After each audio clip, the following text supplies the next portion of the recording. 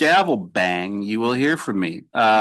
Bringing this meeting to order, it is December 12th, 5:01 p.m., convening this meeting of the Pacific Grove Unified School Board District. Before we go any further, I'd like to acknowledge that we are in the land of the Ohlone, Costanoan, and Esselen people, and want to pay respect to elders both past and present. So moving on, let's go to roll call, please.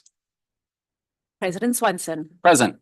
Clerk Dr. Hazen. Here. Trustee Otmar. I'm here. Trustee McNary. Here. And Trustee Swanson. Here.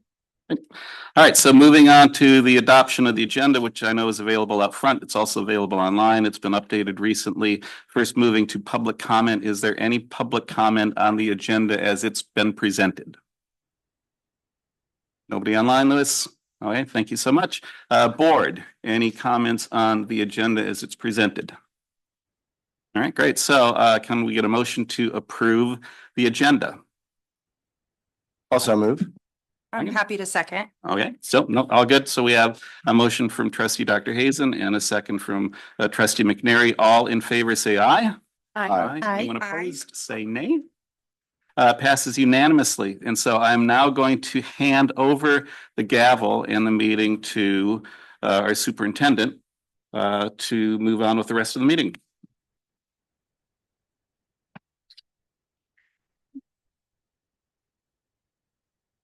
Well, good morning. Oh dear, that's not stop. We're in trouble. All righty. Good evening, everyone. Thank you all so much for being here. It is my honor as superintendent to be involved in the swearing in of our new trustees this evening. I would like to invite both of them to come to the front. And I'm also going to be we're thrilled to have our county superintendent, Dr. Deneen Gass, with us this evening, who will be performing the official swearing in part of the ceremony. So I'm going to ask the three of you to come forward and just come stand right beside me. As they're taking their seat, as they're coming up to the front, I am going to just take this moment before we begin with the swearing in to just read a little bio on each of them. I have some information that I've asked them both to share, and it's my honor to be able to share that with all of you this evening. So you can just get to know a little bit more about who these wonderful new individuals are who'll be joining our board. So I'm going to begin with Mike Wax, and I'm going to put my glasses on because after a long day, the large font I selected doesn't seem to be as large anymore. So I'd like to begin, Mike Wax. We're thrilled to welcome you to the Pacific Grove School District Board of Education. For all of you, I'd like to share that Mike's extensive professional background in design and marketing, along with his work with organizations ranging from local government to international icons such as Beyonce, brings a unique and creative perspective to our board. His diverse experiences promise to enrich our collective vision for the future of our schools. Mike and his family's choice to settle in Pacific Grove speaks volumes, in my opinion, about the strength of our community and our schools.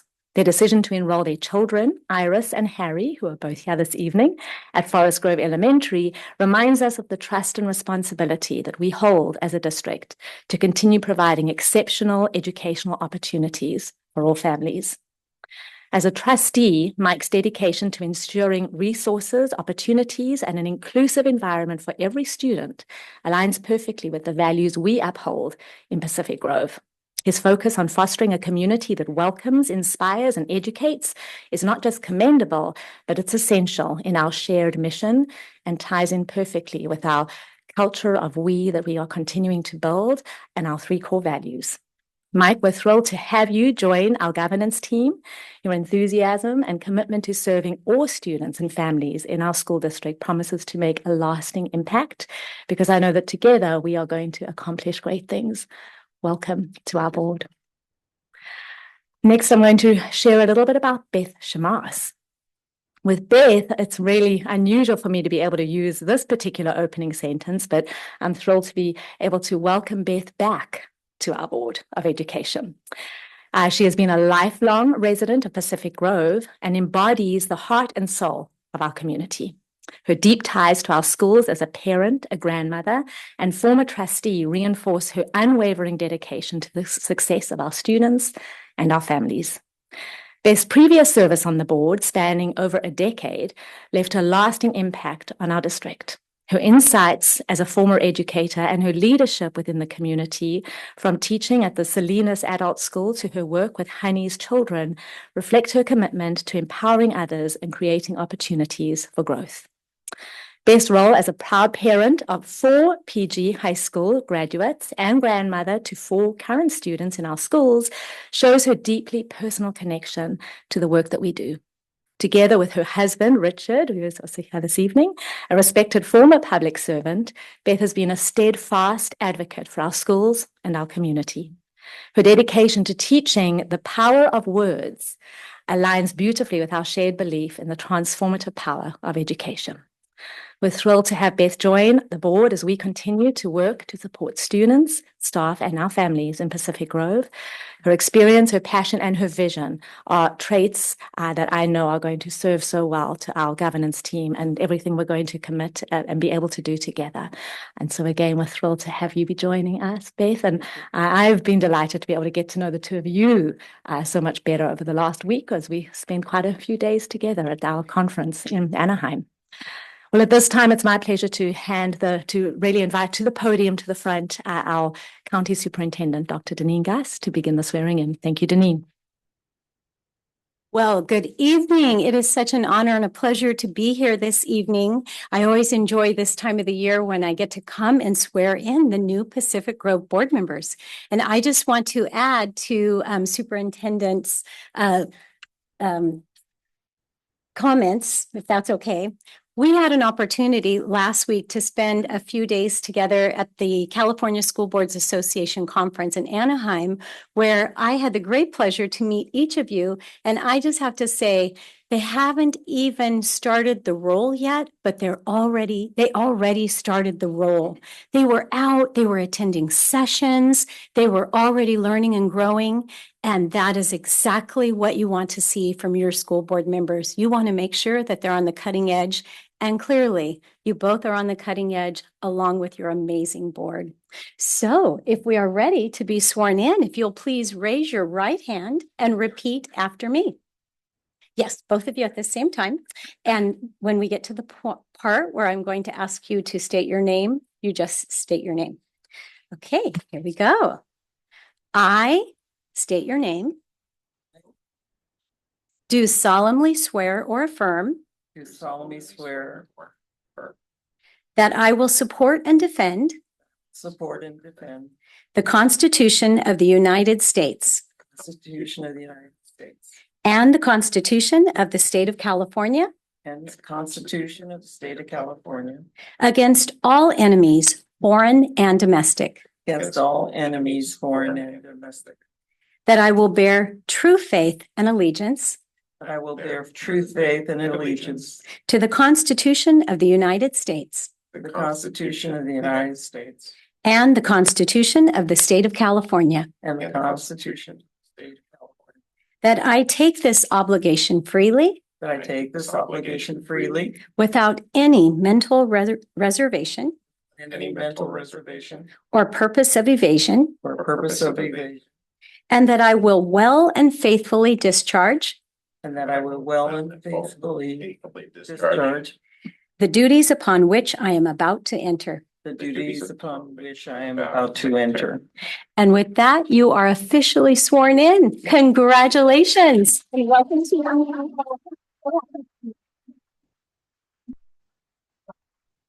And I look forward to seeing you both at School Boards Association trainings. So again, congratulations. Thank you. Well, thank you so much, Dr. Gus. And before we do anything further, we are going to just do a few photo opportunities. So, Deneen, I wonder if we could ask you to just stay for a quick one with the two new trustees. And then I'm going to ask our Assistant Superintendent, John, to come forward. And then we'll do one with just us. And then after that, I'm going to ask our current board to come forward for a final photo. And then right after that, we're going to have the family come up and do some opportunities for you.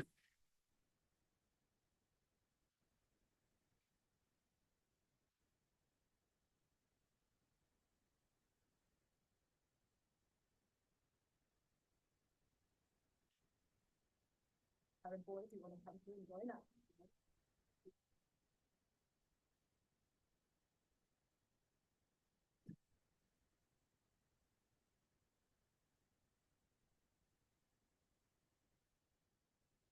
Stand up there. Where do you want? Behind the table, okay? Yes. It's Lucero, you tell us. Yeah. Okay.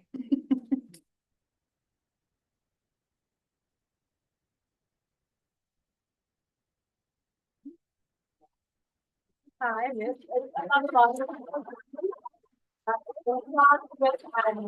Mike Wax, if you want to have your family come out. And then if you want, you know. Take a look. Father. Yeah.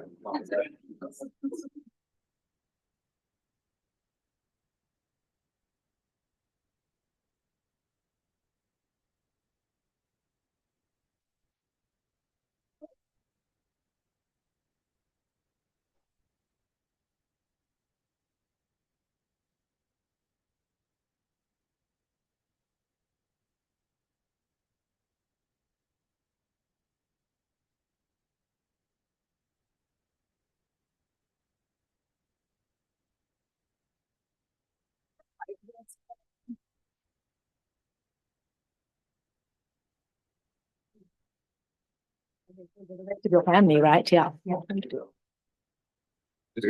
Oh.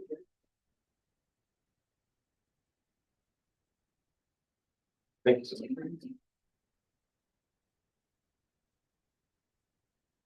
You want to come on up and do one of your family? Of course, yes, I'm happy to.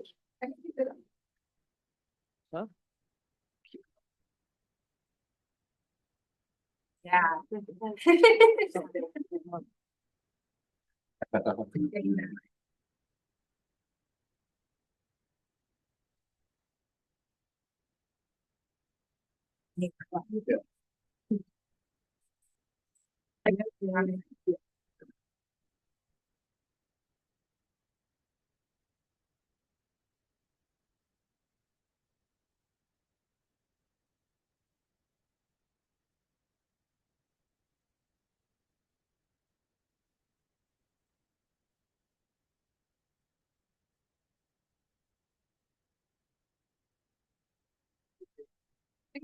Yes, you sign it from both of them. Got it. Yeah. I got it.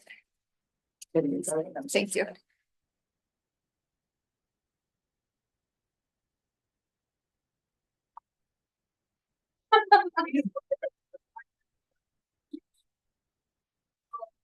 We're gonna give it, yeah, we give it.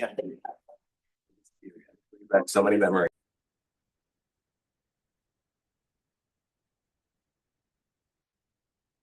All right, well, at this time, I'm going to go ahead and continue with our meeting because we have another equally important event this evening. Now that we have sworn in our two new trustees, we want to take some time to truly be able to recognize the service and the work of our two outgoing trustees, Trustee Swanson and Trustee Swanson. No relation, right? But before I do that again, I just want to say congratulations to Trustee Wax and Trustee Shamas. We are just thrilled to have you on the board. And you're going to hear a lot this evening about our conference and the time we spent together as a core governance team of 6 in Anaheim at the California School Board Association's conference. And it was just exactly as Dr. Gus said, we got to see a little bit more firsthand about all those words that you talked about, you know, and the reason that you decided to want to be able to come in and join our board and run for this office. We saw it in action. Your words are what you act out and what you truly believe. And we got to see that firsthand. So we truly are excited about having you on board. Congratulations again.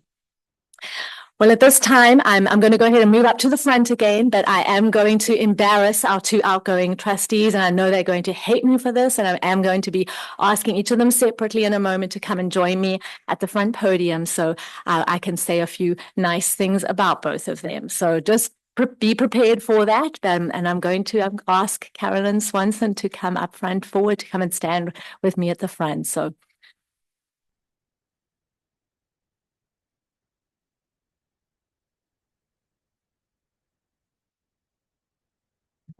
just like this. I'm going to give you a hug first because you. Oh, All right. Well, these have been just very, bittersweet and very hard words for me to write. And I, really took a lot of time to reflect on my time together with you, Carolyn, over the past year. And, it starts with my coming to interview with you as a board and really my interest in Pacific Grove School District. And once I was offered this position, you, in the role of president at the time, were really the one who, were my point of contact. And, we developed just a strong relationship from that first day. And you were there for me as such a pillar of strength and courage, right? And you'll hear me, mention that, throughout what I say tonight as well. It's not very long, it's a page. No, it's one page. Well, maybe a page and a half because it's larger font, but there we go.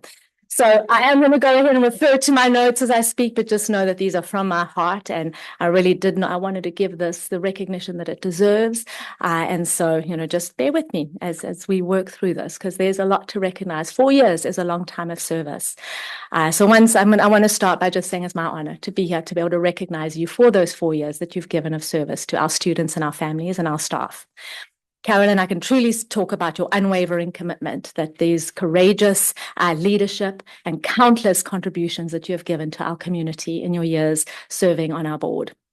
And they have left a lasting impact and will continue to have that impact long after you have stepped down from the board, particularly in your role in that year of president. The past 4 years have presented many challenges, as we are all aware, one of those including a pandemic that you led through, once again, with courage and with a steadfast commitment to the role and the responsibilities that you held in that position, handling very difficult situations with grace and courage. We're grateful for that steadfast focus that you have given over the years, truly with that focus and that passion on the betterment of our students, always seeking ways to foster a nurturing environment in which every single student can thrive. You consistently approached every challenge and opportunity with a commitment to ensure that every voice was heard, embodying the values of inclusivity and respect. On a personal note, I want to just express my heartfelt gratitude for the role that you played during my hiring process. As president, as I've said, you were truly the main point of contact for me and provided that guidance and just a warm welcome to make me feel a part of this community even before I officially joined it. And so I'm grateful for that. I know that the superintendent search as well was a difficult one. There were countless extra hours that you had to take on as president during that time, but you continue to lead through that with grace and determination. Your efforts over the last 4 years to address challenges, to foster collaboration and champion the needs of our students have not gone unnoticed. Nor have the countless hours that I know you spent pouring through agenda items, reports, and packets to be ready to speak with knowledge and authority on each of them, all once again showing your commitment to the responsibilities that you carry in this role. So behalf on, I know, of our board and our entire community, I extend our deepest thanks for your selfless service and know how much you appreciate and how grateful we all are for that service and the time that you've given and the dedication. I know that one thing that we did together last year as a board is something that I hope that you can step away with pride as we developed our core values together, as we developed this sense of building this culture of we, and you were a strong part of that on this board. And I hope that you can walk away with just feeling a strong sense of accomplishment. And through that process, how we had that commitment to making sure every voice within our community was heard and included. So with that, I can honestly say, Carolyn, it's bittersweet to see you step down. We know we're not saying goodbye to you. We're saying goodbye to you from the board, but we know that your service will continue. You're going to have that, extra time on your hands now, which I know you're already going to have that filled in some way. And we continue to know that you'll be a strong part of this community. So with that, I'd like to present you with a plaque to just commemorate your 4 years of service on the board. We also have a lovely orchid and a certificate that really reminds you of your work in our culture of we and our 3 core values. So I'm going to present that to you now. Oh, and we also have, yes, this is really important, our cup to Trustee Carolyn, which we went ahead and put on here, no relation, right, to Brian Swanson. We thought that was really important. So you get to take that with you. There we go.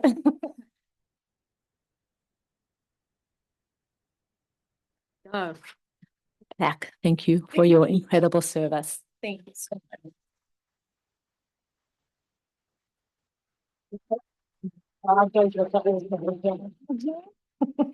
All right, I wonder if we could, let's see, do a quick photo, yes, with the board as well, to just come on forward to before we move on. And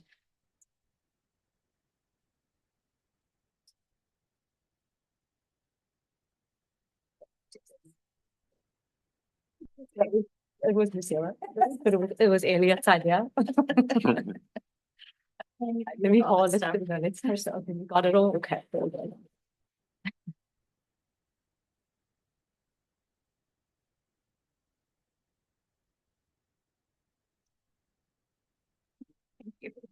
Another round of applause for Karen.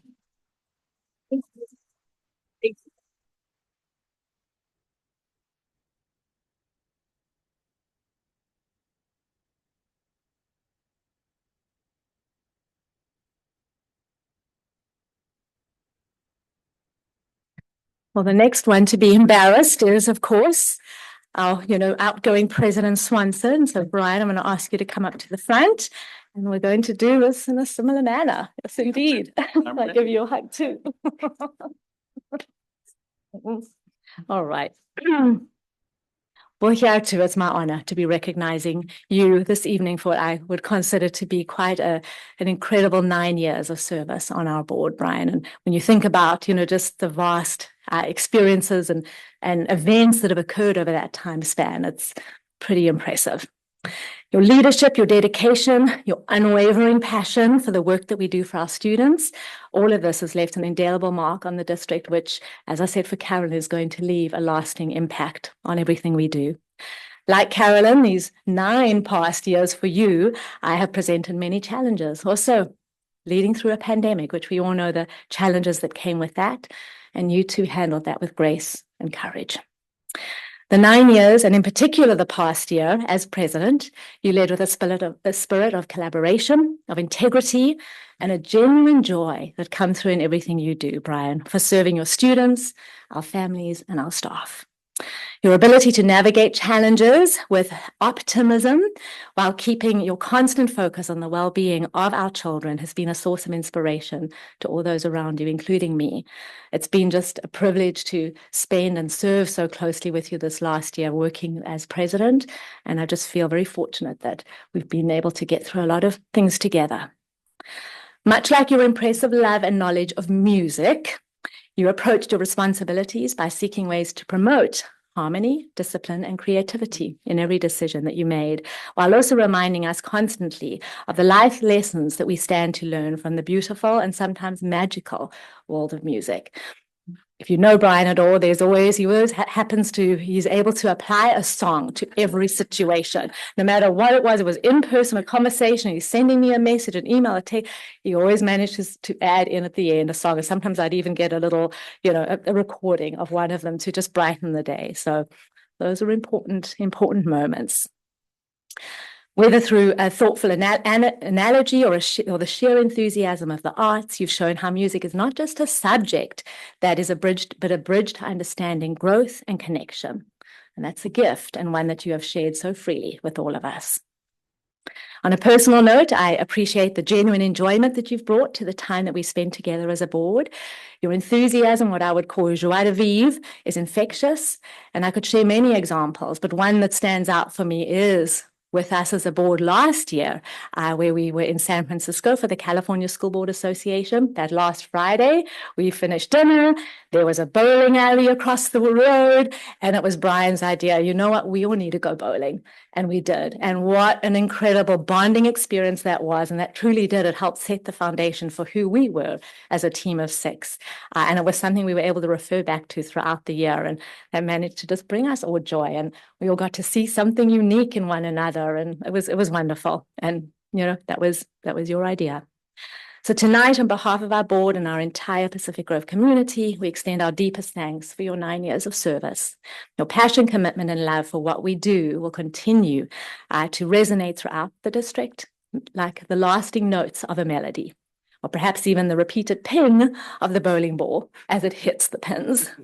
Thank you for your thoughtful and valuable contributions, for your leadership, and you too, right? As I said to Karen at the end, you were an absolute critical part of the work that we did in developing and coming together for the building of our culture of we, our 3 core values, and a part of that input that we were able to gather from our entire community.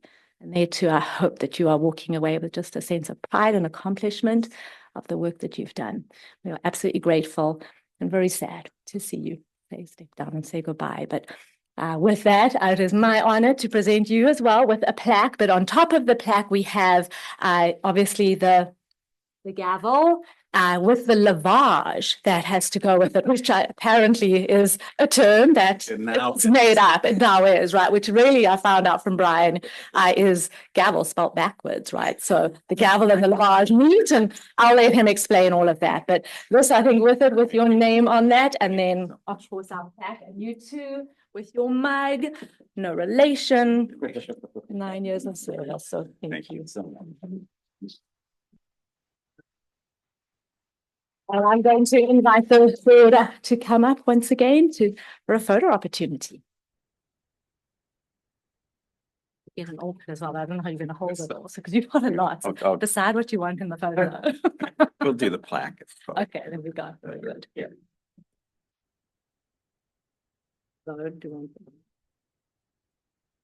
Yes, You are. please, yes. Squeeze it in.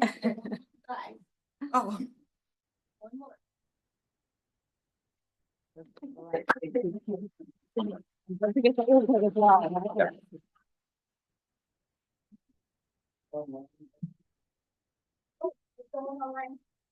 Oh yes, we're gonna do, yeah, I'll take that in a minute.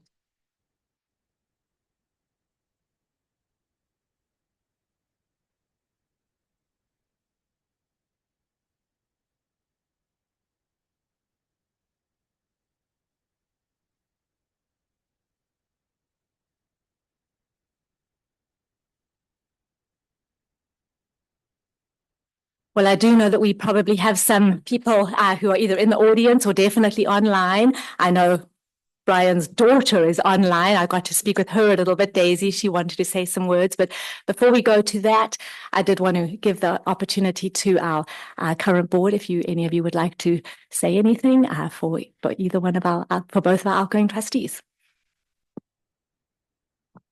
Yes, please. As a board, I feel like we've accomplished a whole lot in 2 years. Ushering a new superintendent is, they say, like the most important job you did. And I have to say that feels like a huge accomplishment for us as a team and where we are today. Brian, thanks to you and your family for the 9 years of dedication and committed service to the district, including a pandemic. So add a few more years probably on that. Thank you for sharing your passion for the performing arts with us and reminding us of the important role the arts play in our schools. And that there is a song, as Dr. Adamson said, for everything. I wish you well in your next chapter and happy fishing.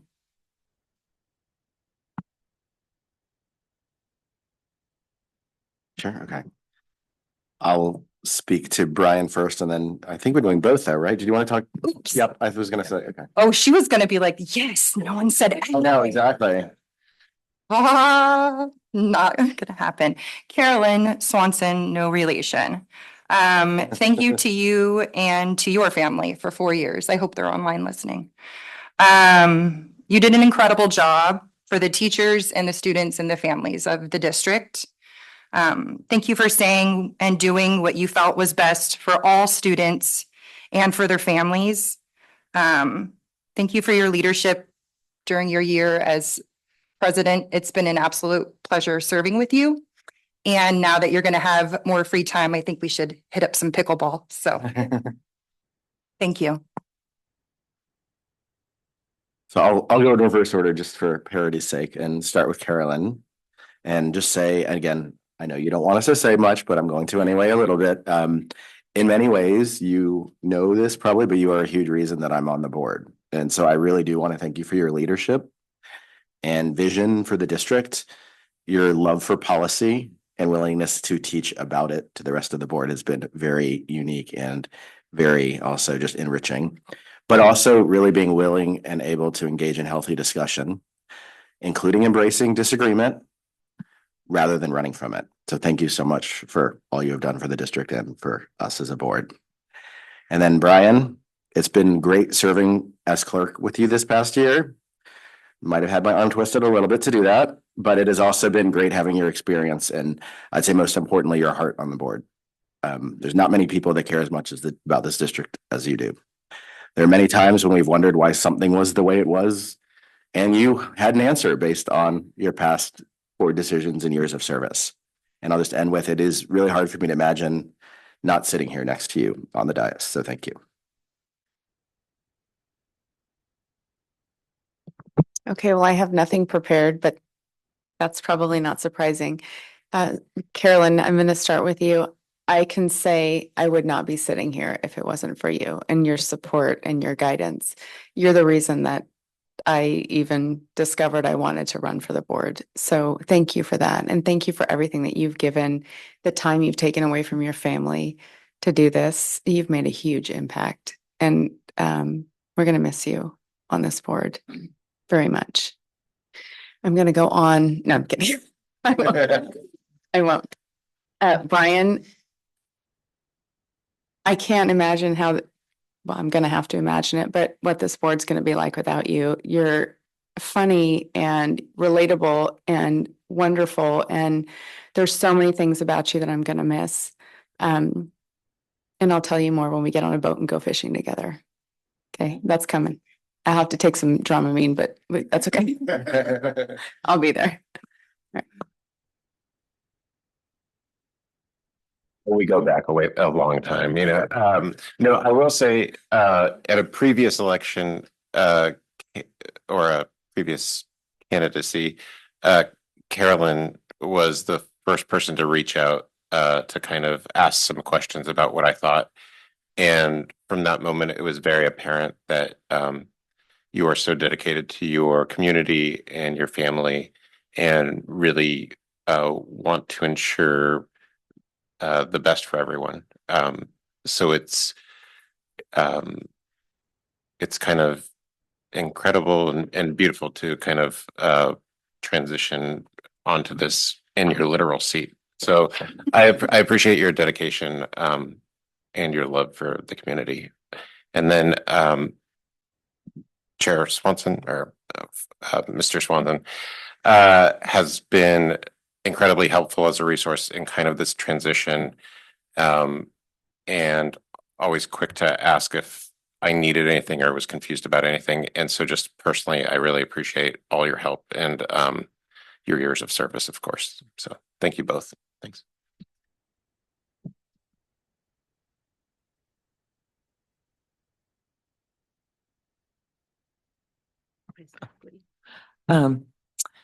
Brian, I think one of the major things that was so good about having you here was that you were this link, this historical link for the board. And that's I could see how helpful that was when we had so many new board members coming in, plus hiring a superintendent.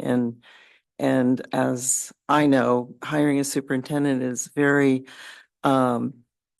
time consuming and there's a lot of scariness about it because it's such a big decision.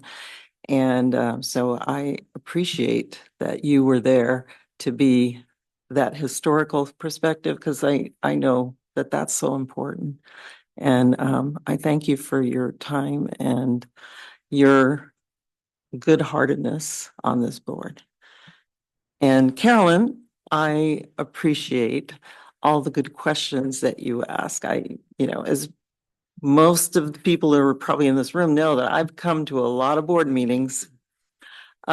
So I am very familiar with all these different subjects that have come up.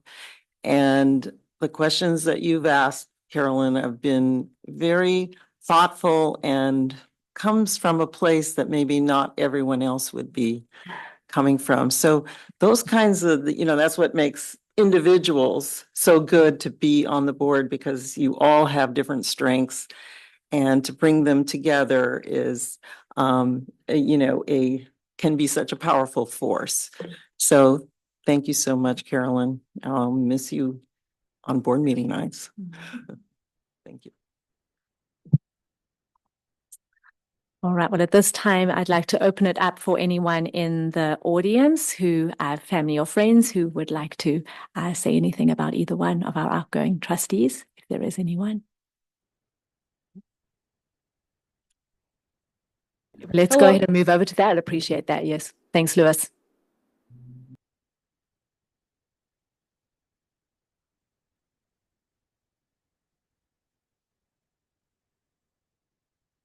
Daisy, you are muted.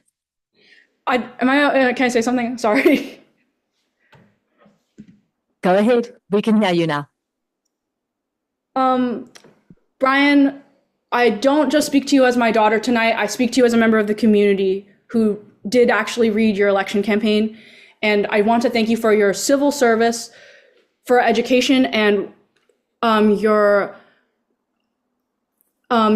pursuit of bringing more love and empathy into the community, and of course, building the next foundation. I once asked you, I've asked you several times, I'm sure, why do I have to go to school, and why is it so important that I do that? And your response was, education is the foundation for a great community. Who else, without education, how else would we learn to read, to write? How would we learn how to read, like stoplights, green means go, and stuff like that? And I said, well, maybe the parents can teach you. And he said, who would teach the parents? And what if the parents are at work? And your dedication to wanting to build that foundation has not only been very present in my own personal life, but that was a similar response about foundation and how that builds the next generation when I asked for your official campaign statement around the election time before you were first sworn in on the board. I think that love for wanting to make the world a better place and build up the next generation, build up the next community to be better, smarter, kinder, and more loving than the generations before us is very commendable. And it's instilled in me personally a commitment to, of course, in music, I love music as well, building up the next generation of musicians. And you've instilled that in me. And I know, especially your messages of empathy and really wanting to make an inclusive space for all, no matter what they need, and bringing opportunity to everyone was so important to you. And you've instilled that in me, and I know other members of this community. So I would really like to thank you for your service and your role model to just everyone. And I appreciate how you had so much team support for when times were tough with everyone on the board, everyone in the district, and how you're just trying to make learning easier and making the job of teaching easier for the staff and the teachers in the district. So thank you for your service. And I hope if they're cookies, they're good.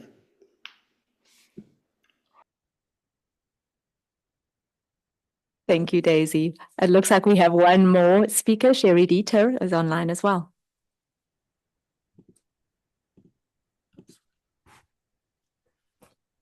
Hi, can you hear me?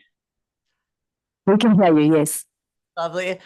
Trustee Swanson, I just try not to get emotional. I want to thank you for your unwavering commitment to community high school. You would show up with a smile, with cookies, just an understanding of this program and who these kids are, and why this program is important. There's really no one in this district who's had a greater impact on me personally or a program as much as you have. My dog's here offering me comfort. You've offered so many words of encouragement to these kids. Been personable, the way you just kind of sweep in and offer yourself to anything that's needed. There's no one like you, and you will be so missed. You just get it, right? You just get it, Brian, and words can't express my gratitude. So I wish you the best. I hope you still come by, and I thank you for all that you do. Oh, thank you, Sherry. That's beautiful. I think that's everyone online. Lewis, is that correct? Yes. Okay. I'm now going to open it up to anyone in the audience.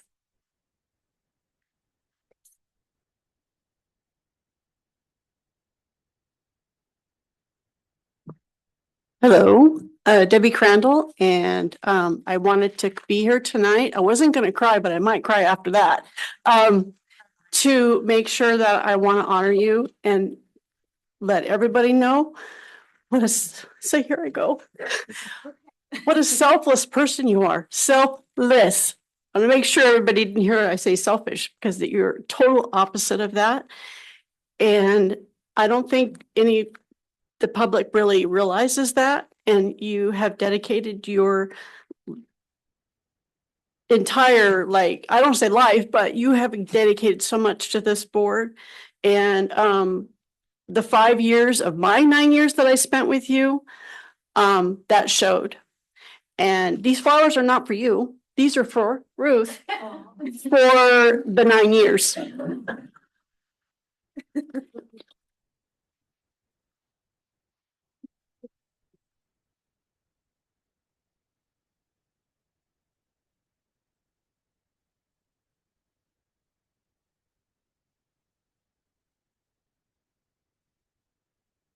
Yeah, nice to see you.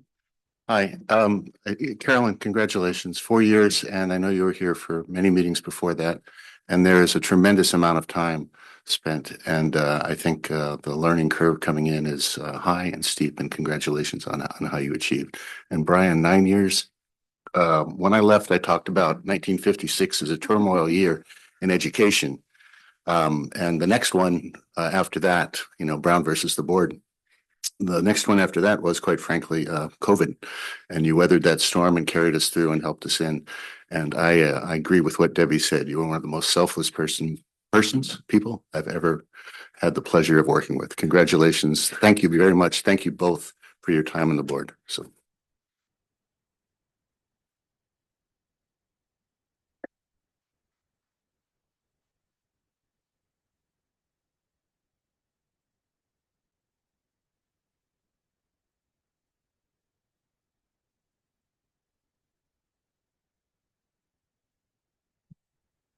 Thank you, Rivera, community member. Thank you all for your service, board. It's a lot of work. Steve. Thank you, Carolyn, for your 4 years. A lot of work, as I just said. And Brian, many of you, like, at home, like, you probably don't know how nice of a guy Brian is. I mean, there's been a lot of emotional turmoil up here, and he was often the voice of reason to pull us back in. He always had a clear view of things, and I really appreciate that. He's a very eclectic man. We've had many conversations on stump grinders, retaining walls, fishing, music, and our community. He really, really does love this community. He loves this district. He continued to serve even when his children were no longer in the district. And I mean, that really says something. If you ever have an opportunity just to get to know the man behind the office, I mean, you would be blessed to do so. He's such a wonderful man. So thank you so much for your service, and thank you for your friendship.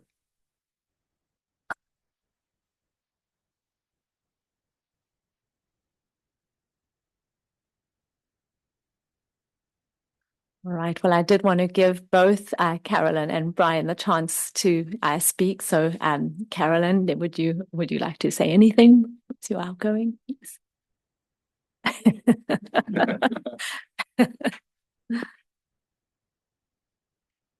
Hi, thank you, Carolyn Swanson. So yeah.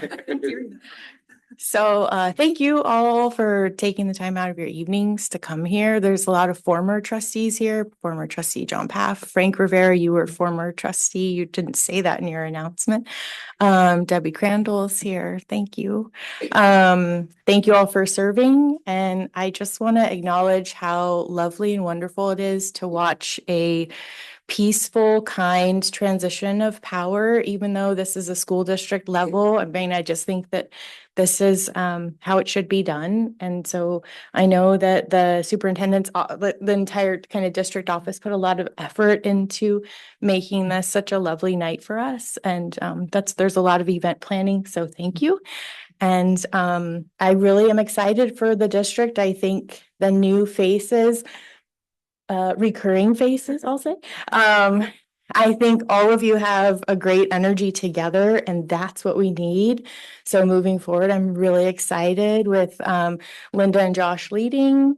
With that, just kind of, we have a really good momentum right now. And so I'm excited. I'm glad my child is in the district, and thank you.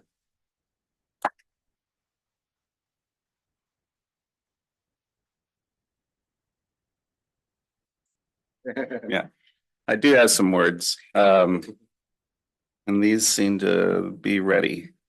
I did a quick math calculation in my head. Yeah, it's 9 years, 3,285 days, probably plus 2 more because of leap years.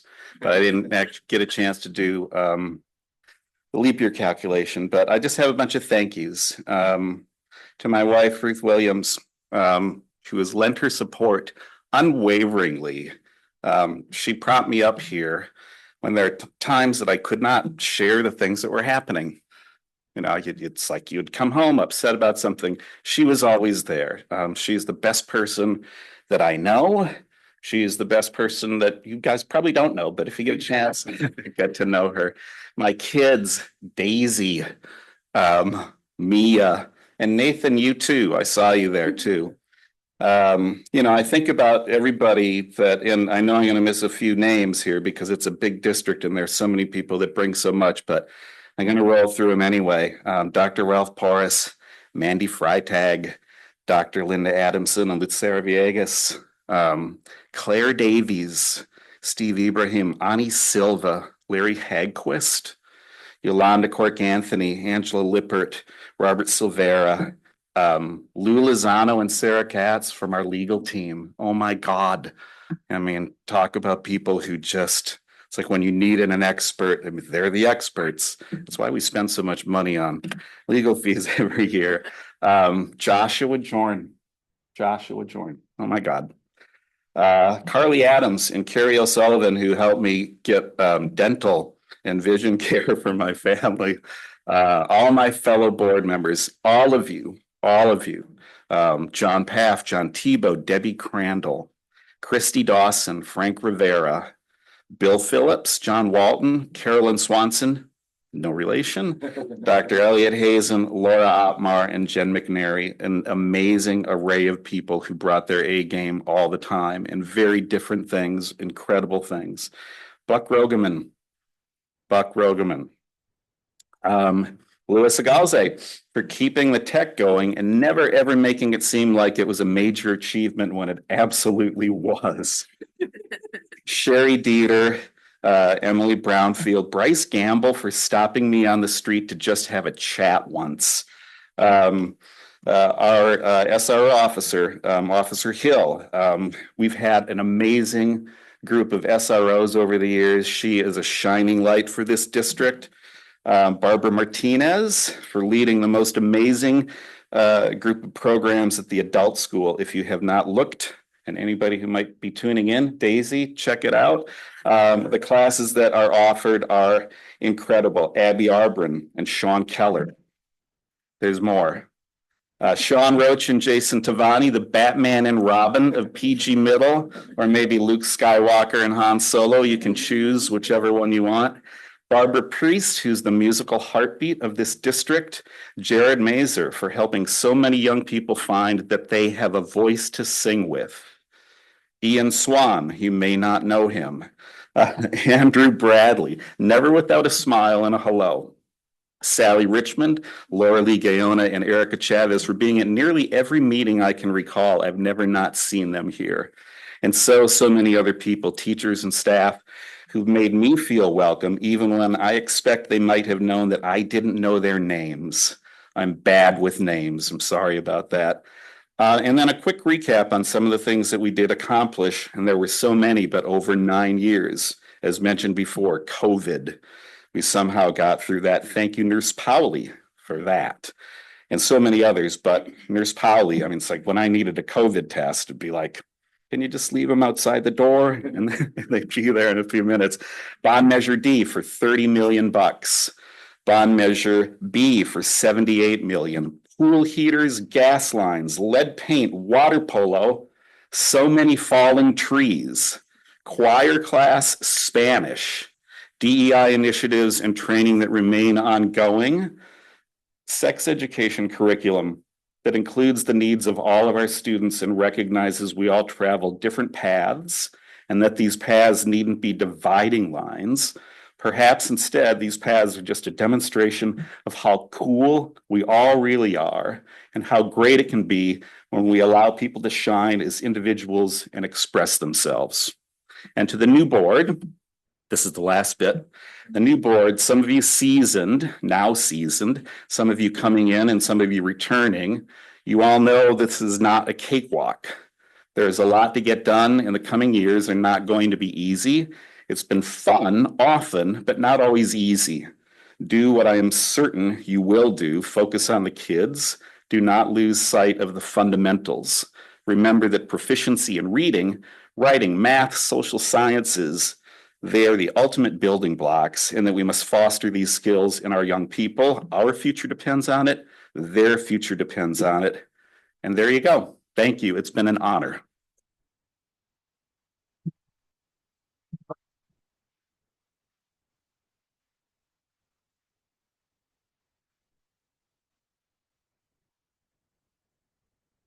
Wow, that was quite a list, Brian. He texted me today to say the list was getting quite long, and yes, it was. And I told him that's a really good problem to have. So, wow.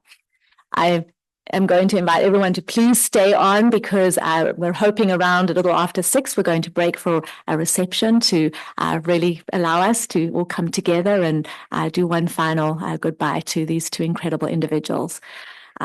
But before we do that, we have just a few items of business on the agenda. And so this first one is, yes, for us to now nominate our incoming and our new president who will serve for the following year.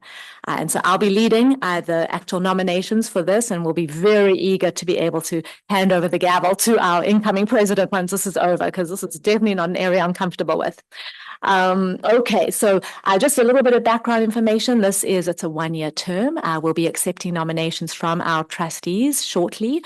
Any one of our 5 trustees may nominate someone, either someone else or themselves. Once we have all the nominations, we'll go back and in alphabetical order, we'll call for the votes. The first trustee to receive a majority of the votes, in this case it would be 3, will be selected for that office. Once elected, as I said, I will hand over the gavel.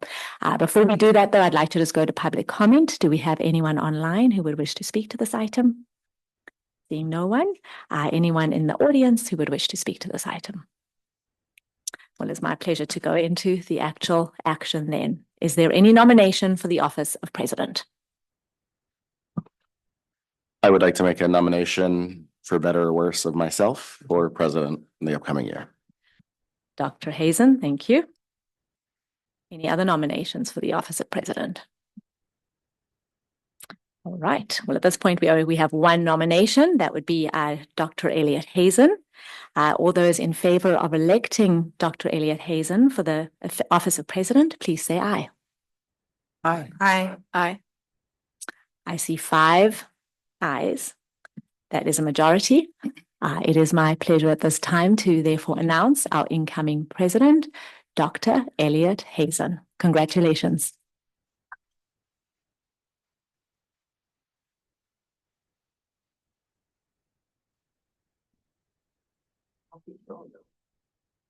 You can change after the session. And now I think I'm on the clock. There's a hard, tough act to follow, Brian. But we have item D, the election for clerk to serve also for a 1-year period. Again, nominations do not need a second. We'll open up first for public comment if there's anyone in the audience or online. Okay, seeing nobody, like to open it up to see if anyone would like to nominate someone or themselves for clerk. I will nominate myself for clerk for 1 year.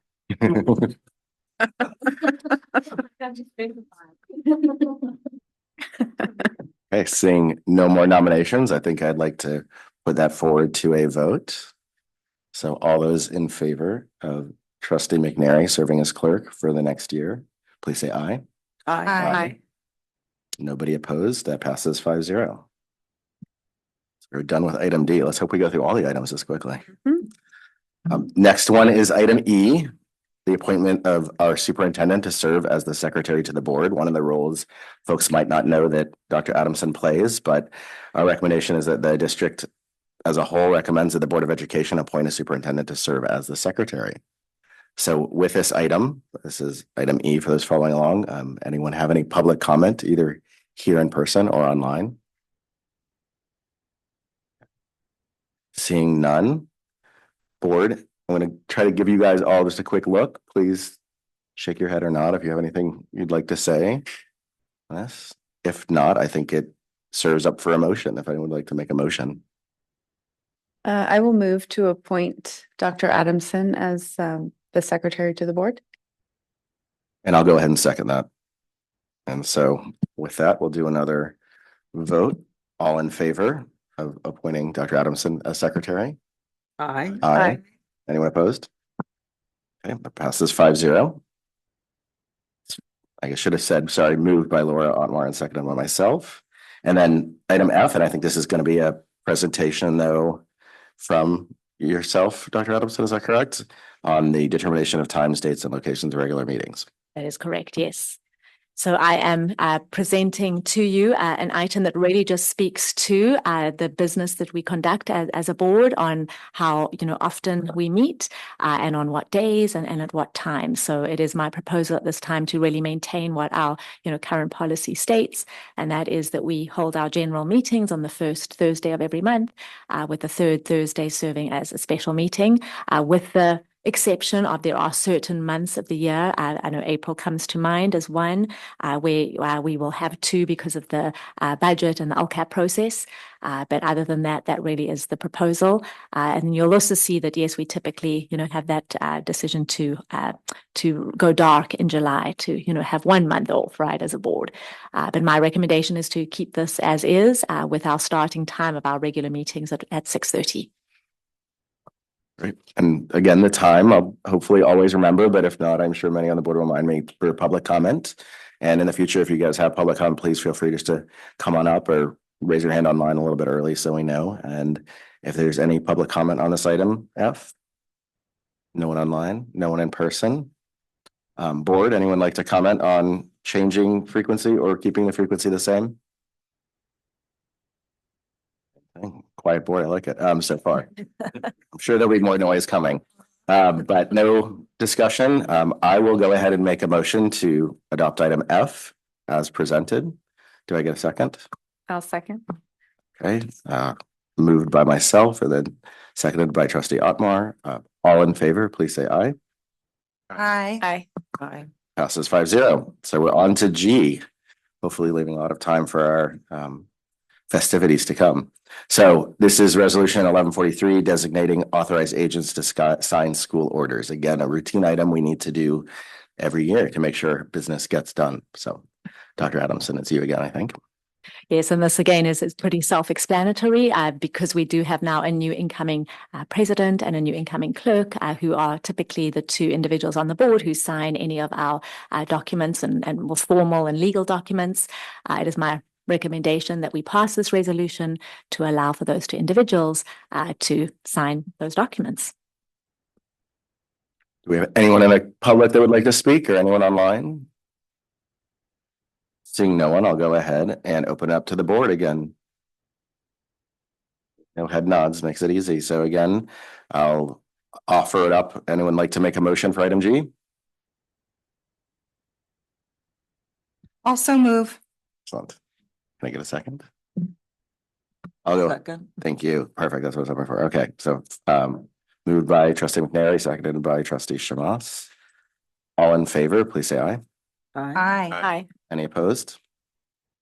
Passes 5-0.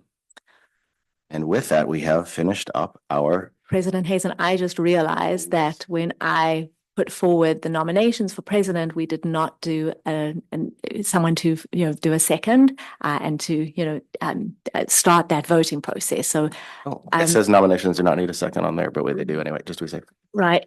Well. We still voted for it. Okay. Sounds good. Yeah, Sorry I'm about so that. sorry. I think No, we have to take go it back back. to do that. I'm really sorry. Exactly. Thank you. You did great. I know. I want a plaque and, oh, sorry. My goodness. Okay. Dr. Adamson, Yes. can you clarify, I think I'm confused, whether a nomination does need a second or does not? Our agenda says nominations do You're not. right. It doesn't need it. You're second. absolutely right. So then I think we're good, right, with the process we did. See, this is why I am not serving as president. Right? All right, that's We good. passed that first test as a board. Good job, guys. Okay, so with that, I will go ahead and I think I have to gavel out, right, and adjourn for our festivities. And I hope the cookies are good. Oh, Dr. Hazen, And I think we just need to identify what Yes, items we'll be thank you. discussing in closed session. Man, so bad at my job already. Okay, so the closed section topics we're going to talk about. Number one is negotiations, collective bargaining session planning and prep with the PGTA for 24-25, Gov Code 3549.1. And then negotiations, collective bargaining session planning and preparation with the CSEA for 24-25, same government code. And item 3 is public employee discipline, dismissal, release, leave complaint, code 54957, conference with legal counsel on anticipated litigation pursuant to government code 54956.9, and then a liability claim, government code 5495695. So with that, is there any public comment on closed session topics? Either here in the room or online? I'm seeing none. So with that, now we can adjourn to closed session and festivities. We are reconvening an open session at 7:01. And I'm going to start by reporting action taken in closed session because we have a full agenda and some important things coming soon. So for items 1 and 2, we're going to do that after the open session. So those were not addressed. Item 3, I'll double check, but information was given. Item 4, anticipated litigation OAH case 20241000141. The board voted 5-0 to approve the settlement agreement identified in closed session. And then for item 5, district liability claim case 644266, the board voted 4-1 to reject the claim identified in closed session. So with that, I would like to now invite our 2 newest trustees to lead us in the Pledge of Allegiance, if they're so willing.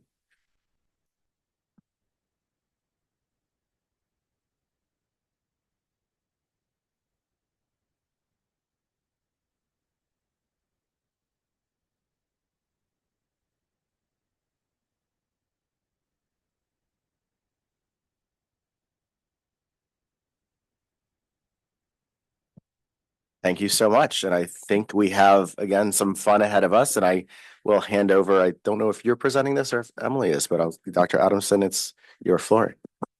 Well, thank you so much, President Dr. Hazen. That sounds very wonderful to say. And congratulations again. Well, good evening, everyone. Thank you all so much for being here this evening. If you haven't heard it before, I'll always start out by just telling you what a joy it is when we walk in here, coming in from business that we've been conducting in closed session, to see students filling this room. It brings joy to us, and it helps serve as that reminder for us of our why. So thank you for being here this evening to our students. We're going to start out this evening, as Dr. Hazen said, we have 2 presentations.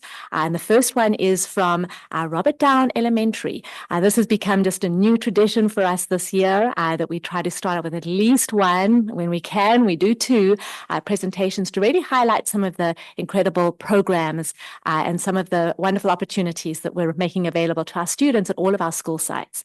And this evening, Principal Brownfield was kind enough to share and suggest that we do a highlight on Robert Down's garden program. So we have students, we have coordinators here, but I'm going to invite Principal Brownfield to the front to talk a little bit about this program and introduce those present here. So thank you, Principal Brownfield.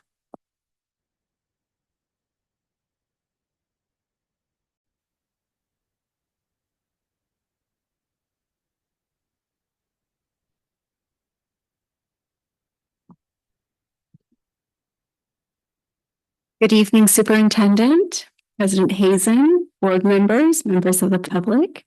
We are really proud. My name is Emily Ty Brownfield. I'm the principal of Robert Down Elementary, and I'm proud to present to you the Robert Down Elementary Garden Program, but I will not be doing a lot of the talking today. I will be passing it over to our amazing garden coordinators. I'm going to be asking them to come up right now, and then I will also be asking our students to come up. So Heidi Feldman and Keith Larson have served as our Robert Down garden coordinators. They have been incredible in partnering together, utilizing each other's gifts and strengths. I also want to give a special shout out to Patricia Hamilton, who has been such an invaluable volunteer in supporting us with the garden as well. I would also like to introduce to you Romy Triplett, who is a second grade student, Vivian Triplett, who is a fourth grade student, and they happen to be the granddaughters of Miss Heidi. We will also have Charlotte Lorch and Henrietta Garcia, who are fifth graders at Robert Down. And although Estelle Ferreira and Elodie Lazar aren't here this evening, they did help me to record some video, and I'm here to present to you just an example of the fava beans that they have been growing. So at this time, I'm going to pass it over to Miss Heidi.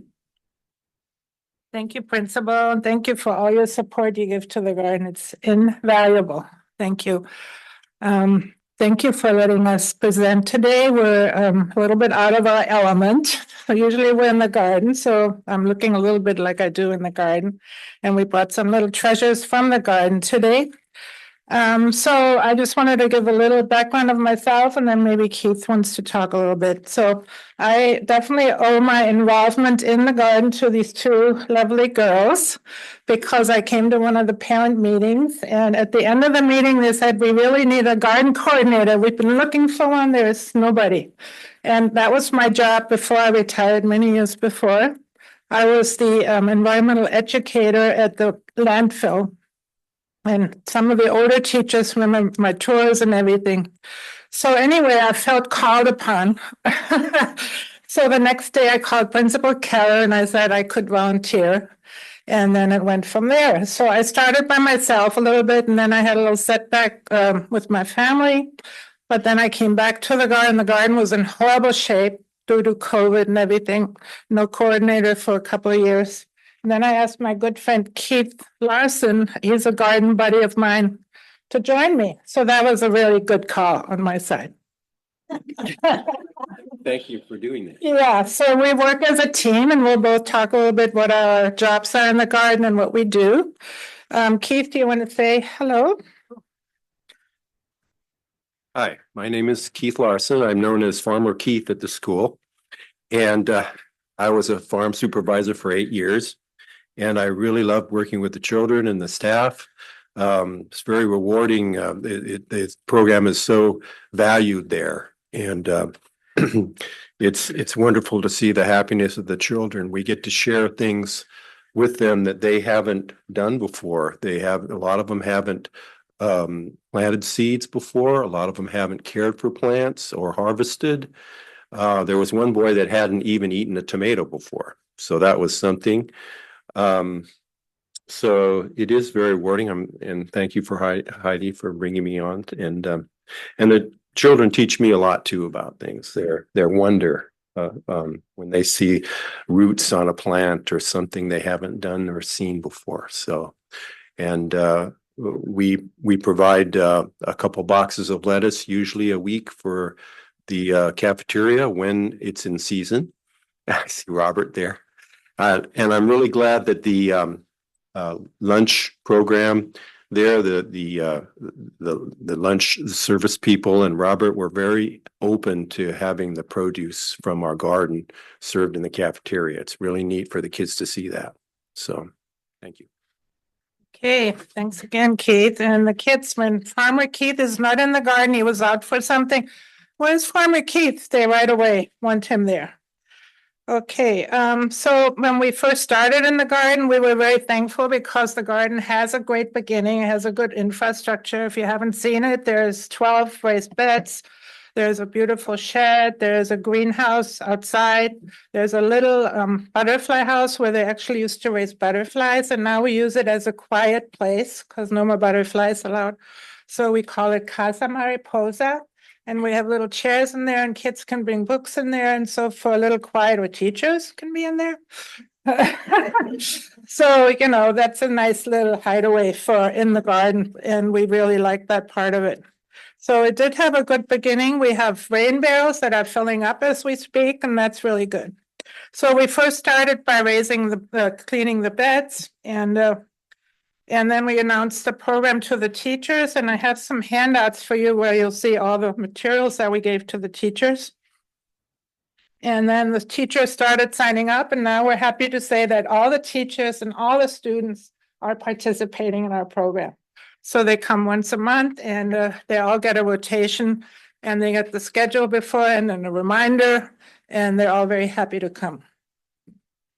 So our goal for the garden basically is to teach gardening skills, teach healthy eating, teamwork, because the students always have to work together somehow, and then use of the garden for various academic studies. We have a garden curriculum. So Keith basically does the hands-on stuff. You usually see him with dirty fingernails and stuff. Yeah. Yeah. And he's out there, you know, directing the kids to do this and that. One little boy asked, "Is this child labor?" So yes, we let them do the work because we want them to have ownership of what they plant. And it starts with soil preparation, seeds, plants. Sometimes they take the seeds home and they grow stuff like this. We had like 200 of these coming back to the garden, so we have a lot. And then, of course, they harvest and do other work in the garden. Weeding, they love weeding and cleaning, so the kids are really into all those activities. And then my part, more or less, is to do the curriculum enhancement, which is what I did for my job originally. So there's a little chart in your handout that shows all the curriculum you can do in a garden, which is amazing. So for example, math, we measured all the boxes. That's in your packet too. The kids figured out the square footage and how much we could grow. So that was a good math exercise. We do science. The worms are good, right, girls? Yeah. Today we distributed worms in the boxes. That was cool. Seed propagation, a lot about seeds, still studies, harvesting seeds in the garden. We study the soil. We study the microclimate. We do art, chalk art. We did scarecrows in the garden. And we do literature. This month we're reading this wonderful book, Miss Rumphius, and it has to do with lupin seeds. And Patricia, our friend, brought nice seeds from the community garden that we had growing there. So right now we're planting lupins and we're going to distribute them in the neighborhood because this is all about, do you remember what she said, what Miss Rumphius? It was the third thing that her grandfather told her in this book, and it's to make the world more beautiful. So it's a wonderful message and it connects with the garden. And then we do cultural studies as well. And then Keith, do you want to talk about the healthy eating a little bit that we encourage? Well, sure. So when we're there in the garden, we usually harvest what we're growing at the time. And right now, we had a nice crop of carrots. Earlier, we had in October, we had a good crop of tomatoes that the kids could eat in the garden. And also we had enough to give to their cafeteria. Right now we have kale growing, we have romaine, we have some leaf lettuce, and this is even better than the agriculture around here because they stop seeding around October and everything goes to Yuma, Arizona. So we were kind of doing an experiment to see if we could keep things going. It's slower, so we don't really have enough for the cafeteria right now, but we have enough for Al's breakfast for the homeless. And in the springtime, when we're really rolling, we have enough for teachers and we give to the senior center. So the kids, when they're with us, Heidi, the kids harvest lettuce like you see here or whatever we're growing, and then they have some ranch dressing, so they have a healthy snack when they're with us once a month. So Yeah. Cucumbers. cucumbers, yes, Peas. sugar snaps. Yeah, so all we that. have a variety of stuff is still growing amazingly enough. Yeah. Okay, so just for a little research, Columbia University found that in schools that provide frequent high-quality opportunities for hands-on nutrition learning, students eat up to 3 times more fruits and vegetables at school lunch. So this is a Columbia University study. So this is really a very good connection from the garden with the kids working in the garden and then eating their healthy food. So, and because there's so okay. Sorry. So yeah, I found out with my own family that the kids came home and they wanted lettuce and ranch dressing, right? Yeah. Just like they get at school nowadays. Yeah. So anyway, that's research really backs up what we're doing. And it says when children spend weeks or months growing their food, which they plant, they feel proud of and connected to it, which is key to trying new dishes with an open mind. So that's really cool. Okay, so anyway, we talked about sharing our food and what we do, and so there's a good social aspect to it.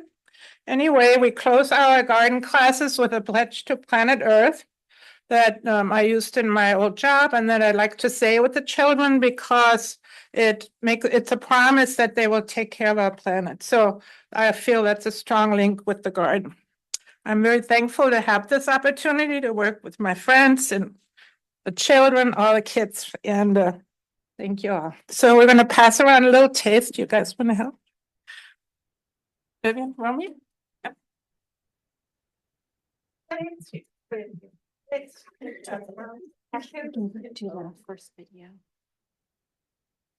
So we took some video of students in the garden and what they liked about the garden. I like planting things because after we sometimes get to taste everything to see if it's good. So that was Elodie and Estelle who weren't able to make it this evening. And then we go on to. Hi, my name is Henrietta, and I'm in 5th grade. And I'm just going to talk a little about this amazing garden. So I really love this amazing garden because it's really educational and it can teach kids about how plants grow and how to harvest and all of that stuff. My second thing I love about the garden is we get to harvest it and actually eat some of it. And part of it goes over to our wonderful salad bar in our cafeteria, which is really cool. And the third thing I love about this garden is it's just a way to be outside and learn to grow plants, and it's just really fun. Hi, my name is Charlotte Lorch, and the Robert H. Down Garden is really fun because everybody gets together here and they can pick flowers and stuff, and they can harvest some fruits and vegetables. And then when everyone comes together, it's really fun and exciting. And there's lunch you can do here, and you can just some projects you can do here. Some people painted the walls at some point of time. And there's scarecrow contests in the fall. So yeah, that's why I love the garden. Okay, I'm Heidi Feldman. I'm the garden coordinator for Robert Down School, and I love being here with the children, including my grandchildren, and teaching the kids about all kinds of gardening and also working with the teachers on how they can use curriculum-related information in the garden, like doing art, math, science, all kinds of different topics that are good for their curriculum. We can teach in the garden, so I especially like that part of it. Hi, my name's Keith Larson. I'm known here as Farmer Keith, and it really gives me a lot of joy to see the happiness in the garden expressed by the children. They love to water and plant, and they find a real connection with their food by caring for it and then seeing it in their lunchroom at lunchtime. So, and I also like the fact that this space is used for so many different reasons, and as our principal said, it's used as a calming space, and I really that's really the focus here. I think it's a calming space, and we are learning about food, and it's just all good. Hi, my name is Charlotte Lorch, and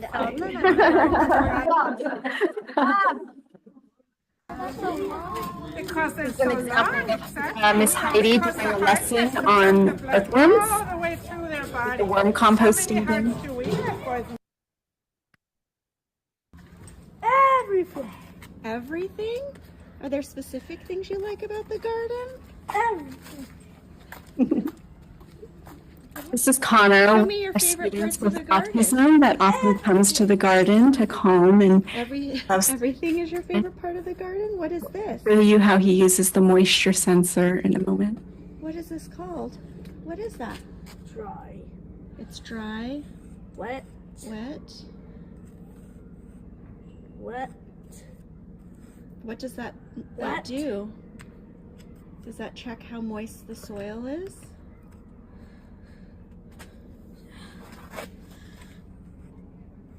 What does that device do?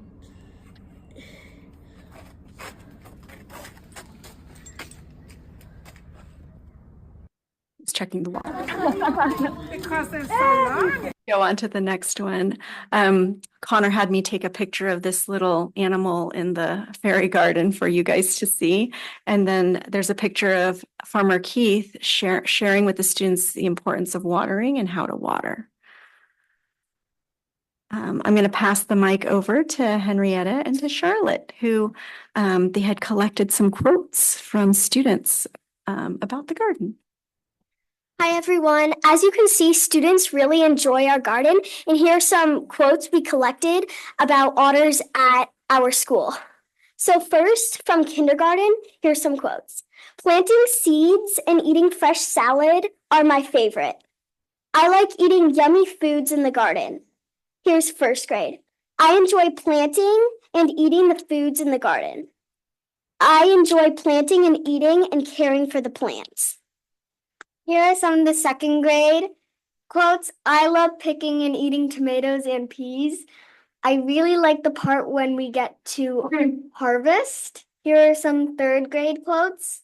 We always get to eat fresh food. My favorite thing to do is play with the fairy garden. Here are some of the fourth grade quotes.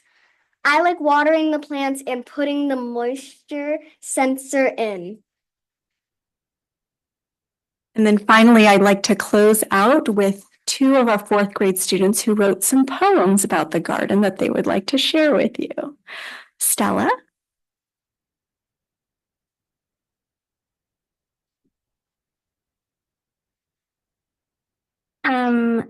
I wrote a poem about our garden, and it's called RHD Garden. Our garden is so fun. We always love to go and play all day. The tomatoes are so sweet and the lettuce is the best. But my favorite part are the garden teachers, Mr. Keefe and Miss Heidi. When we're in the garden, it feels like we have all day, but when it's time to go, we remember we will come again one day.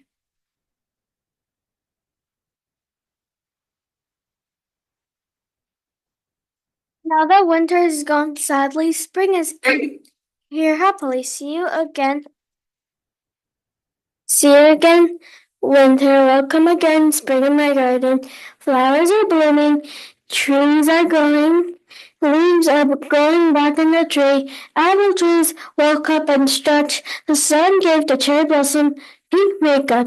There are cool things in my garden in the spring.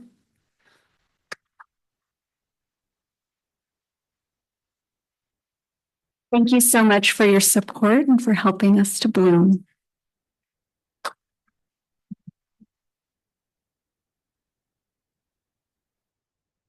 to use. We have to make sure they don't, poke their eyes out, but yeah. And I wanted to thank Kirsten Sells too, who's here, who's our volunteer and faithfully shows up on weekends to water and basically support our garden. Thank you, Kirsten. Okay, we have some time now.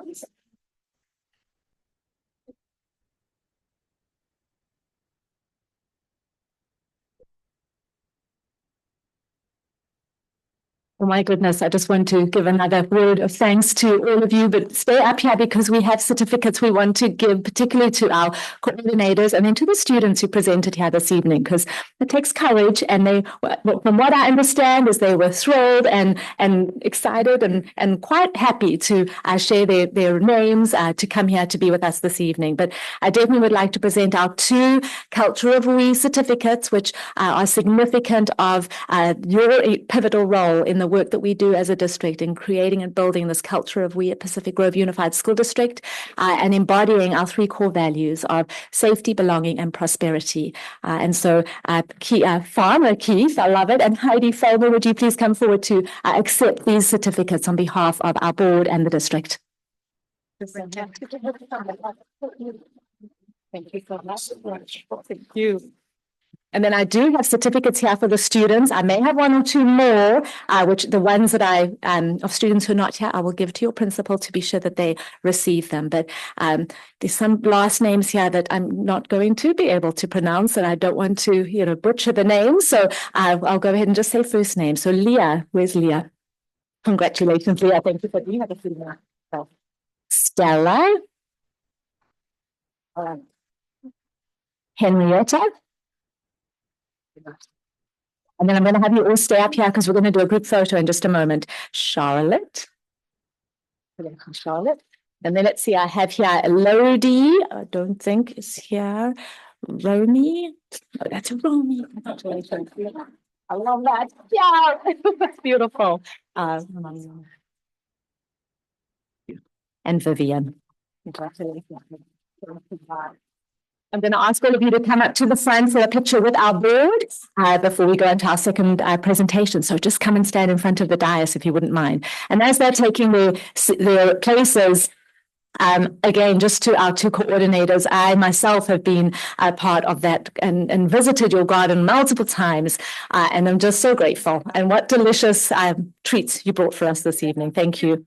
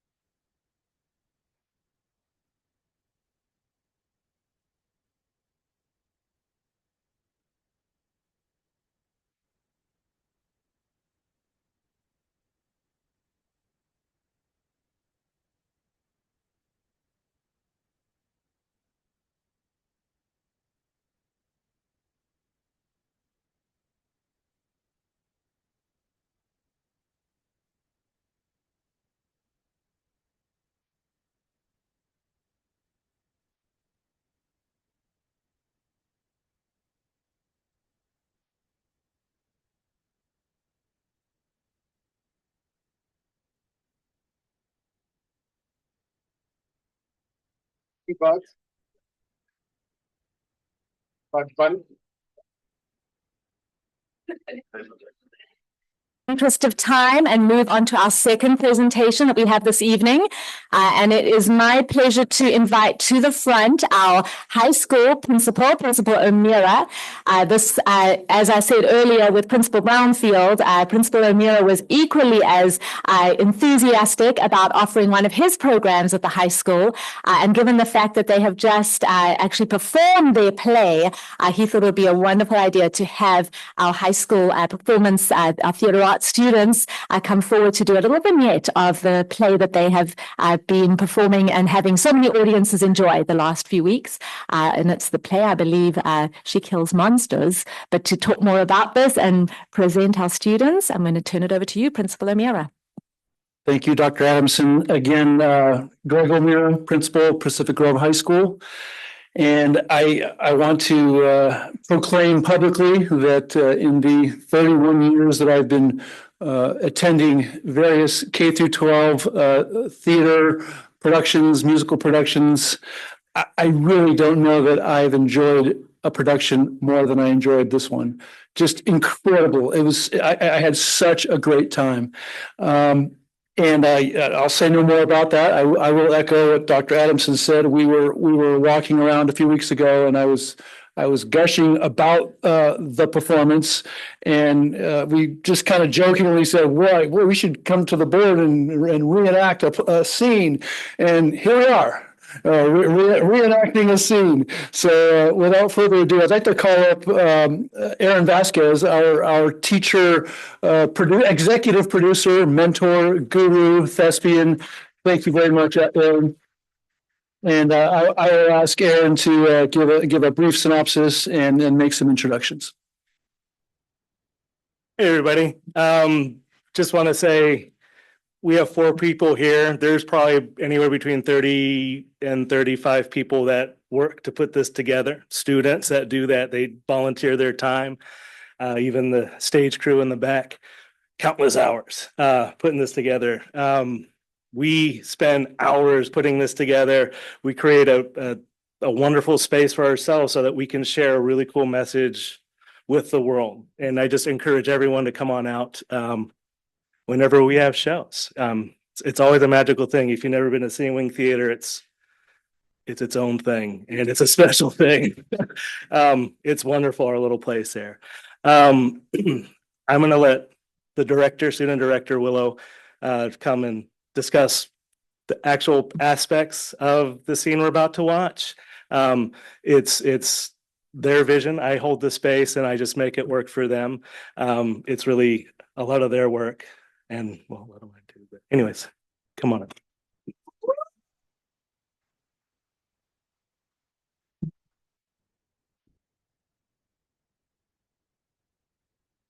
Okay. Hi, everyone. Hello, board. My name is Willow Hill. I am currently a senior at Pacific Grove High School, and I am the director of She Kills Monsters. To give a little background on me, I have been doing theater since sophomore year, so this is my 3rd year and final year of being a part of drama class and doing these productions. I've done many before, and when I'm not acting, I am helping out backstage, or in this case, being a director. This cast and crew has put a lot of their work, as Mr. Vasquez said. They've been working on this since August, leading up to our performances in November, so around 3-ish months. It's been incredible to work with such amazing people, all of them are people I know or I'm friends with, and I'm glad that some of the cast can be here to support me and also for me to support them, and we are incredibly honored to be invited here to show you what Sea Wing Theater and really all of Pacific Grove theater can show and portray their amazing talent. I'm going to give a bit of, before we have our actors come and reenact the scene, I'm going to give a bit of context so we know what is happening up until this point. So this show takes place in Ohio in the 1990s, 1995 to be exact. It follows main character Evans Agnes Evans, played by Owen Montgomery over there in the middle. Who she is a girl in high school, and her sister, Tilly Evans, played by Olivia Englehorn, unfortunately dies in a car crash, which was introduced early on. The two siblings kind of always were different. They were diverse, Tilly being into more nerdy things like Dungeons and Dragons, hence the show, and Agnes being to more typical, stereotypical like things like music and high school and cheerleading. Once a year essentially passes and we see Agnes go into the Dungeons and Dragons like store to talk to Chuck Biggs, played by Max Deegan over there, to essentially be like, hey, I found this. This was my sister's. I want to play this game. It was a Dungeons and Dragons game that she made herself. And essentially, this story transports between high school and the actual Dungeons and Dragons world itself. We get to meet the party, played by like cast members who are currently not here, but party members are like Orcus, played by Warren Frasnack. We have Lilith, played by Eleanor Lyons, and we have Calliope Darkwalker, who's played by Cora Gaylor. Essentially, Agnes is kind of thrown in for a loop, being like, this is what Dungeons and Dragons is. I can't believe my sister was like into this sort of thing. And this show is very comedic, but as we get further on into it, it becomes less, there are deeper topics and emotions that are underlined and or like undertones in the show, but it comes out the more time as we progress. We even get to see a scene that was really powerful, and I gave warning to for the content that happens in it. Essentially, Tilly Evans gets bullied for potentially being queer, which I put the warning of that our school wants to provide a safe space for everyone, no matter their gender, sexuality, or race. And I thought that was very important to say, because we don't want to, like, of course, advocate for that sort of thing. We want to show that theater and our school want to provide a safe place for everyone. And that scene essentially has Agnes being like, I thought I knew my sister. I thought I knew who she was, but I'm not even sure who she, like, her sexuality and just her as a person. And Agnes truly realizes how much she doesn't know who Tilly was when she was alive, and how she's missed essentially an important part of her life before she could even get to really know her. This scene, to lead up to that, this scene basically is Agnes and Tilly talking about this sort of thing. And of course, Chuck, who is controlling or like basically playing out these characters, doesn't know how to answer because he's not Tilly. He knew Tilly, but he's not her. So he obviously doesn't know how to always like talk or portray certain characters. He just has to go about this. And they essentially talk about like what happens, why were like Tilly, why were you bullied? Did this actually happen in real life? Because we find out essential part is that this game is essentially based off of her life, and it's her like autobiography kind of before she dies. So with that in context of all of that, I would like to have our actors portray this is like end of act 1 for the show. So give it up for them.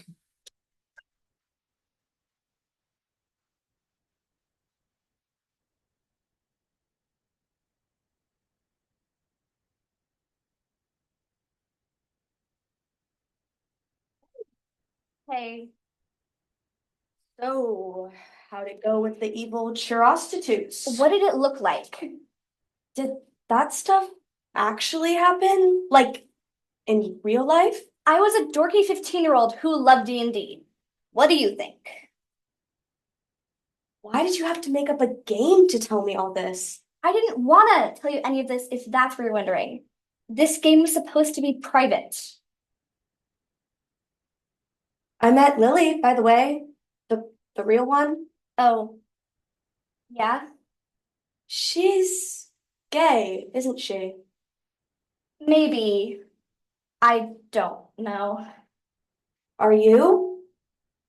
I don't know. You know, Tilly, you can talk to me about this sort of thing. I'm not her, you know. What? I'm not her. Chuck? Look, I can only extrapolate so much, but this is feeling a bit blasphemous. Look, do you mind? I was talking to my sister. Look, I'm all for role playing, but this is a bit deeper than I usually get. Play the role, Chuck. Agnes! Play it! Look, there's something in here I think you should see. Do it in character! Agnes! Do it! Agnes, Agnes, can you do me a favor? Of course. I wrote something for Lily in here. Can you give it to her?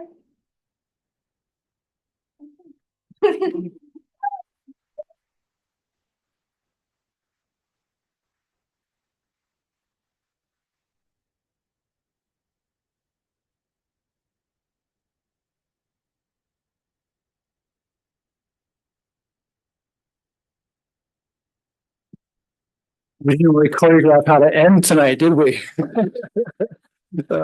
Again, I wanted to just, Aaron, Mr. Vasquez, thank you so much for your work and your dedication. Actors, just incredible job. I had so much fun. I just, my wife still is just beside herself, making fun of me, describe the fun I had that evening. So thank you so much. And thank you for being here tonight. Well, don't go anywhere yet because yes, we want to just recognize your performance and your willingness to be here this evening as well. But I have not had the pleasure of seeing the play and wow, I mean, I think everyone in this room who hasn't, just based on, that was an excellent scene to portray, but the emotion, I mean, I felt it deep within my core, right? Just how you acted that out. That was so real. And wow, I feel really sad that I've not seen the play now, but thank you all for coming forward and sharing this with us this evening, sharing your unbelievable talents. I'd like to first recognize Executive Director Aaron Vasquez, if you would please come up here to accept the certificate. Once again, our culture of we, helping build that culture of we and really embody our three core values of safety, belonging, and prosperity. And what better way to do it through the arts and the ability that you give for our students to be able to, just share their voices in such a unique and creative way. So thank you for that, Mr. Vasquez. Thank you very much. Yeah. And then, wow, student director, how you spoke up here, I felt like I was watching, some show of Extra and, one of our stars being, and our professional producers being interviewed on a film or any kind of performance. So Willow, thank you. Please come on up and accept the certificate from us. Thank you.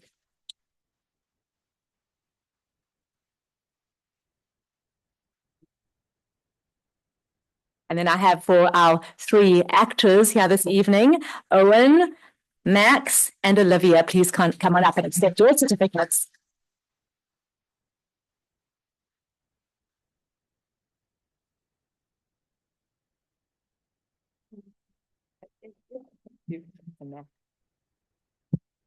Can we do a group photo up at the front with our board? Please come on up to the do one.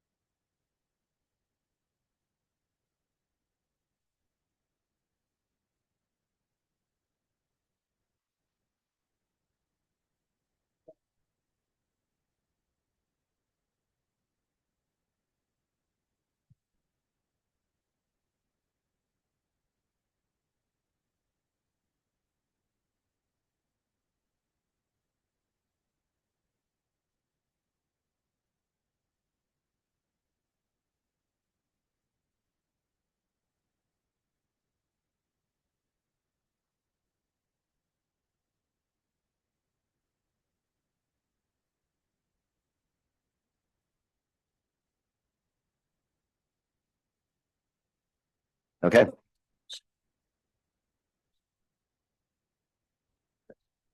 Or whatever it was. No, I think we're done. Move that Yeah, we're on. to the first action. Yep. Right, yeah. Yep. The committee. So we're opening now our section on communications, and we're going to start with written communication. So this is where we and I will start this process with the basically written communications that I've gotten up until this board meeting. So it's been about 2.5 weeks, but I may miss some because they went to our previous president, Brian. So I received a few emails regarding our sex education curriculum, regarding PE at TK for one of the elementary sites, many vendors regarding the CSBA meeting, a shout out for multiple employees in the district, which I always appreciate getting, and then support for PG as a sanctuary city. So I don't know if there were any other emails that folks received. I think Beth and Mike, you guys are off the hook this time. I also received a couple of different emails about the winter programming, and big kudos to Mr. Macer. And I think that's all I have in addition. Okay, and then at this point, we now open up to board member comments, and I'm going to skip mine since we've done a lot of talking today, but I'll go down, see if anyone else has any they'd like to present. I'm looking forward to working with all of us as a governance team, and I'll leave it there because we have lots to do.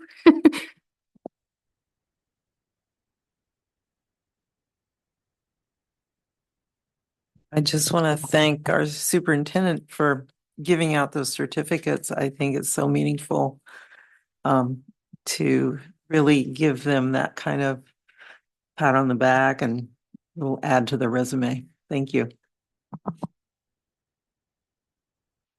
I want to thank all the board members for sharing their time and expertise and welcoming us, I think, to the board. I'm really excited to start the work. And then just related to the two presentations, I just wanted to not go by, but like the amount of hours that Miss Heidi and Farmer Keith have put into this program are really amazing, and they bring in they and Principal Brownfield, you formed a program that's so multidisciplinary and encompasses all ages and everything, and it's great. And then on the other spectrum of our education, the multidisciplinary nature of like leading a production and then also acting in it is great. So great job to those kids and students and teachers. Always so enjoyable to start. Not start the meeting, but start the meeting that way, since we had stuff before. But now it's on to Dr. Adamson. Oh, thank you. Student trustee, please. Yeah, the things at the high school are going great. This week we had a winter holiday spirit weeks, which has been going great. And we've just been having lunchtime activities, been giving away treats and having activities for kids to do at lunch, which has been really awesome. And then next week is the last week of school. We're having finals week, which is going to be stressful, but it's going to be good to get that done and then go on break for a couple of weeks. And then we have our poetry out loud competition, which is actually coming up in January. And then we actually have our a music concert tonight for the orchestra, jazz band, and band is performing tonight at the high school, which is really awesome. So yeah. Perfect. Thank you so much. And now Dr. Adamson. All right. Thank you so much, President Hazen. I'm going to really try to keep this short tonight because we've got so much on the agenda. The first one, I really just wanted to I've asked Director Al-Ghazi to just put a photo up on the screen. As you know, many of you know, myself, along with our 5 trustees, spent a good part of last week together at the California School Board Association. And we did a lot of learning together. This particular photo photo was our first morning together as a board on Thursday morning prior to the big keynote speaker that day. The California School Board Association conference, it is open to all districts throughout the state of California, so 1,000 districts, and almost all of those, were present in some form. But I really just wanted to share this with all of you, introducing, officially, yes, our new core governance team to all of you. And, just you're going to hear more about it this evening because it's an item that we've agendized. But just really, I really want to shout it from the mountaintops on how excited I am to be working together with these 5 individuals, how optimistic and hopeful I am about the work that we are going to do together. And that's not to say it's not going to be easy work. We have got a lot of, hard things ahead of us. They're going to be hard decisions. But what I've learned for the time that we spent together last week, whether it was in breakout sessions, during keynotes, whether it was in an Uber or a taxi on the way to and from the hotel we were staying, whether it was getting together for dinner that evening. This is a group of individuals who are so committed to the work that we do, so committed to the students that we serve. And I feel proud to be able to be serving alongside all of you. And so just again, I want that. Yes, I want that known, and we're going to do great things together for our students because they deserve the best. And when people deserve the best, we need to have the best in those seats, and we do. So really excited about that. It's the holidays, right? In case you didn't know. And so just, some of the things I just loved being able to attend my first tree light ceremony in Pacific Grove last week, Monday night. And what a treat, from the students of our own elementary students, performing to the Mr. and Mrs. Claus arriving, from the fire truck at the end. What a delight. So, again, just once again, reminding me of how lucky I am to be a part of this community. We weren't able to attend it because we were in Anaheim, but the Parade of Lights later on in the week, and then just the many concerts that occur. And I myself have been fortunate enough already this week to attend the middle school and the high school event led by Mrs. Bullaware and Mr. Maser on Monday night, and then one of our elementary performances last night from Forest Grove, where they performed at the middle school. And just again, kudos to our teachers, to our music teachers, but at the elementary school level, that really it's a group collaborative because it really involves the classroom teachers as well. And they were all there last night, along with, Principal Arbrun, to just ensure a smooth sort of event and coordination of the event itself. And just wonderful to see them, on display and sharing their wonderful talents. We have more next week, of course, to attend. So I hope to see many of you there. We've had just a few little visits these last 3 weeks here at the district office. We were fortunate enough to have Mrs. Costalis's middle school art class join us, and their artwork is actually is what you see displayed on the hallways here at the district office. So they got to come and take photos with their artwork, and then we took a group photo. But it was just really wonderful to, anytime we can have students here at the district office is just a treat for everyone. So we thank them for sharing their talents with us. And today we got to have a surprise visit from Miss Prowse's SDC class at the middle school. And they came to serenade us with some holiday songs, all in sign language. So it was wonderful. And again, just a moment for us to stop, be present, and our entire staff was able to come out to really enjoy that moment. So again, we're grateful. I also got today to attend the Drug Awareness Assembly at Forest Grove. This is something new that we're doing this year, partnering with Dr. Casey Grover, who facilitated the assembly. And it was really, wonderful for me to be able to get to see that and how well, he was able to interact with our 5th graders. This is something new we're doing this year in replacement of the DARE program. And there was a resounding, this went on for an hour and a half. Trustee McNary was there to enjoy it as well. And, I think it was maybe sort of an hour into, I'm looking over at Principal Martinez and Principal Arbrun when, Dr. Grover stopped and said, do we want to keep going? Do we have more questions? And there was just a resounding cheer from the 5th graders.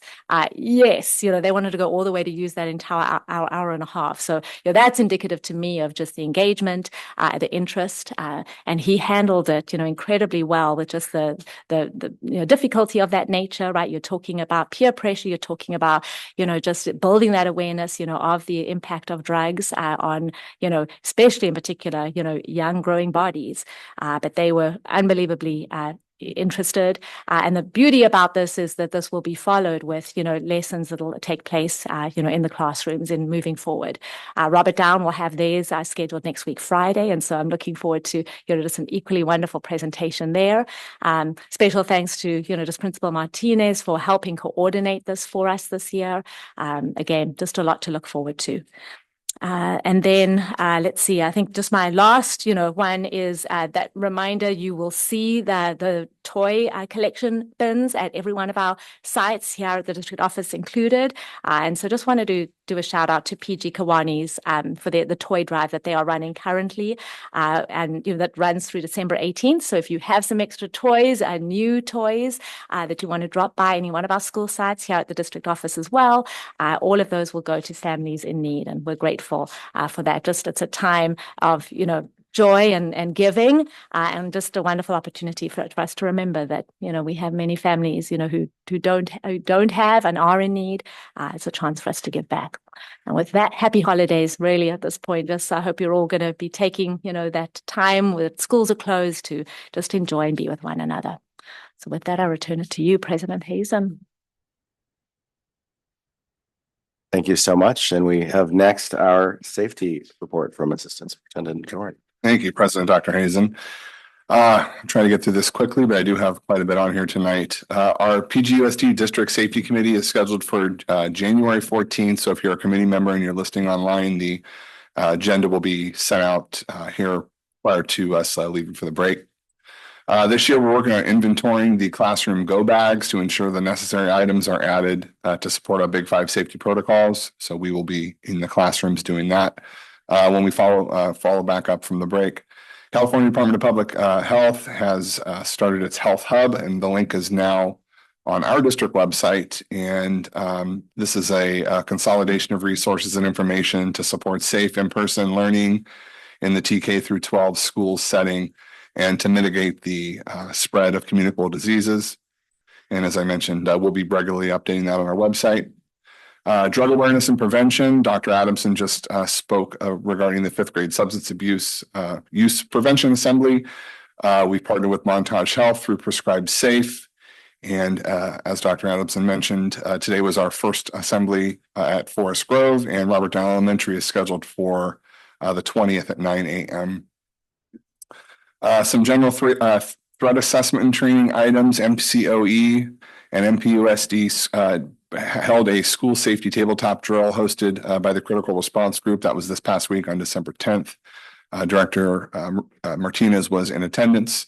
The drill brought together emergency response agencies and school safety leaders from across the county to engage in realistic scenario-based exercises that stimulate actual active threat situations involving multiple command structures. The district-wide We Got Your Back training will begin with instructional staff following the break. The very first session is set to begin on January 13th from 3:20 to 4:20, and that's combined Forest Grove and Robert Down together. It's being conducted by MC Kimball and Associates at Forest Grove Elementary School. As a reminder, the We Got Your Back program is the mindful-based alternative to active shooter drills for schools, especially for our pre-K through 5. But it does address all grade levels. It aims to increase school safety through situational awareness. And we want to increase alertness and heighten the likelihood that students will share important information with adults at these sessions to come. So January 13th, as I mentioned, Robert Down and Forest Grove Elementary. January 27th, the high school, and then we're working with our consultants to finalize the training date at the middle school. And this training is for our teaching staff so that they have the information, the tools, and the curriculum to deliver that to our students in the classroom. Some district-wide safety projects, our camera system and technology information systems updates. We have the improved coverage for our cameras throughout the district beginning over the winter break. Approximately 50 new cameras are being added throughout the district. We will have improved systems on the back end, which may or may not include, but will accept analytics in the future. And that is our server back end software. That'll be taking place over the summer. We did have a fiber optic break from the middle school to the adult school. Adult school is very much aware of that, and so is our technology department. They were thinking on their feet very quickly and had them back up within about 4 days. We brought in Comcast as a temporary solution to provide Ethernet to our adult school. But we are working on a more temporary solution with multiple layers of redundancy to basically address the fiber optics infrastructure systems throughout the entire district that were installed about 15 years ago, and more to come on that. Some facility improvement projects throughout the district that are related to safety. Forest Grove evacuation signs are installed. The Robert Down site has about 50% of the evacuation sites signs installed. Middle school evac signs were received this week and will be installed soon, more likely than not, sometime over the break or just thereafter. Same with the high school and the adult school. Robert Down now has the remote door entry release at the main doors, so similar to the other sites with the buzzer. And we are in the planning phase of installing a remote door release at Forest Grove, and that's for the outer gate. The Robert Down fire alarm system upgrades are still pending our Division of State Architect approval, and once they're complete, that will go out to bid. We are anticipating the Robert Down fire alarm system project starting in the summer of 2025. Thank you. Excellent. So we're now to this section of the agenda where we have individuals desiring to address the board on any non-agenda item. So just to be clear, public comment on any item that's within the board's jurisdiction will be heard, and we'll take comment on specific items on the agenda when that time comes. So please hold comments on those items, but the board will allow 3 minutes per speaker or up to, and no more than 20 minutes per item per board policy. And reminder that the board will not be responding to questions either verbally or with hands raised. So with that, are there any community members, either here in the room or online, that would like to speak? And I see we have one online, so we'll start there, but please come towards the dais if you're interested in the room as well. Tom, please go ahead. Okay. Good evening, members of the board. My name is Tom Post, and I am the proud parent of a kindergartner at Robert Down Elementary. Next year, my youngest will be starting transitional kindergarten at this wonderful school, which we've grown to love for its strong sense of community and dedication to our children. I'm here tonight to express my concern about a change this year that has reduced the amount of structured physical education time for TK students at Robert Down as compared to last year. This reduction is particularly concerning because our sister school, Forest Grove Elementary, continues to offer more PE time for their TK students, creating inequity in our district. The goal of transition kindergarten is to help our children build the foundational social and emotional skills they need to succeed in school and life. Research has shown that physical activity is a powerful tool for achieving this goal. Movement-based activities develop self-regulation, teamwork, and emotional resilience, key aspects of this social emotional learning. According to the CDC, regular physical activity for young children enhances not only their physical development, but also their ability to manage emotions, interact positively with peers, and focus on tasks. Shape America recommends that preschool age children receive at least 60 minutes of structured physical activity daily, as it supports both their motor skills and their emotional growth. Reducing PE time at Robert Down risks depriving our TK students of these critical benefits. It also creates inequity between our schools and our district, as Forest Grove's TK students continue to receive more opportunities to engage in activities that support their social and emotional development. I respectfully urge the board to consider reinstating last year's PE schedule for TK students at Robert Down Elementary. If the bandwidth is the issue or the current PE program doesn't have the skill set for early childhood PE, it could be an excellent opportunity for this board to make an investment given this well-researched benefit. This change would not only restore equity between our schools, but also honor the purpose of TK by supporting the whole child, physically, socially, and emotionally. Let's ensure that all of our youngest learners have the tools they need to thrive. Thank you all for your time and for your dedication to our children in our district. Thank you, Tom, for your comments. Any other community members in the room or online? If not, we'll move on to PGUSD staff comments, again, in the room or online. Don't all rush. Okay, excellent. So now we're moving on to consent agenda. I'll try not to do this at every meeting, but just a quick description that we're not going to discuss any of these items prior to the board vote unless a member of the board requests a specific item be discussed or pulled from consent agenda. So once we approve it, we'll approve it as a whole, again, unless an item is pulled. So with that, you can see items basically A through N. And I will first open up again to public comment online or in the room. Seeing no one, move to the board discussion. I'm looking around, see if anyone has any concerns with consent. Just give me a nod or a reach for your mic. Okay. So if there's no comment, I think I will go ahead and make a motion to approve consent agenda as presented. I'll second. That was moved by myself and seconded by trustee Otmar. And we'll go ahead and take a vote. All in favor? Aye. Aye. Aye. Any opposed? None. So that one passes 5-0.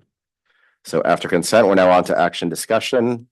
Item A, where we now get to have a fun discussion of some of our extracurricular activities on the board, the designation of community representatives. So this is going to be presented by Dr. Adamson. Absolutely. Well, thank you. So yes, we have 4 committees that we are seeking representatives from the board to serve on each of them. So I'll just go ahead and go through them, in order. The Monterey County School Board Executive Committee Liaison. We're looking for this one for just one primary representative and then obviously an alternative. I believe last year that was our outgoing President Swanson, who served in that capacity. There are typically 4 meetings that occur, throughout the year. And I do believe that, very often there's the ability to also, attend those by Zoom and, or in person. So, I know that's definitely makes it a little bit more accessible.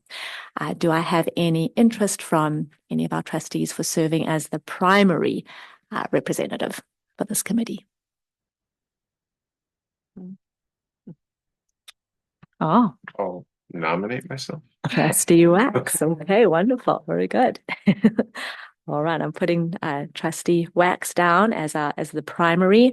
Do we have someone willing to step in as the alternative for that? I'll do the alternative. Thank you, Trustee Shamas. Wonderful. Okay, wonderful. So the next is our Community Human Services Liaison. And last year we were fortunate to have Trustee McNary serve in this position. How many meetings are there regularly throughout the year, Trustee McNary? Monthly meetings, in-person attendance is required in Sand City, and they are held on I want to say it's the 3rd Thursday morning from 11 to 1. So just as far as understanding the time commitment. Thank you. Do we have any interest from the board on serving as the primary representative for this committee?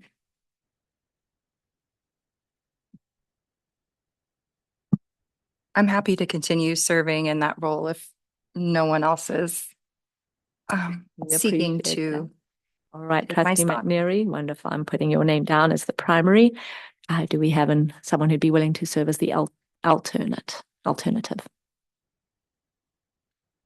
I could be the alternate. Thank you very much, Trustee Wax. Okay. Well, next we have our subcommittee with the City of Pacific Grove. This is something that we actually started at the beginning of this school year. We've had, I believe, 2 meetings so far, the goal being that, we meet a minimum of 3 times a year. And this, for those of you who aren't familiar with this is really a committee with the City of Pacific Grove for us truly to be able to collaborate closely. And the mayor and the city manager, serve from the city side along with at least, 2 of their council members. Myself and Assistant Superintendent John, I serve and represent the district, along with 2 trustees. And this year we were fortunate enough to have Dr. Hazen and Trustee Otmar, who, served in that capacity. So we are seeking for 2 trustees to continue representing the district for this coming year. Do I have any interest? I'll volunteer myself for this one too. Yeah, I was just going to say I'm happy to do it if no one else wants, but I would love to give someone else a chance, and I'd be happy to put myself forward as alternative if no one else. Oh, would you introduce? No.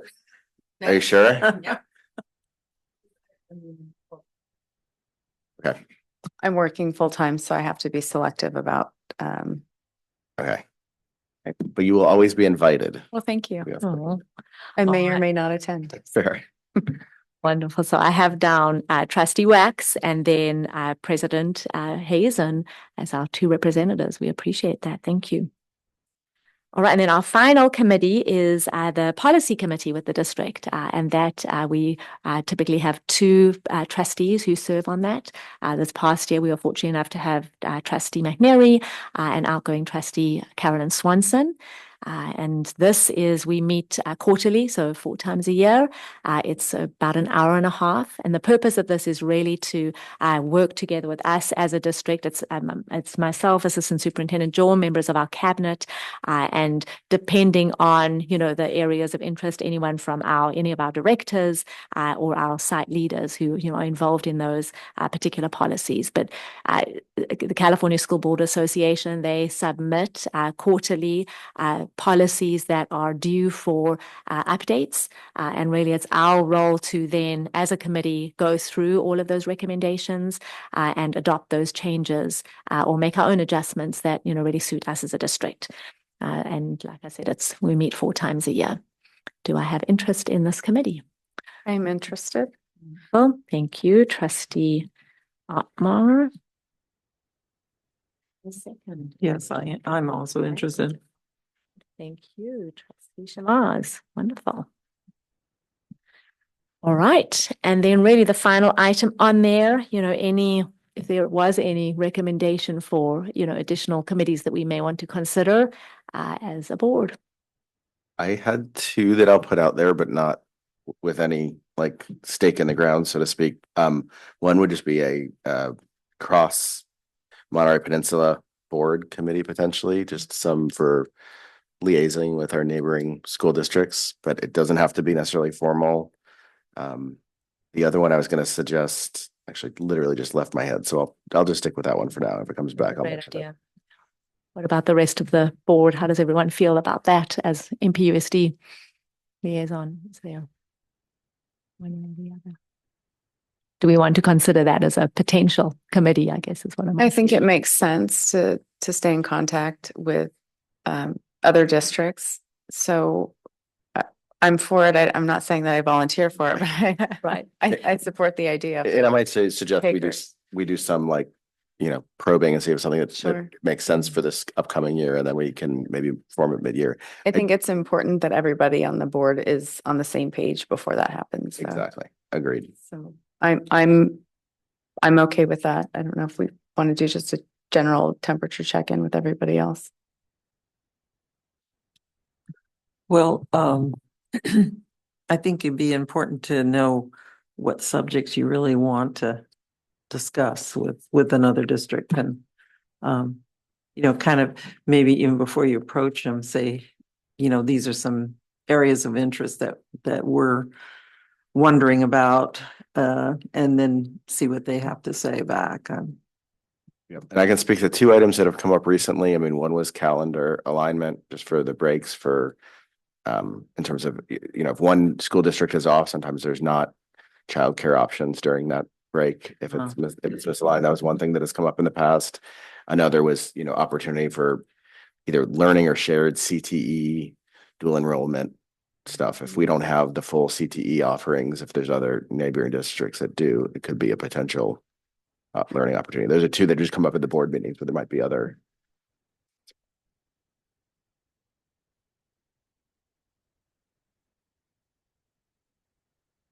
And I don't think we're necessarily, you know, saying we're going to put a committee together. I think there's just, if there's interest for us to at least explore it with MPUSD, and, you know, to see what their interest is, you know, on that end, if that would even be something, you know, they'd be able to commit to as well. Just.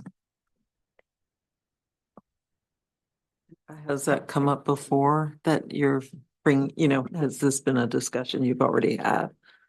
Not in this format, because this, I mean, probably could have put up it as a future agenda item, but this comes up once a year, right, for the future committees. And being frank, it just came off the top of my head, given past discussions, that it might be something to consider for.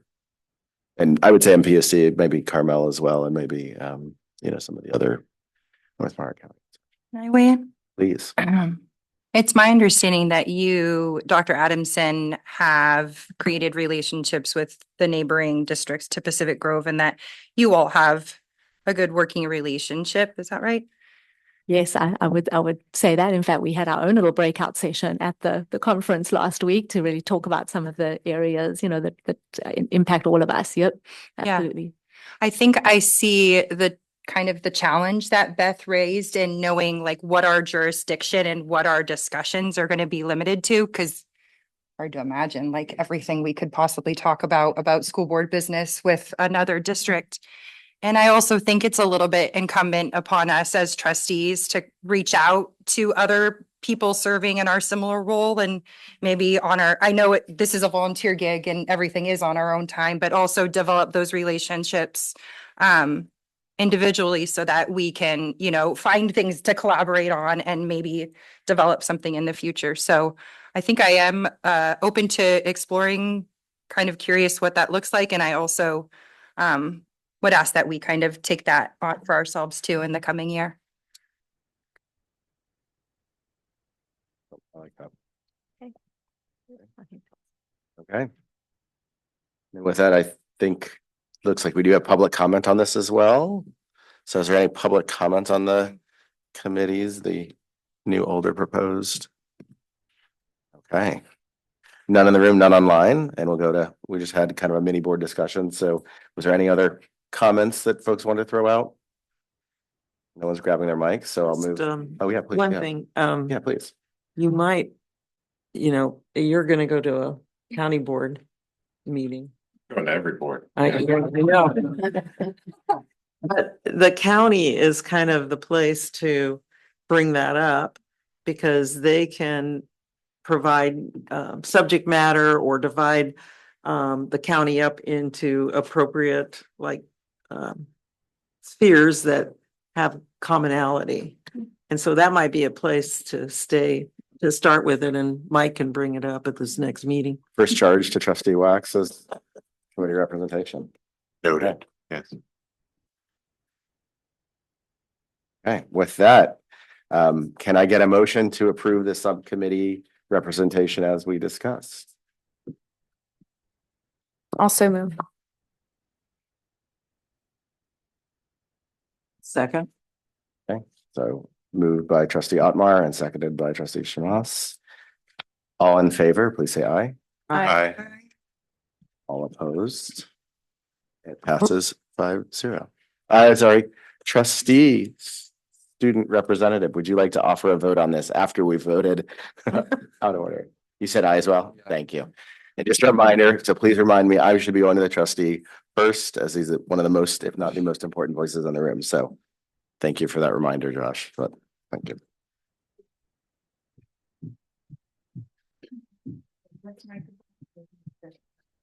There you go. Okay. So now we are on to item B, which is our 24-25 first interim report. And I think we have Assistant Superintendent Jordan. All right, thank you very much. Lewis is going to get it queued up.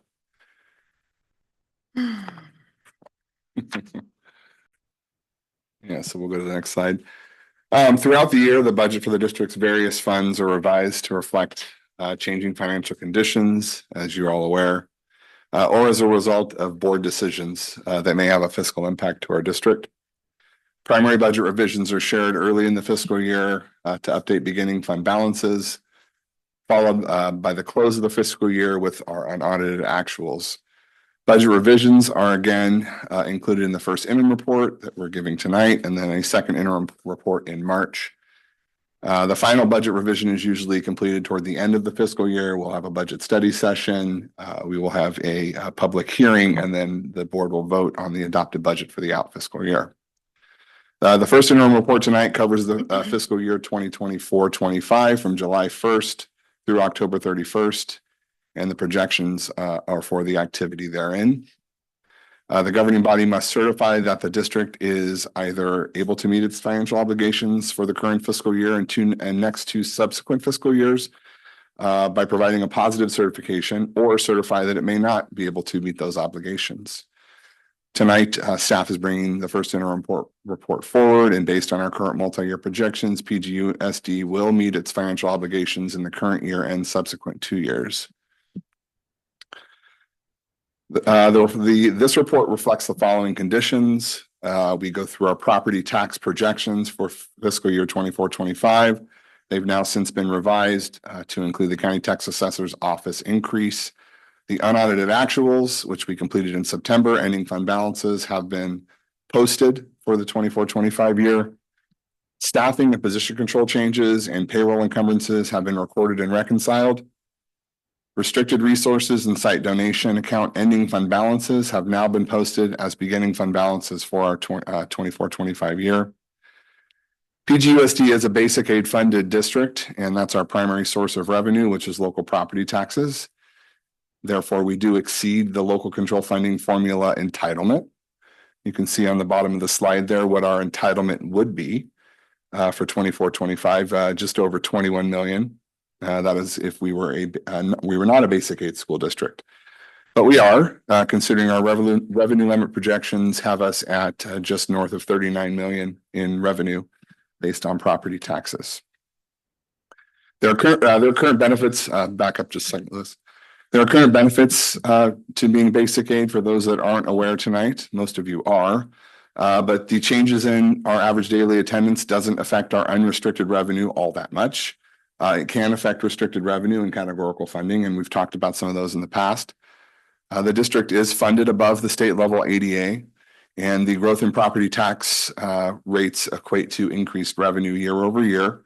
With around an average of 5%. We've had some years that have been below 5%, some that have been higher than 5%, but on average around 5%.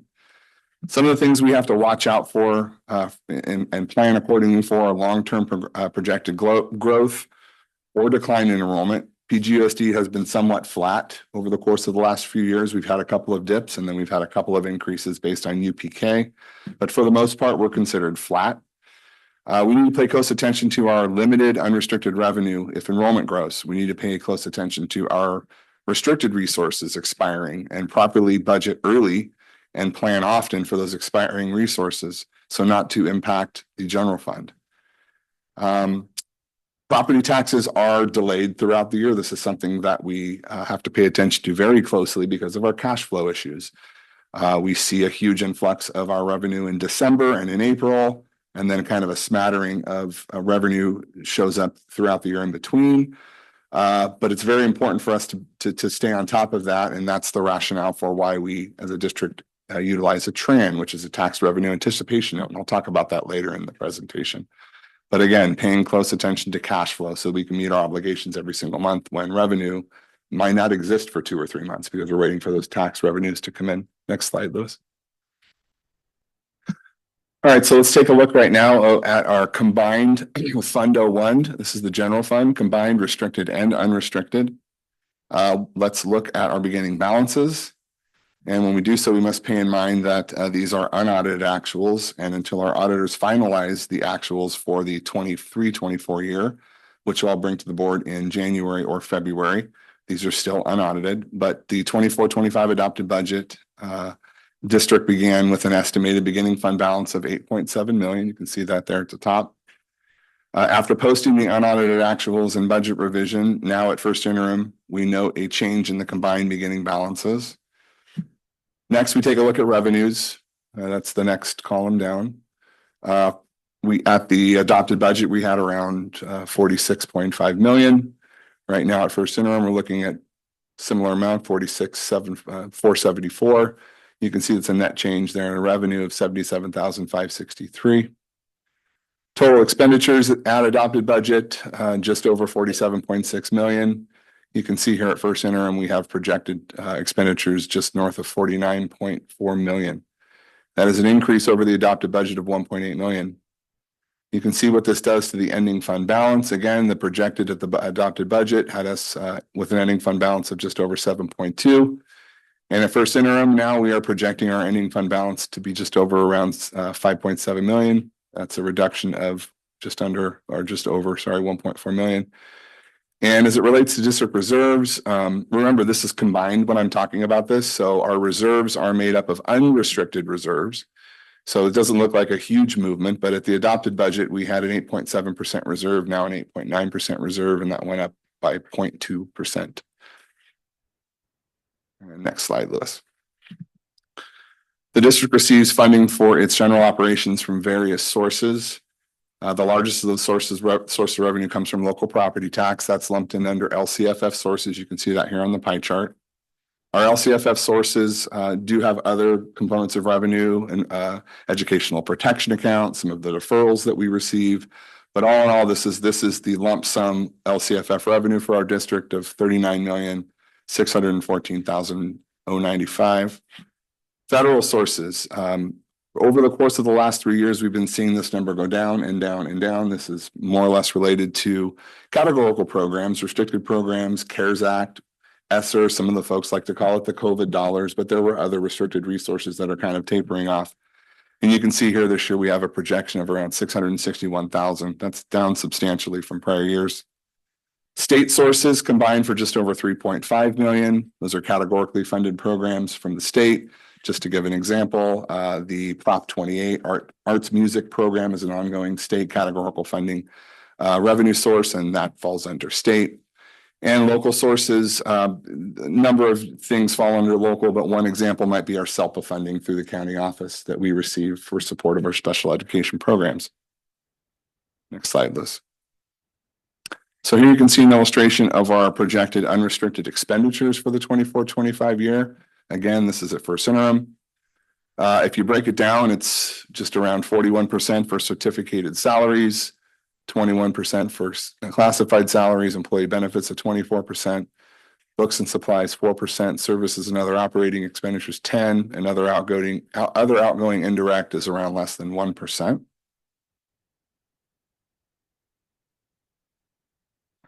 Sorry, just one second. Next slide, Lucy. Yeah, you got that. Okay. So this slide represents a page in the district budget book that we maintain. Very thankful to Robin Blakely, who started this, and Rick Miller and Song, who carried this on. This is a lot of information, a lot of data, and on the far left-hand column, you'll see the 23-24 unaudited actuals. We have columns that go all the way back to 2007 historical data for this district, so it's very helpful to have. Just direct your attention tonight to the red dashed circle around the budget revision and first interim and the arrows that connect. Let's see. You will see a net increase over adopted budget to the carryover and the restricted balance. That's $3,286,819. That's the very top number there.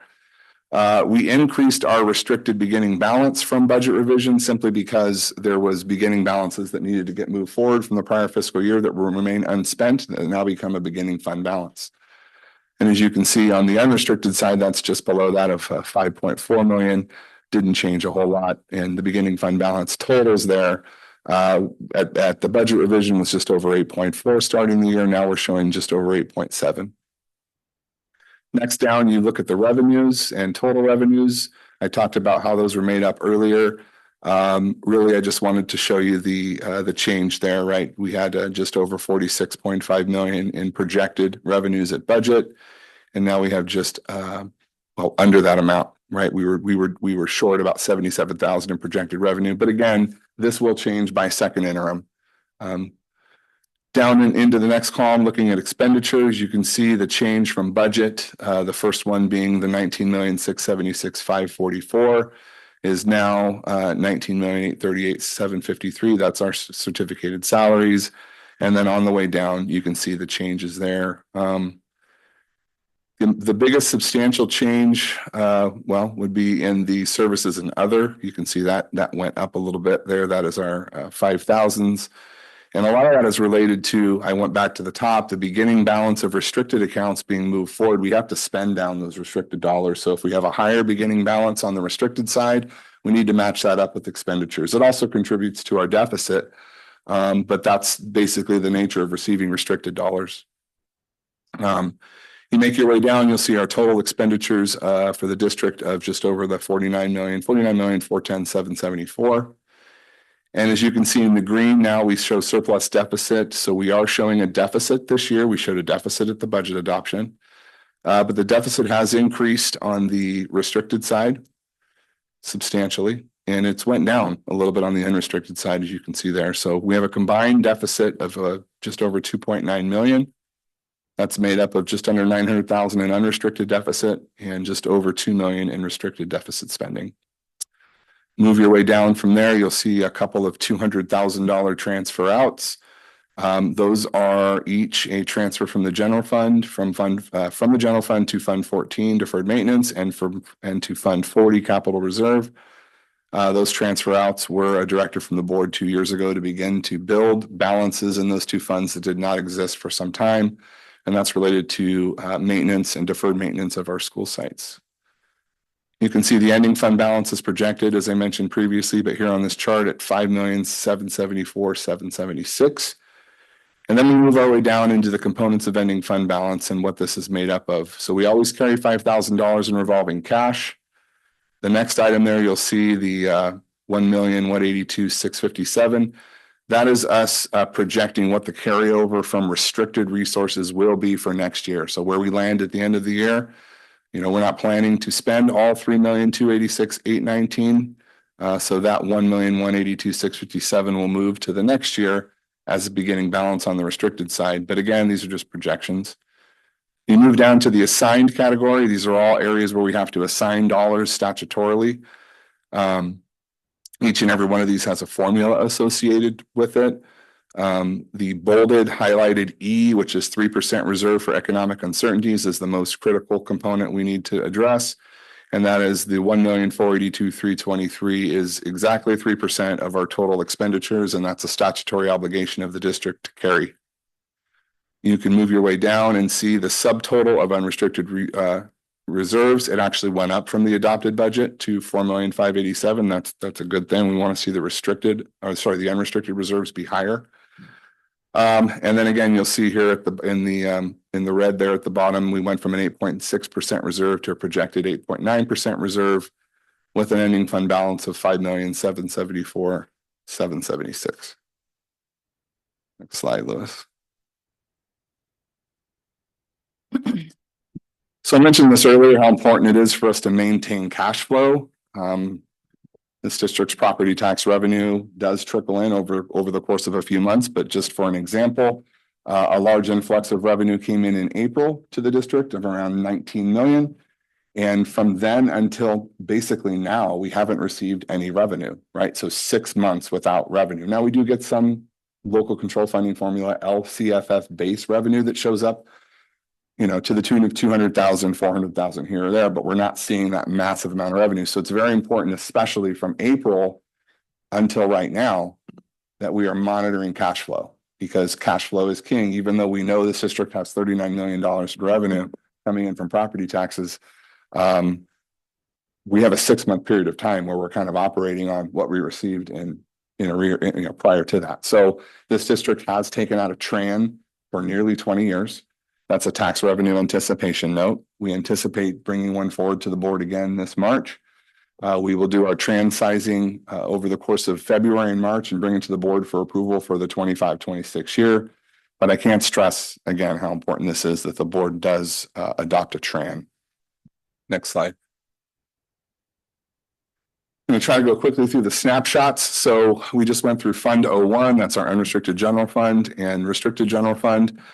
These are all of our other funds. So this is our adult education fund 11, and then just highlighting some of the changes since the adopted budget.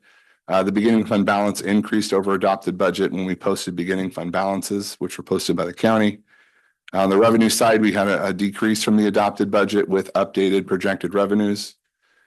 We have expenditures, which did increase, and that's based on the updated projected expenditures associated with the 4,000s, Object 4,000s. Those are our books and supplies.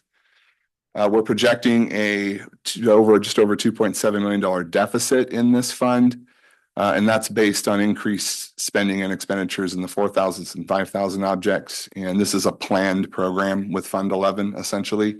Fund 11, similar to Fund 13, I'll get into that in a second, cannot carry a large reserve. Unlike our general fund, Fund 11 statutorily cannot carry a large reserve. So you plan for expenditures, you plan to deficit spend, because these funds have have carried forward ending fund balances, and then we kind of true up at the end of the year to see where we land.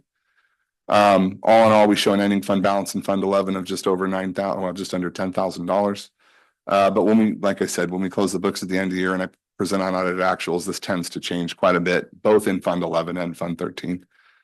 The Child Development Fund here funds our early childhood education program.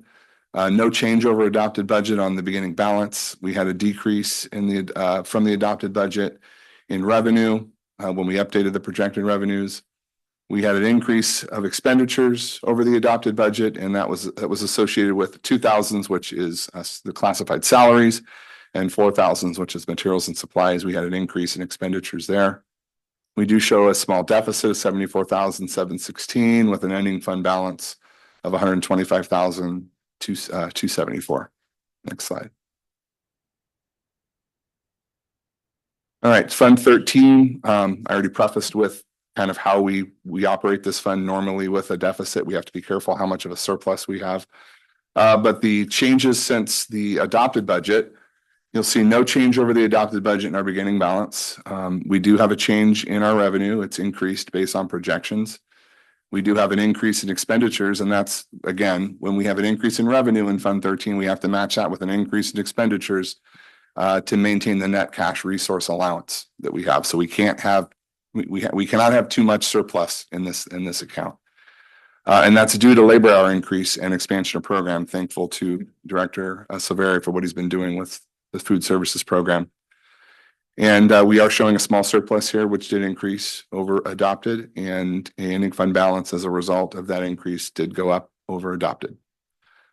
Fund 14, no change from the adopted budget on the beginning fund balance. We did have an increase of revenue over the adopted, and that's the CalShape grant that the district applied for, associated with the ABM contract that we had for a energy savings contract within the district. We applied for and we received every penny of the CalShape funding initial phase. And just so everyone's aware, we've applied for phase 2, which could bring the district an additional $1.2 million for energy saving initiatives. We're still waiting to hear about the approval on phase 2, but the increase in revenues associated with the CalShape grant funding that we weren't aware of at the time of adopted budget.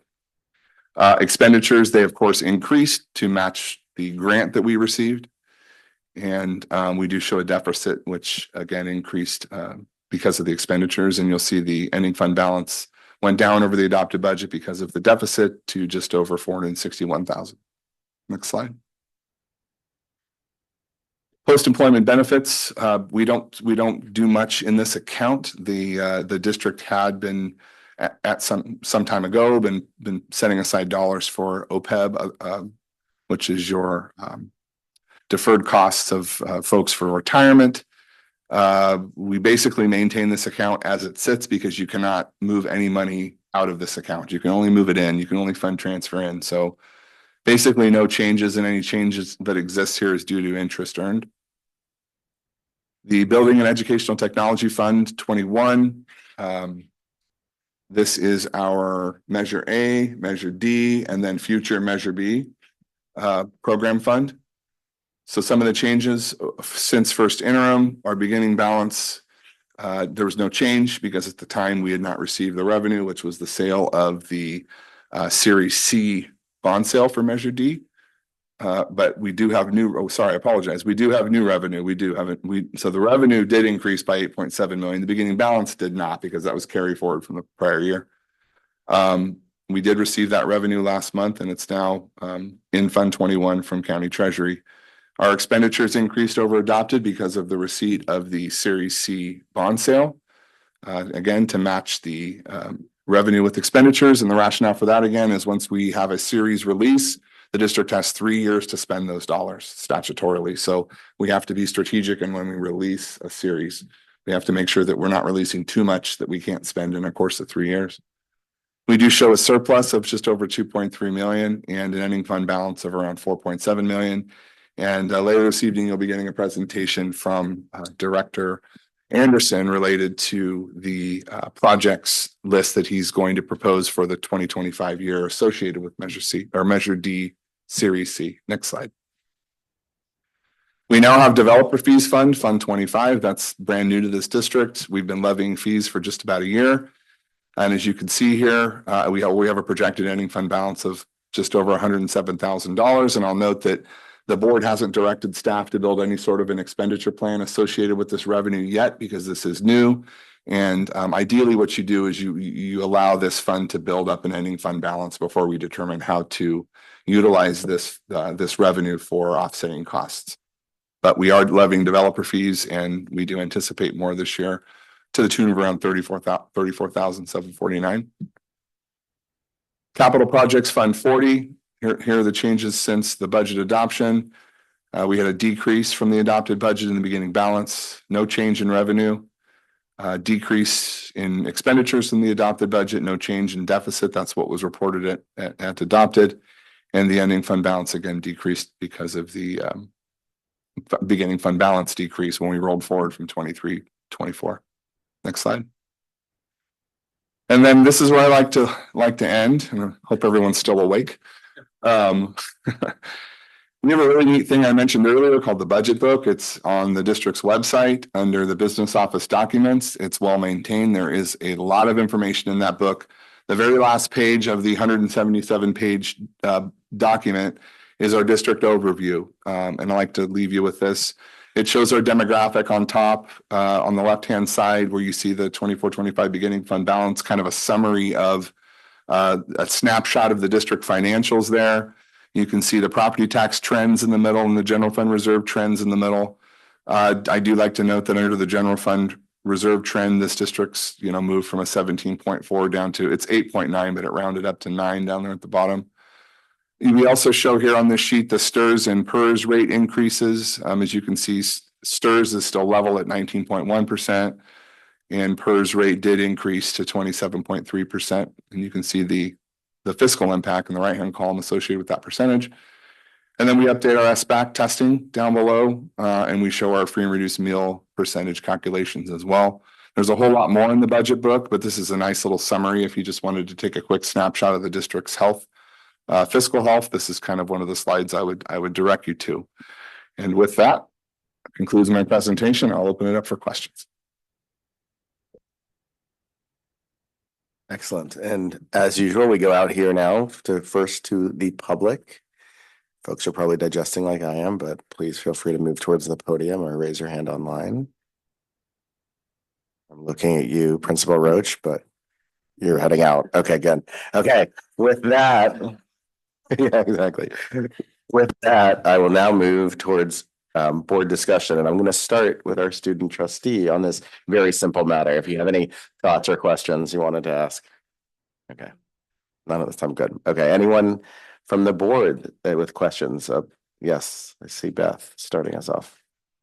Well, I learned something new, that we have to spend those bond monies within 3 years. I really don't remember that. But in relationship to the bond, you have a fund for the bond money coming in.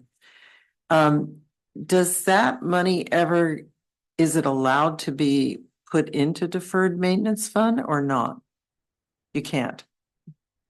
So no, anything in Fund 21 has to stay, it has to reside within Fund 21. So you can't transfer out or transfer in. That's basically its sole source.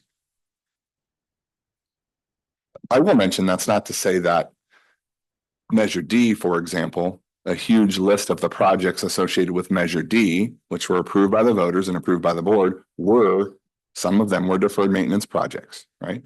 You just can't move it to deferred maintenance Fund 14. Right?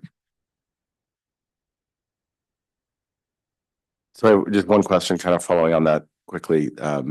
Mainly it's a question about timing. Like you mentioned, we did as a board put the 200K aside for deferred maintenance. Is that something we should be reconsidering at this point, or do you think that's something we should probably bring up at a future budget coordination meeting? If based on the Measure D passing, just wanting your advice on, and it's fine to say, let's kick that can a bit further to see.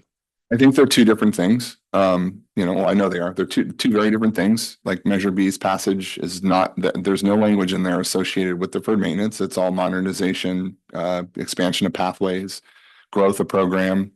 That's not deferred maintenance. So I believe this district still needs to maintain a fund account with, for future deferred maintenance.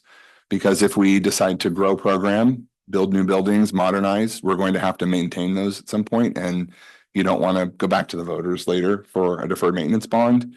And like I mentioned before, we can't transfer from Fund 21 to 14 to support the deferred maintenance for the future use. So it's definitely something we will be discussing in our budget study session in January. And one thing to note related to the transfers, the transfers are done at the end of the fiscal year, right? So if, we're working through the fiscal year and, we're looking at continual deficit, there is some discretion by the board at the end of the year as to direct staff to make a decision to do something one way or another. But it's something that we literally do at year-end close. We do not do it until July. So. Thank you so much for that explanation. Any other questions? Let's see, someone reaching, go for it. Yes. With the developer fee fund 25, you said wait for it to grow a little bit. Like, is there a certain dollar amount, or what is waiting, or how long? Yeah, so staff more or less hasn't been given direction by the board as to what that fund balance should or should not be before we develop an expenditure plan. So I'm more or less waiting for the direction of the board and I think, again, this is something we would talk about in our January budget study session, because we're not only looking at the general fund, we're looking at all funds. But it's only been a year since we've been levying developer fees, and I think that we would want to, there is requirements around how you spend the developer fee dollars as well. And you probably need, I'll just throw out a number that I think is relevant. You need north of about $500,000 in there before you start to build an expenditure plan tied to developer fee spending, right? Most developer fee funds, like Fund 25s, have been in existence for a very long time. They have a very healthy ending fund balance, and they're used to match certain program projects within the district at the direction of the board. So I think we talk about it during our budget study session in January and make a determination at that point as to, kind of what the plan might be. And then the board would direct staff to bring back a proposed expenditure plan associated with that spending. Okay.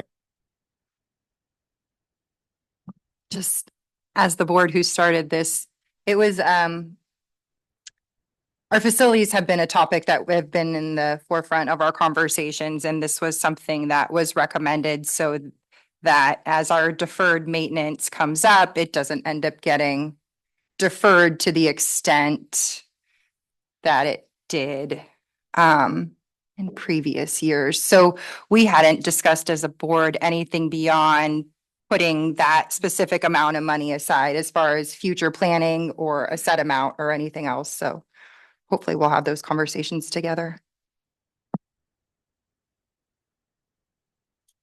Okay.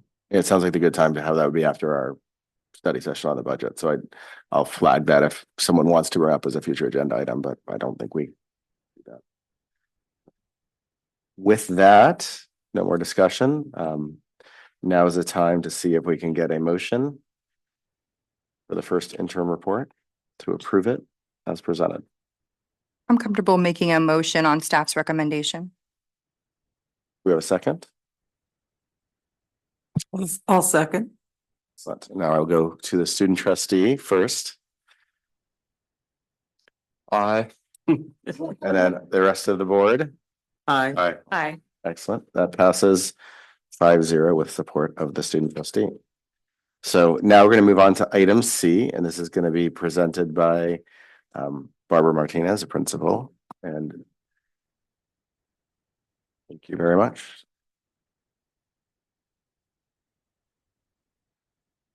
Where's Barbara Martinez, principal? I stole it. That was good evening, everybody. Barbara Martinez, principal of the adult school and director overseeing the state preschool program. And tonight we're here to recommend that the board approve board resolution number 1142, which will allow the district to continue to offer state preschool program for the 25-26 school year. This is subject to ongoing review to verify that the program expenses are within the amount of the as approved by the board. And as you know, for many years, the district has participated in the state preschool program, offering preschool opportunities for students whose families meet the income eligibility requirements.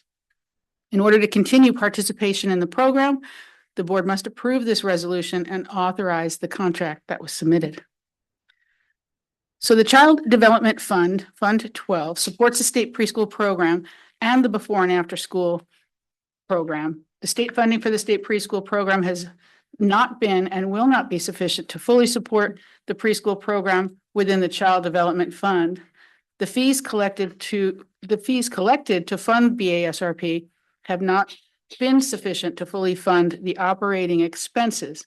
Board-approved contributions from the unrestricted general fund to support the state preschool program and BASRP are as follows. The state preschool program is $19,635, BASRP $17,520. For the 25-26 school year, the estimated contribution would be around $37,155, subject to final reconciliation for staffing costs.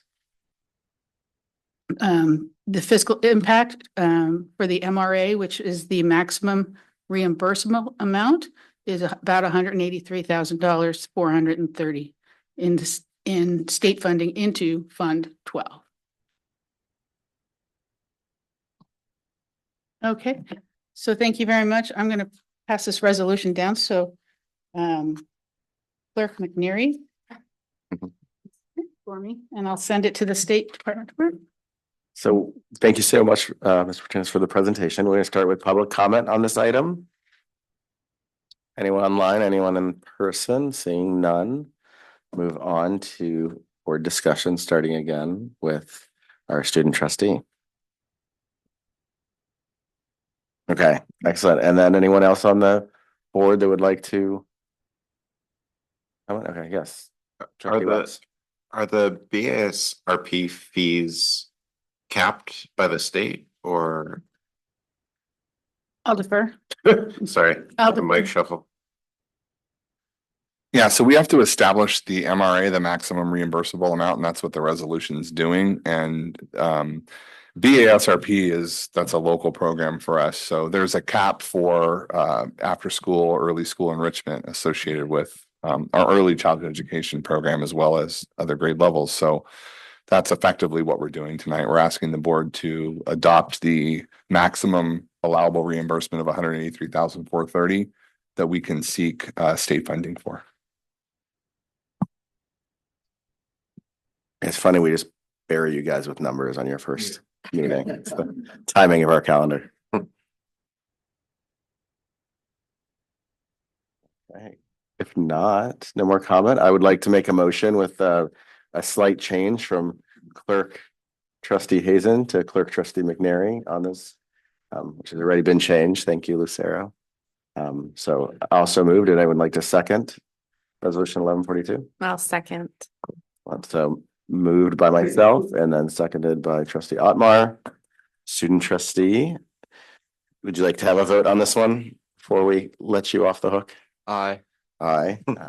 Rest of the board? Aye. Aye. Aye. Anyone opposed? If not, it passes 5-0. With that, thank you so much. Yeah. Blue pen? I can print out another. Wait until I. Okay.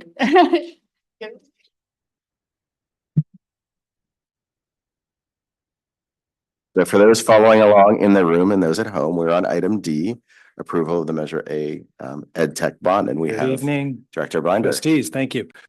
Matthew Binder, Director of Educational Technology for the district, and we bring you, Director Algazi and myself are proud to bring you our latest list. This is a biannual presentation. We come to you twice a year. This is our July, and this is our June, our January 2025. The next one will be in June 2025. And accordingly, we've got not only a distribution by category of how these expenditures are being divided up, but we also have the detailed list as well in the board packet with the estimations of costs, quantities, and how those funds are being directed in terms of what programs, what school sites, what specific purchasing details are included as well. Just really quick, this list is developed through a collaborative process through the core team. We've got 8 on our technology team district-wide, and then we bring that to our technology committee, which is a larger group made up of representation from across the district, involving all areas, certificated, classified, administrative, parents. The list is reviewed and endorsed by the committee before we bring it to you. And as you can see here, it is consistent with previous lists that we've brought forward. And it's basically kept within the specific quantity that we were directed to stay in 2016 as we bring it forward twice a year. These expenditures are aligned with our current educational technology plan, which is up for revision in the spring, 3-year educational technology plan.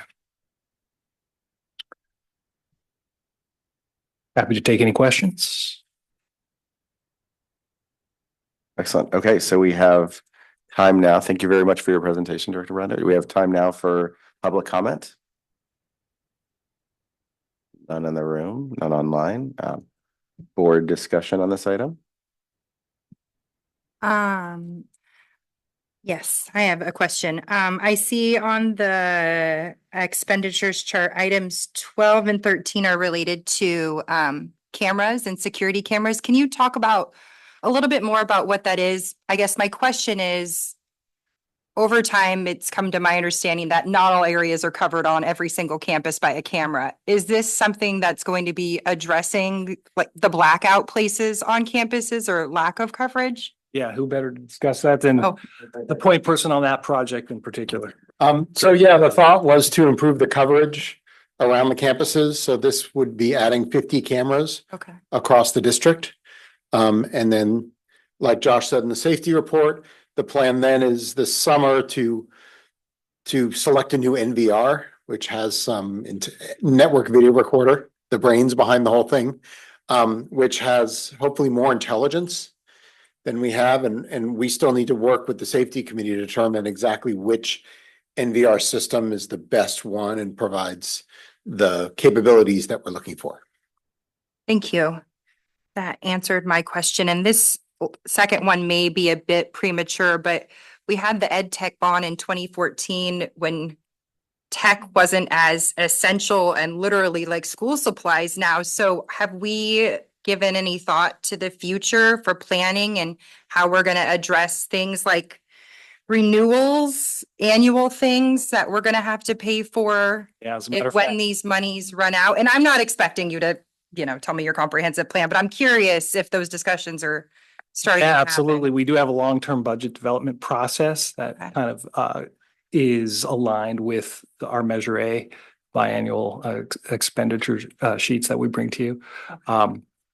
We have our ed tech bond, our ed tech plan, which was forward thinking 3 years out from when we made it, basically put it to you for approval.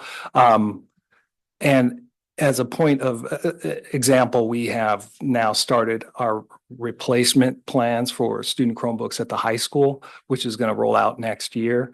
And then that's a multi-year process by which we stagger the refresh down the grade span. So that plan has already been established as well. That'll show up in our revised ed tech plan.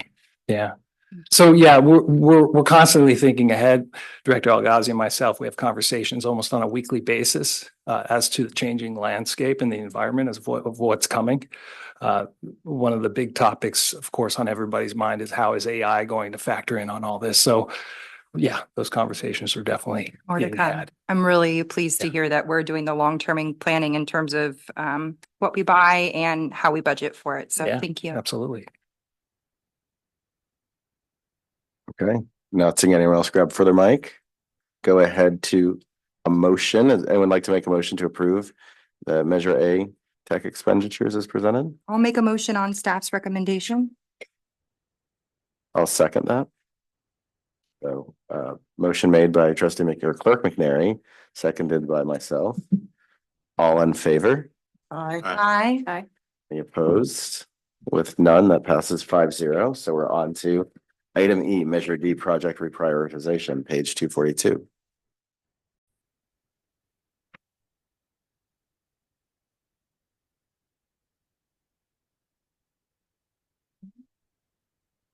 There we go. Good evening, everybody. So it's probably a little more than 2 years ago that I stood at this podium and brought the first reprioritization plan into place. Part of that reprioritization plan was coming up with kind of a 5-year plan of what to do and what are our priorities. And in doing my homework for this, I brought up that 5-year plan, and this is the one I was working from. I know you can't see that from there, but I drew a red line through everything that we've already got done. And it's quite phenomenal. So I just thought I'd show my homework that I'm 2.5 years into this position and we're more than 2/3 done. So really want to thank my team, the support I get from the board, Josh, and quite frankly, the taxpayers funding all this. It's just phenomenal what the transformations that are happening here at PGUSD. So tonight I bring you a new plan to kind of continue with the same. I think you're going to enjoy this because you're going to see that it's really is more of the same. We're really still focused on building envelope and some of the larger ticket items. I'm really excited about going through this next phase so we can start moving indoors and doing more work inside the classrooms where, where our students spend most of their time. Once I get them dry and warm and good air quality environments, then we want to start getting some flooring and some painting and stuff done. So I kind of broke it down by the schools, and what we have is on the left, you'll see what was approved originally, back in 2020, I believe. And that is what I would be expected to do right now under Series C. And what I'm offering is something slightly different, and things were moved around through the first reprioritization. So you'll see things from Series B, for example, on the right side, we're going to resurface the play yard, and that's the asphalt surfaces at the school. So also, as I'm doing this, you're going to see the bottom line dollar figures. There's like the Robert Down totals here for Robert Down. On the right is what was anticipated with a lot of that work completed or something that we're going to postpone. We're going to see some savings, but you're going to see it bouncing back and forth. And at the very last slide, you'll see the bottom dollar figures. So at this point, there was a request under Series C to replace some portables. We're still, in the frame of mind, and we're waiting on that to do something maybe bigger and better.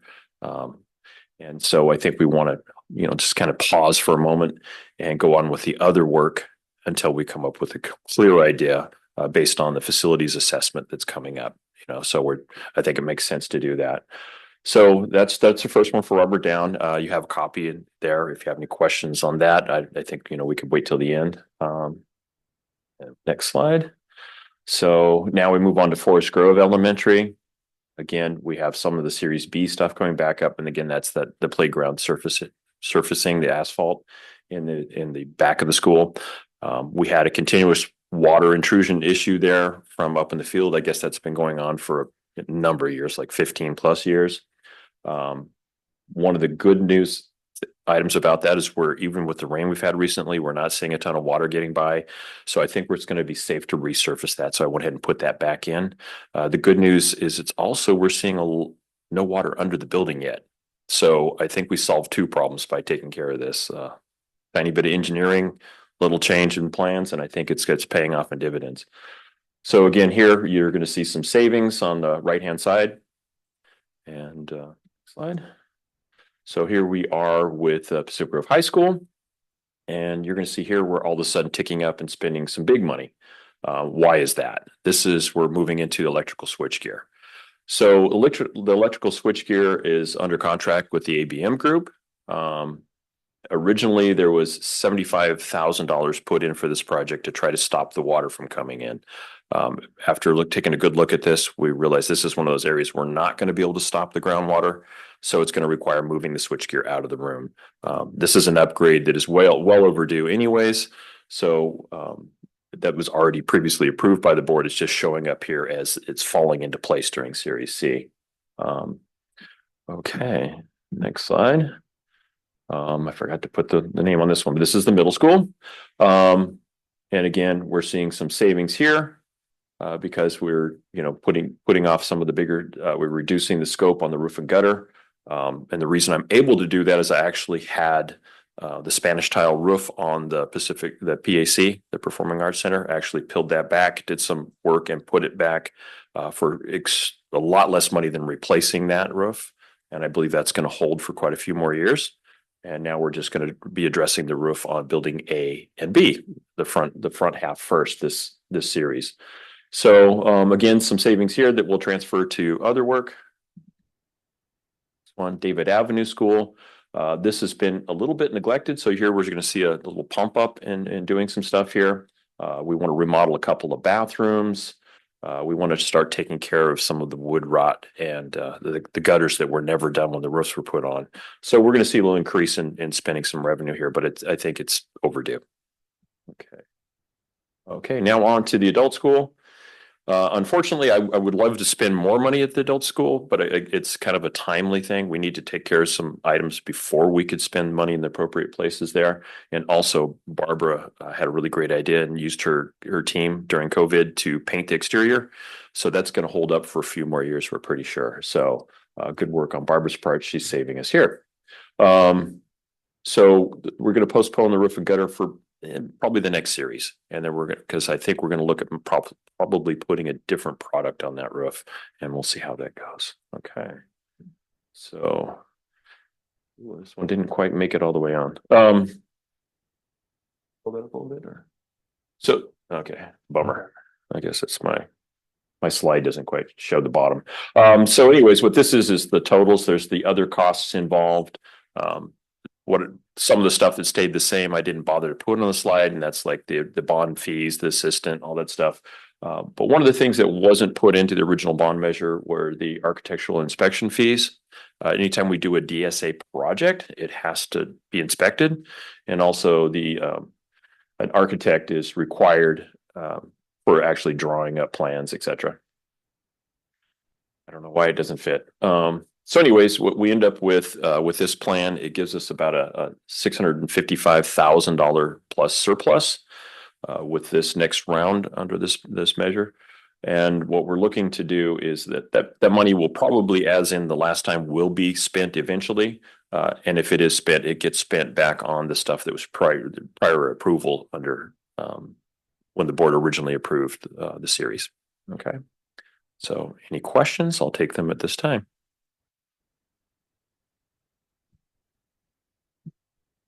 We'll go ahead and go to public comment first. Thank you very much for the presentation, Richard Anderson.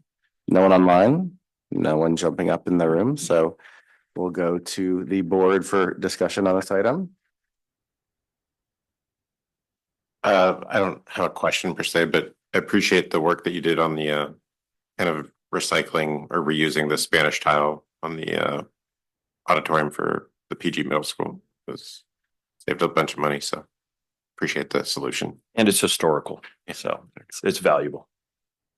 One question I was going to have is with our contract recently signed on the facilities master plan, how much of that, is there a possibility that some of that will also help inform the reprioritization, which again, this is the portable, I mean, that's, I assume, alignment too, but yeah, it actually, when the group was here working on the facilities assessment, working towards that facilities master plan, it was amazing to find how much we were lockstep in our frame of mind. So I think we're absolutely going to be on the same page. So when we actually get the master plan, I think it's going to be right in line with what I'm trying to continue.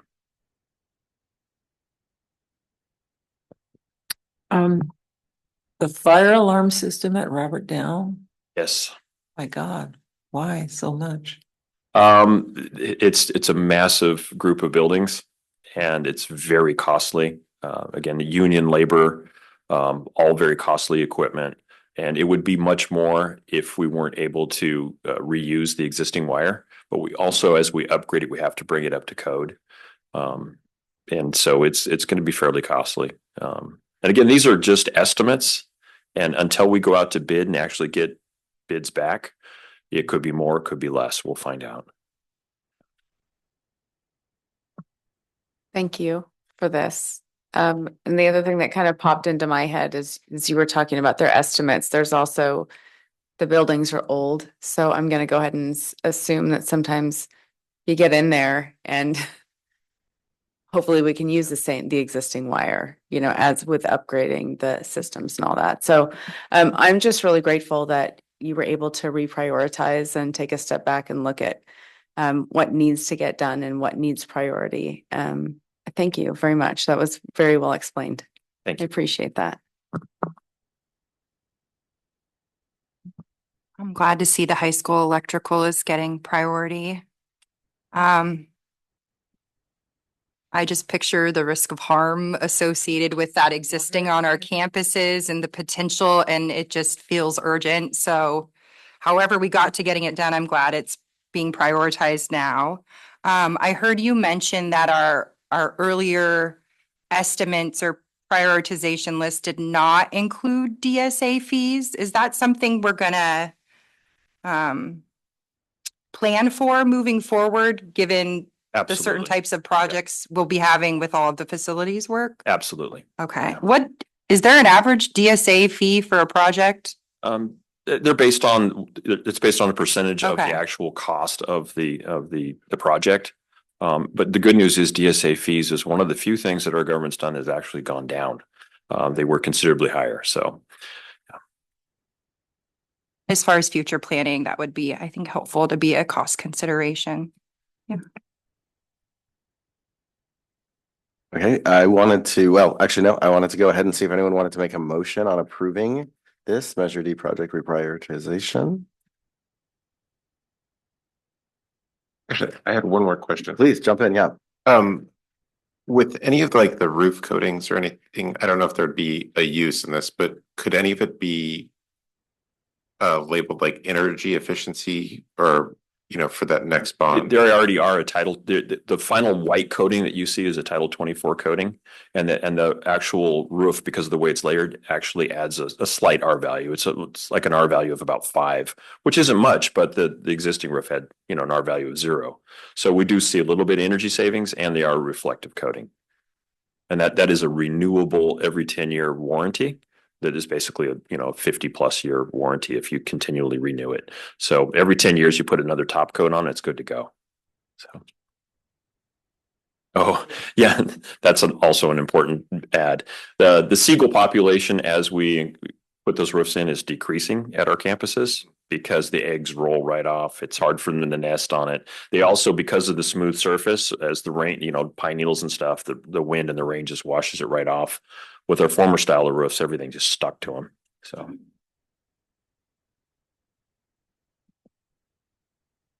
Okay, seeking for motion.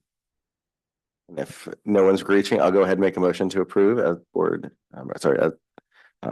recommendation. I'll second. Okay, so moved by myself, seconded by trustee Wax, and all in favor, please say aye. Aye. Aye. Anyone against? No. And before we go on to item F, I just wanted to take a quick temperature of the room, how we're doing in terms of breaks. Does anyone need a quick? Okay, I see at least one person. So we'll go ahead and do a quick 5-minute break till 9:18. I'll round up in this case. We'll come right back. We've got 4 trustees and we will hopefully have 5 again shortly. So Buck, you are up.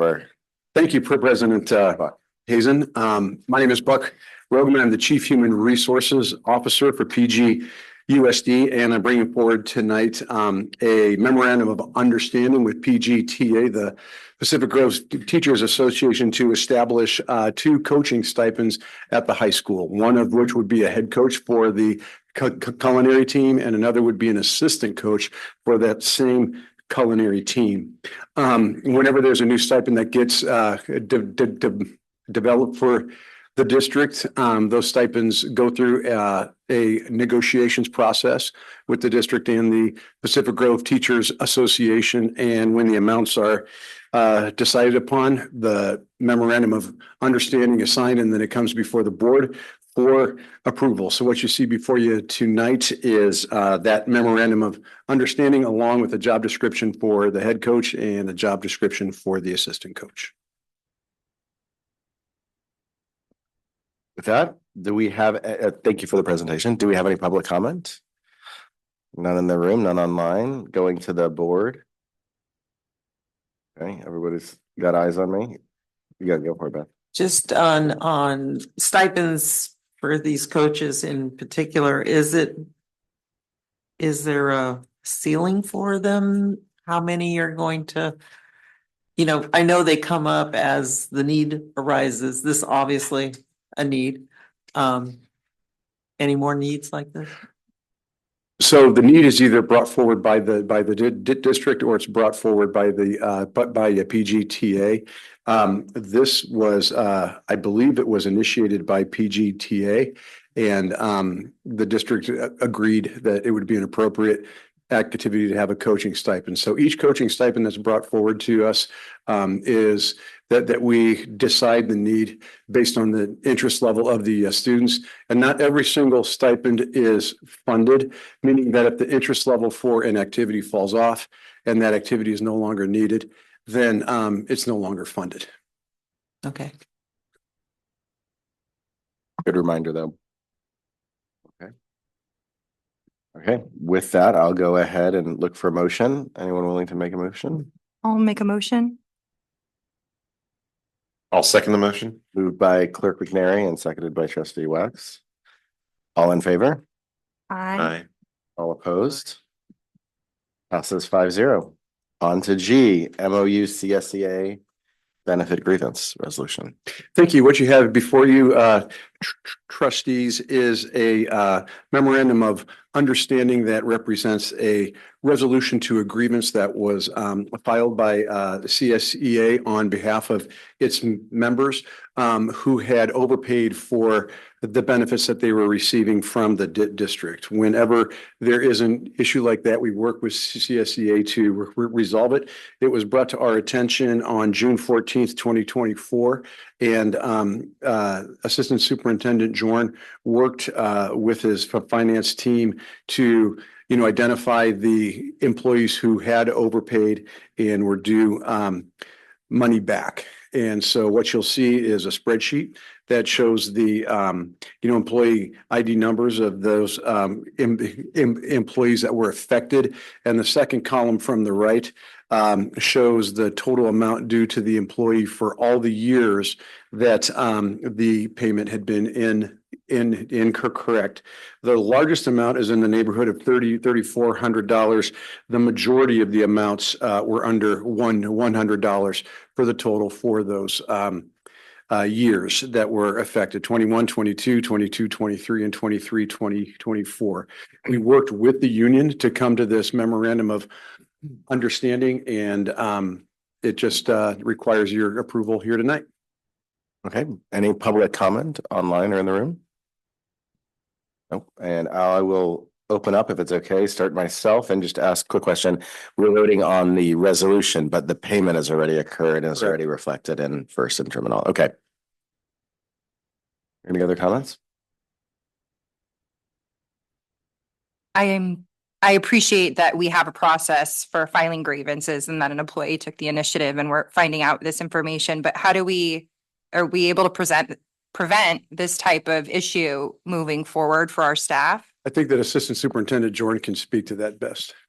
Yeah, what we found was in our financial management system Escape, there were fields within that system that were in hard input data section that was not to be used. There's another way to do this with, I'll use the term add-on, but it's not actually add-on, but basically every unit group member, depending on their calendar, number of months worked, fraction of their FTE or full FTE, we can assign the district health and welfare cap to them that way, the appropriate way. What was happening was we had it in both locations, and then payroll discovered that hard input error that occurred in 2018, I think is when it was. Yeah, I think it was 2019 or 19, which affected the 2020 year forward. They found that hard error input within the system. They removed it, which allows the system to calculate on its own based on our district health and welfare cap. So we did resolve it from here forward.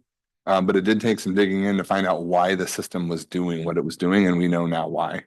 Trustee McNary, I think another part of your question is, what are we doing to try to discover things like this that might have happened in the past? And I want to compliment, the payroll team, because they are auditing various aspects of the payroll system, and they're discovering other discrepancies, and the district is fixing those as we go. This one requires the memorandum of understanding because it was part of the grievance process with CSEA. When we discover an error, fix it on our own, there's no grievance that comes with it. But when it's brought to us from membership, then we go through this process and set up a formal way to correct that. So yeah, the working relationship that we have with our unions is very close. So it works out well. Thank you for explaining that. Okay, no other comments. I will go ahead and make a motion to approve the resolution as presented. Can I get a second? I'll second. Moved by myself, seconded by Clerk McNary. All in favor? Aye. Any opposed? Passes 5-0. And now we're on to item H. This is a fun one, the MCSBA recommendation for new organizations. Correct. So yes, Monterey County School Board Association is seeking any recommendations that you would like us to put forward. I know it's a pretty comprehensive list as it stands already, but if there are any others that you think of, I can go ahead and collect those names that we can submit them for their upcoming Award of Excellence that they do annually. I did not see on the list, if I'm wrong, please correct me. I would like to nominate Prescribe Safe and also Ohana. Hold that public comment quickly. Oh, excuse me. No, you're all good. Oh, anyone in the public? Oh, okay, now. Let's see, Mark. I would like to nominate Prescribe Safe with Reb Close and Casey Grover, and also Ohana. Prescribed Safe and Ohana. I have got those two listed. Good. Any others that we would like to consider?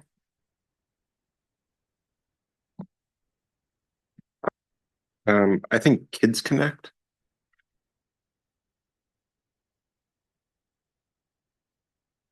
Special Kids Connect, or is it different? Special Kids Connect won last year and was really cool. Must be okay. Unless this is the unspecial kids, but I'm sure. No, all children are special. Exactly. Yeah. No, I think that must have won. Okay. And special kids. All right. So far we have Prescribed Safe, Ohana, and Kids Connect. Special Kids Connect. But that was Special Kids Connect was on there, so we just need to double check. But if They won last year. So they might not have been listed because they won, and I think you have to be re-nominated. So there's a request for a second award. Won in the past, I guess. I'll just mention that Mr. Rogoman won in 2008, if any of us forgot that. Oh, wow. Okay. With that, does everyone feel good with Prescribed Safe and Ohana? I'm happy to add those to the list. Or suggest they be added. We don't get to actually. So yeah, I'll go ahead and make a motion to add those two organizations myself. I can get a second. Second. I made the motion, and then Trustee Wax. Can we seconded. correct that? I would like to make the motion. Of course you may, yes. Thank you. Laura Otmore made the motion, seconded by Trustee Wax. All in favor? Aye. Aye. Any opposed? Nope, that passes 5-0. Okay, we're on to item I. That's yours, Dr. Adamson. All right. Well, this is really just our upcoming board agenda dates and items.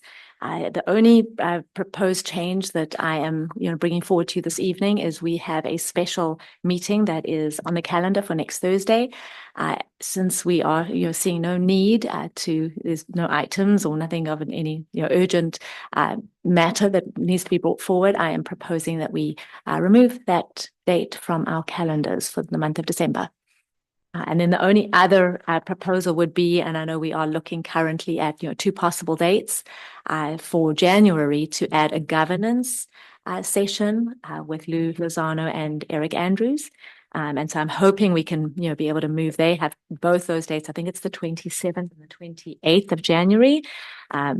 if we're able, with the board's approval, for us to be able to add one of those dates to the calendar for January.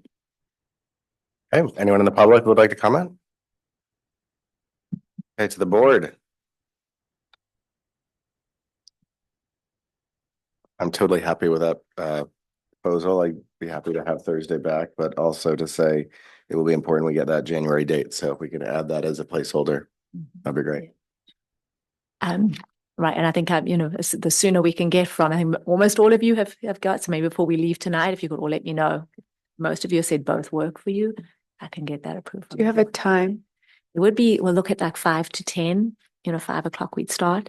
I mean, we could start a little later if that works for everyone, like 5:30, right? Maybe if that's I a would better love time, to which is similar to what consider we normally 5:30. do. Yep. Mhm.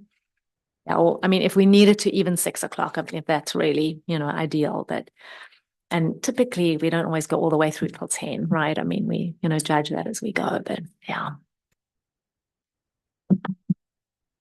You want us to do it right now? Yeah, just So- before we leave tonight. Yep, we can add it on. That'll be great. Can I ask a question about the items listed on our agenda for tonight? One of them is the Williams complaint report, the quarterly report. Yes, it wasn't on our agenda. Do we have a time when we're planning to have That not on consent? Was it on consent? It I'm also so is on sorry. consent, Oh my right? Yes, gosh. yeah, no, it's. I put a highlight in early. Well, look at you. Thank you for keeping your eye on the ball with things. Okay. I'm comfortable with taking December 19 off and either of the January dates. And thank you everyone for being willing to sign up for training and more meetings. Yes. Yeah, Oh, I it takes know. all of us. So thank Board you. governance is so valuable. I agree.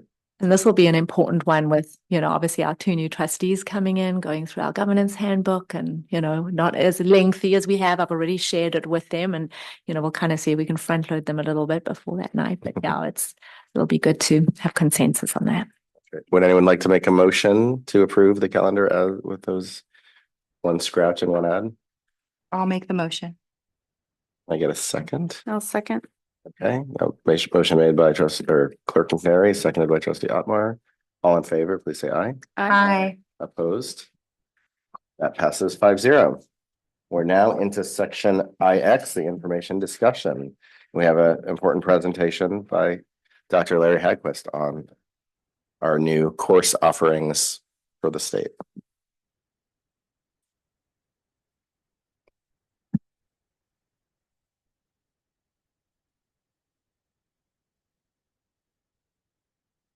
Good evening, board. Dr. Larry Hagquist, Executive Director of Educational Services. I will be presenting with Principal Greg O'Meara tonight on this topic. We are going to be discussing the course catalog at Pacific Grove High School and also some requirements that I brought to the September 5th meeting for ethnic studies and personal finance. So it's a little reminder that we've got some requirements and added classes that you're going to be seeing at the high school in coming years. The first one is going to be ethnic studies. That is going to be a requirement next year, the 25-26 school year, with a graduation requirement 29-30 school year. Just a reminder that for both of these courses, model curriculum from the state is going to be available. So it already is available for the ethnic studies course.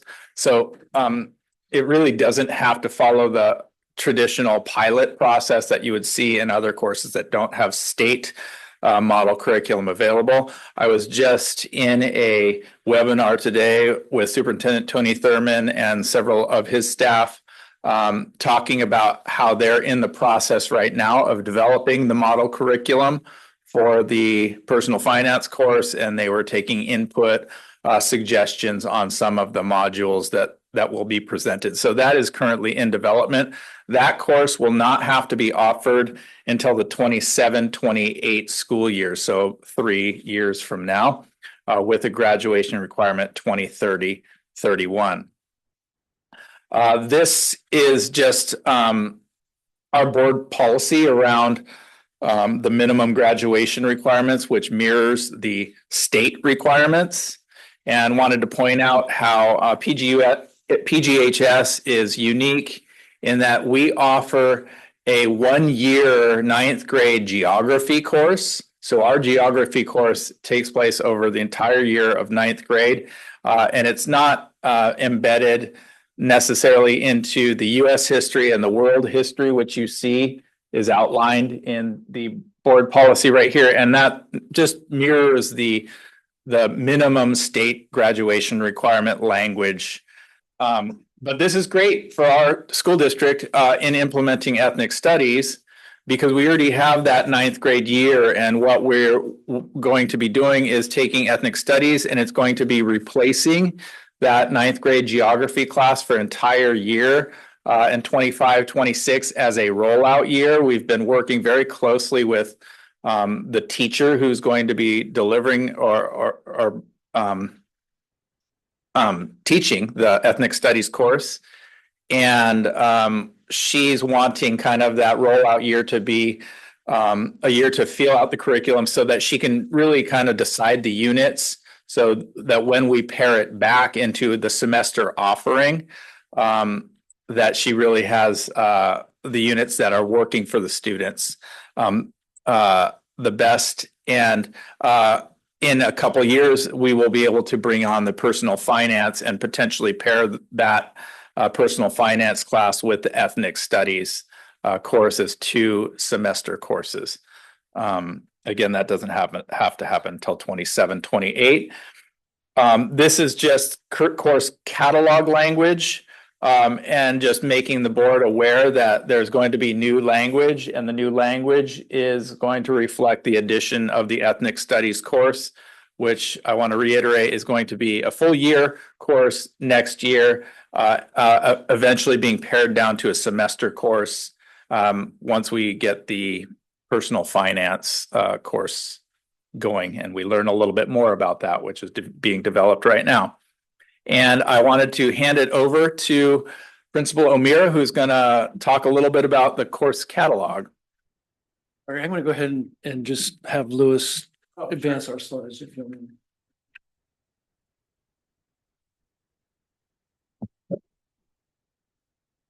All right, as Larry mentioned, I am Greg O'Meara, principal of Pacific Grove High School. And as you know, after reading it very carefully, the course catalog is indeed 60 pages with a plethora of valuable information. My task tonight is to condense those 60 pages into a 6-slide snapshot and just give you a kind of an eagle's view of what we are offering at PG High and how we can ensure paths to success for our students in the post K-12 arena.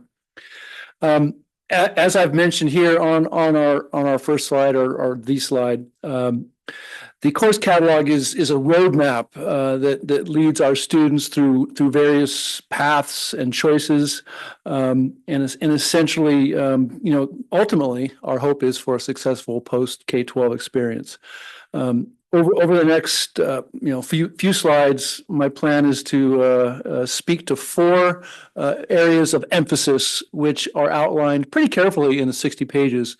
And while there is some sequential, there is a sequential piece to these 4 areas, they are entwined throughout the entire document. So that being said, we'll go on to the next slide. I bring this slide to your attention as it lays out a visual comparison of the PG High graduation requirements side by side with the CSU and UC A through G requirements. And just to refresh our collective memory, the vernacular that we are using to describe the subject area course requirements needed for the CSU UC admission consideration is commonly known as the A through G requirements. The A requirement, as you can see on the chart in front of you, the A requirement refers to classes in the areas of history and social science. The B requirement are those classes within the English area. The C requirement refers to classes in the area of mathematics. D refers to our classes in the areas of science, both life and physical sciences. The E area is the languages other than English, or LOTE, or LOTE. The F requirement refers to classes in the area of visual and or performing arts. And last but not least, the G requirement refers to classes in the area of our college prep electives. Now, you will notice that I was very intentional in reading off those A through G requirements. The reason for my intentionality is to mirror what we are trying to do at PG High, and that is be as intentional and deliberate with our information around A through G requirements. Because the only way that we are going to increase our efficiency in that area is to be intentional and deliberate with our students and with our families. And through my experiences working at other high schools, when we drill down to figure out why our percentages may or may not be where we want them to be in terms of A through G completion rates, well, guess where it all starts? I didn't know about them. I didn't know what they were. My child hasn't communicated that to me, or my counselor hasn't, or my principal hasn't. So we're trying to be as intentional as we possibly can with the delivery of that information and making sure that all of our students understand the A through G requirements. Now, of note on this slide is a natural separation of the requirements to attain a high school graduation diploma and the requirements for immediate acceptance or consideration for immediate acceptance to a CSU and UC. There is a natural separation and a continuum in those requirements. This being said, we assure you that no matter where a student is on this continuum, we are in fact providing a high variety of rigor and relevance to ensure that our students are successful in the college and career realm. Next slide, please. This slide gives a snapshot of our advanced placement and honors courses that we offer at PG High. Taking a look at the number of offerings, which you may or may not have calculated on your own, 17 AP courses, 11 honors courses for a total of 28 advanced rigorous college level courses. A little bit more about the actual advanced placement program or the AP courses. The courses designated as AP are in fact recognized by the College Board as college level classes. These classes have specified curriculum and standards prescribed by the College Board, and there are tests to measure learning at the conclusion of these classes, commonly referred to as the AP exams. Again, offered by the College Board, and the performance on these tests can steer a student in the direction of an admissions officer's favor or not.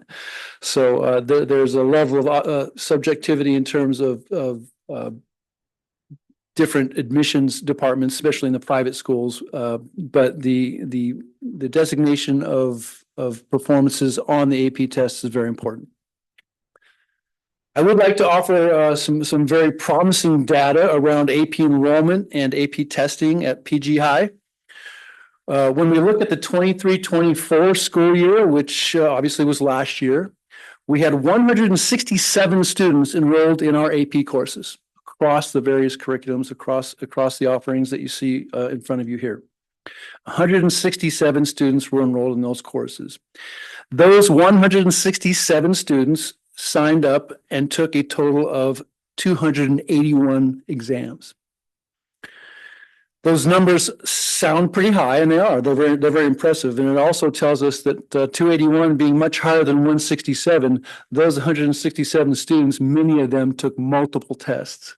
So the rigor that these kids go through in the spring is tremendous. So the data point that I wanted to just point out, the comparison to the students enrolled in AP classes this year, in 24-25, we have actually increased AP enrollment by 39 for a total of 206 students this year enrolled in our AP program. These 206 students are currently signed up to take a total of 320 exams in the spring of 2025. So I share that with you as note and empirical evidence that our AP program is in fact flourishing and is in fact growing in participation and in both enrollment and test taking actually. Now, I'd be happy to report back to the board perhaps later in the spring or even in the fall of next year some longitudinal data around the performance on these tests, right? Because I'm citing numbers of enrollees and citing numbers of test takers, but you're probably wanting to know how they're doing, right? And so it's certainly a presentation that I'm prepared to give at a later date. Next slide, please. All right, dual enrollment. I'd like to talk a little bit about dual enrollment in our college and career access pathways, our CCAP courses you see listed in front of you there. Our college and career access pathways courses, our CCAP, it's a dual enrollment program in California that allows high school students to take college courses at their high school and earn both high school and college credit. CCAP partnerships throughout the state are formed between school districts and local community college districts, such as ours with MPC. So these partnerships allow this dual enrollment to happen on our campuses, and it provides a rigorous and accelerated path in many cases to post K-12 success. As you can see here, PG High offers a robust variety of college level courses that will provide access to the college curriculum and subsequent college credit. And again, providing rigor and acceleration to the college world. Please note our growth in CCAP offerings for 25-26 actually include, and I'll just have to turn here and just point out sociology 2, sociology 11, mass media, and psychology are 4 additional dual enrollment classes that we've got on the docket for next year, which we're super excited about. Next slide. And I'm sorry, I'm kind of flying through this, and at the end, of course, we'll field questions. This slide around career tech education kind of gives a snapshot of yet another rigorous avenue for our students for post K-12 success. Just to provide a quick summary of our career tech pathways, 6 separate pathways that embody 24 separate classes that allow students to move through an introductory course to a capstone course. It's very important to point out that while these classes can be taken in piecemeal fashion, especially in the introductory levels, we do encourage students to stick with a chosen program and reach that capstone course and gain that certificate or that the document or the expertise that allows them to either receive further advanced training after high school or go directly into a role for employment. All right, next slide. Our final slide, and that is just the highlights. Again, very, very brief eagle overview of the course catalog, which serves as our document, our roadmap for success, our guide that we land back on. It is our true north. It is a living document. There will be changes as we move through the course selection process, as we find out more about what students are wanting and asking us. There might be minor revisions, but this is our landing spot. Some takeaways that I'd like to share with you. I hope that you'll leave with is just an understanding that we do in fact have an extensive offering of honors and AP courses that demonstrate rigor and relevance. We have a dual enrollment program that allows immediate access and acceleration to the college realm, to the college world, and allows students to literally gain time. And just the thought that a combination of our advanced placement, our honors, our CTE, our dual enrollment, we offer a tremendous variety of rigorous opportunities for our students. And, last but not least, before I field any questions, coming from different districts that I've worked in as an administrator, much larger schools, much larger high schools, and much larger districts, I'm amazed at the amount of variety and the amount of rigor we are able to offer our relatively low student population.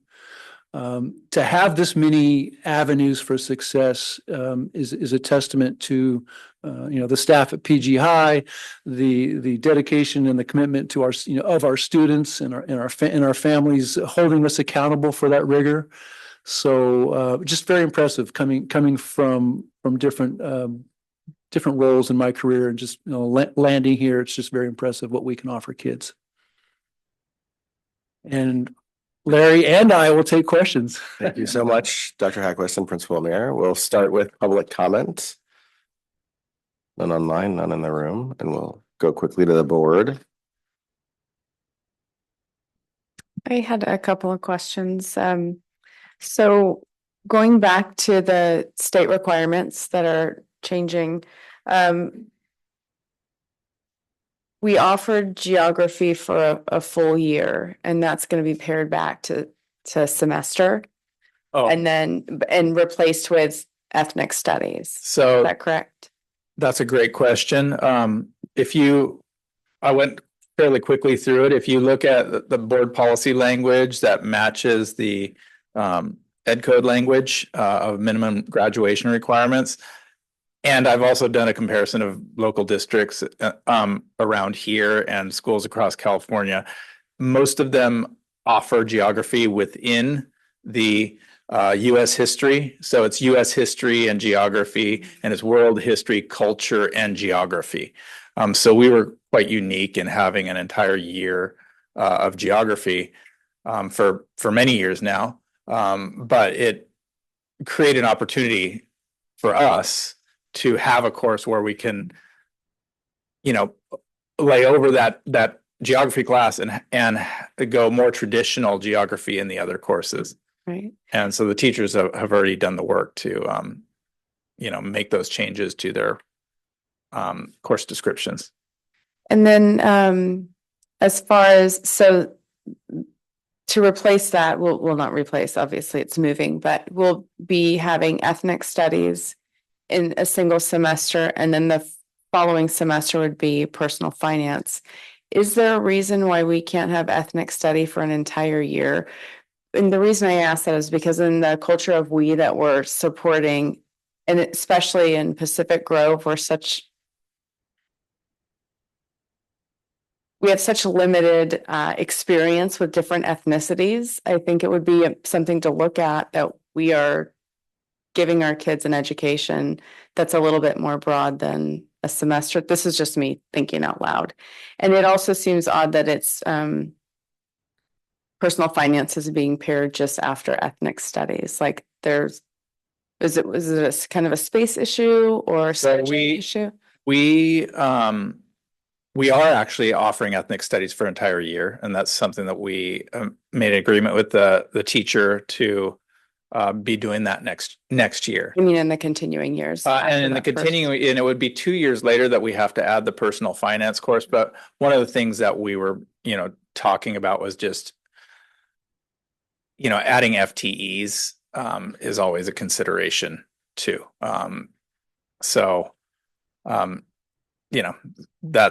That was part of the discussion right there, is like not increasing the FTE load.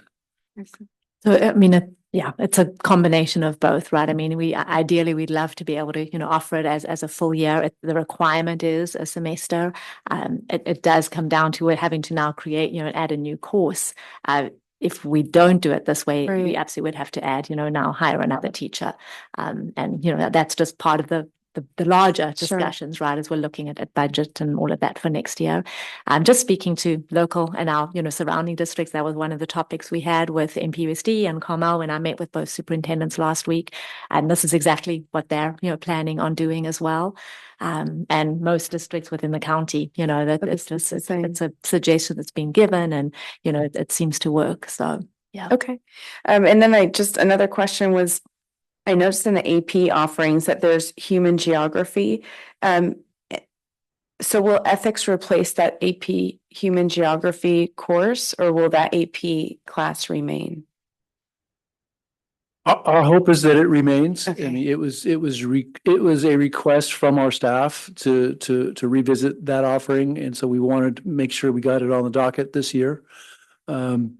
And so, yeah, I mean, we always want to offer as many as we can. The caveat here, just to be totally transparent, is that, we have offerings, and then we have course selections, and then from those numbers, we look at courses we can actually run. Yeah. Right. And so I wish we could run a full, everything that was on the slides, we can't, and it ends up not running. A few of them don't end up running just because of numbers, but yeah. Okay. Okay.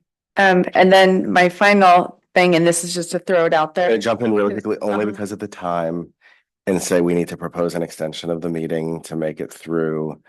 If folks are okay, proposing we go till 11, which includes the closed session. And I hope we will not take that whole time, but I want to propose that, because otherwise at 10 o'clock we have to stop. So we'll come back to your question right after this. Are folks okay saying 11 is our absolute drop dead? Yeah, I move that we extend our meeting to 11. I'll second. All in favor? Aye. Wait, no. I have a comment. Please, I move that we extend to 11:15 so that we don't have to go through this again in case it goes later. Well, yeah, we can't go again. So that's okay. Are folks okay with 11:15 as an absolute? She's ending? amending the motion. I would like to amend the motion so that we end the meeting at 11:15. I'm okay with that. Can I have a second? Okay, would anyone like to second that? Second. Okay. All in favor, say aye. Aye. Aye. All opposed? Okay, it passes 5-0. Okay, thank you. Please go back to your last question. Sorry. So this was just at CSBA. I was talking to this group, and they had a tiny house there that was built by high school students. And so maybe this is something that could come in the future, but since we're talking about it now, but having a CTE course that focused on construction or home building or something of that nature, I think would be really, really cool, because it would serve a population of students that may be more inclined to work with their hands and build. That's all I have. Thank you very much for bringing this.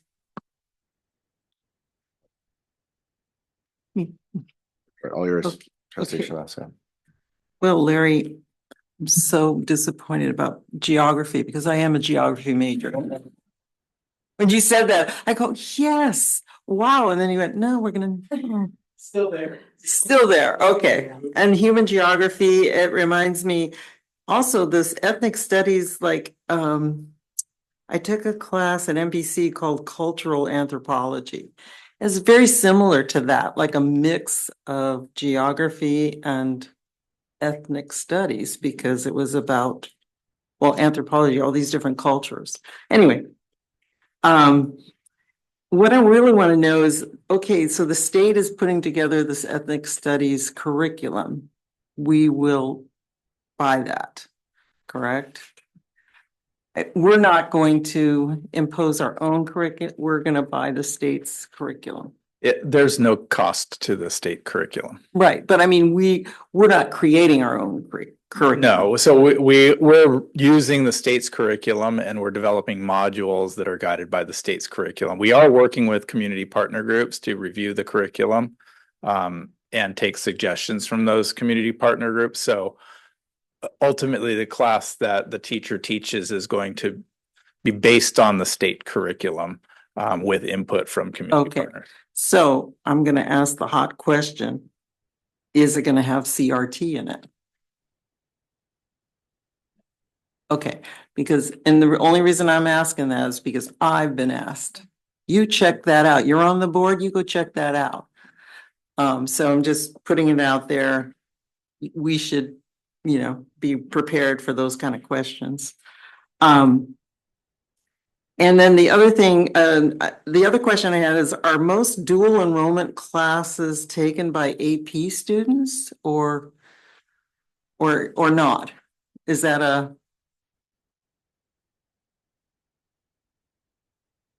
A student may be enrolled in AP and then also be enrolled in a dual enrollment course. They are both considered college level rigor. Yeah.